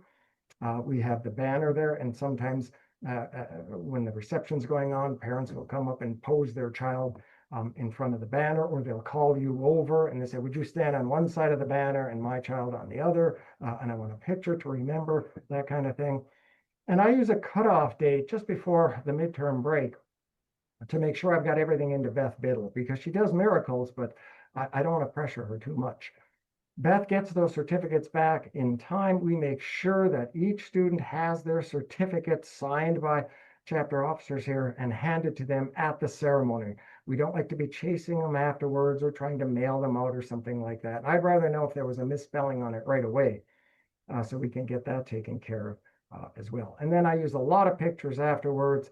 Not only do I send them to college relations, but we put a bulletin board together in our hallway here in the Social Sciences building so that anybody passing sees what a special day, what a special event this was. And gosh, Dr. Bertolis, how do I get into Pi Gamma? is a question that I get at least once a semester. Suzanne, back to you. Well said, Randy. Uh, Fantastic. Thank you for sharing that. Do we have Suzanne? any? Yes, Gordon, please. Yeah. This is a question to you. One of the things we do every month is we'll get a note to chapter advisors out, and it might present some of the challenges like becoming a star chapter, or we often send out a 100-member chapter. But it also gives chapters a chance to that wonder about things to get back to you, your note that goes out. So that can be quite important. Do you sometimes get a lot of questions or responses from chapters that your comments cause them to mention the things that concern them? Um, sure, we definitely get questions. Um, it can vary from just logistically into the advisor portal and use it for the first time, to questions about whether scripts are available for induction ceremonies, just questions all over the board. And often what my answer is to go to our website, and I will look up the information and talk the advisor through it. But I just want to mention our website is a fantastic resource. There are scripts for induction ceremonies there. There are lists of what are the requirements for new members. Our bylaws and constitutions can be found there. We have ideas for chapter events. We have lists of every old newsletter going back for a few decades is up on our website. So there's a great amount of information there. And it's always great to hear from our chapter sponsors. We do get those responses back with questions and comments. We're glad to hear from everyone. And so thank you for that question, Gordon. We Okay, try to yeah, keep that's in quite, touch. I think your observation is quite important in the importance of communicating directly with chapters and giving them a chance to get back and some of the concerns they have. So that's great. Yeah, we are always here to help. Absolutely. Uh, and thank you for that question, Gordon. Do any of our other expert chapter advisors have any special features of their induction ceremonies that they would like to share? Well, as a contrast to what Randy does, I think what we have in common is really the desire to celebrate students and to recognize them individually. I think I mentioned that our average class size is 150. So how do you celebrate all those folks in a virtual ceremony, which is what we do? And so when I have folks apply, I send them to a form that includes information where they include things like where they are currently located, because, if somebody's in Italy, we kind of want to know that, right? We want to know where they all are around the world to emphasize that we are global. I also started asking them to send me pictures. So they can, some of them don't, but they can send me up to 3 pictures. These are usually candids, or sometimes it's their military picture. And then also if they have a favorite quote or a message that they want to send to their family. And so I create like the world's longest PowerPoint slide with every student getting their own slide. I also in the beginning incorporate the official Pi Gamma Mu ceremony with visuals, which makes it a little bit more interesting. And you should see the Zoom chat on these ceremonies. They are crazy busy. The families are so excited for their initiates. And so loving and so supportive of one another. And when I have deans and program chairs and dignitaries come, they are just mesmerized by the chat, by the pictures, by the imagery. And so it means a lot, not just to our students, but to the folks who work there full time. And I also ask our students, if you have a professor who really meant a lot to you, we can invite them. And so we often have faculty members who didn't even realize how much they had touched a student's life, they come to the ceremonies and we sort of highlight them and feature how great they are as well. So that's how we try to be as inclusive as possible in a virtual format.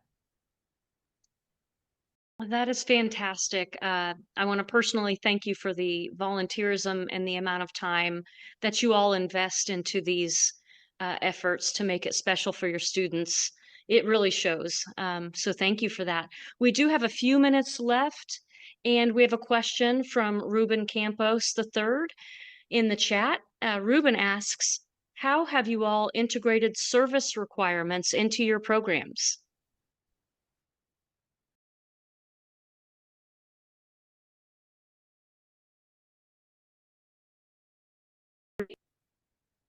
Here at Wayne State College, I remind students frequently that membership in Pi Gamma Mu doesn't exclude you from being a member in any other honor society. It expands your resume, it expands your network. But this doesn't come with an obligation other than the lifetime membership fee to have to participate, that you're obligated to do a series of activities on a checklist or something like that. We're about opportunities. And we know that you got eligible to be an honor student because you had your nose to the grindstone. You know how to organize your time. You're studying frequently. Maybe you have a job. Maybe you have a family. Maybe you don't live anywhere near our community. You're an online program student, and this just isn't going to work for you. So specifically, we don't have a requirement for a service activity. We hope you'll want to participate in our activities, but it's not mandatory for membership. Suzanne, back to you. Thank you, Randy, as always. I appreciate that. Well, it does look like the clock is telling me that it is time to wrap up today. I wish to thank our panelists one more time. Dr. Bertolis, Dr. M, Dr. McNabb, Professor Knox, and Dr. Mercer. Thank you so much for sharing your expertise and experiences with us. I am certain that the information that you provided will be helpful to many chapter sponsors of Pi Gamma Mu in the future. Thank you also to Allison for helping to organize this program. And thank you to all of our attendees for taking the time out to be with us here today. I know that we even have our friend Jobert Padada from the Philippines joining us, as well as members from all over the country. So thank you so much, everyone, for coming. We wish you all the very best, and we wish our chapter sponsors the best in your next membership drive and in everything you do. Please stay tuned for more information about the next Speaker Series event, which will probably be held in January of 2026. And that's all we have for you today. So thank you all, and goodbye. Thank you. Thank you.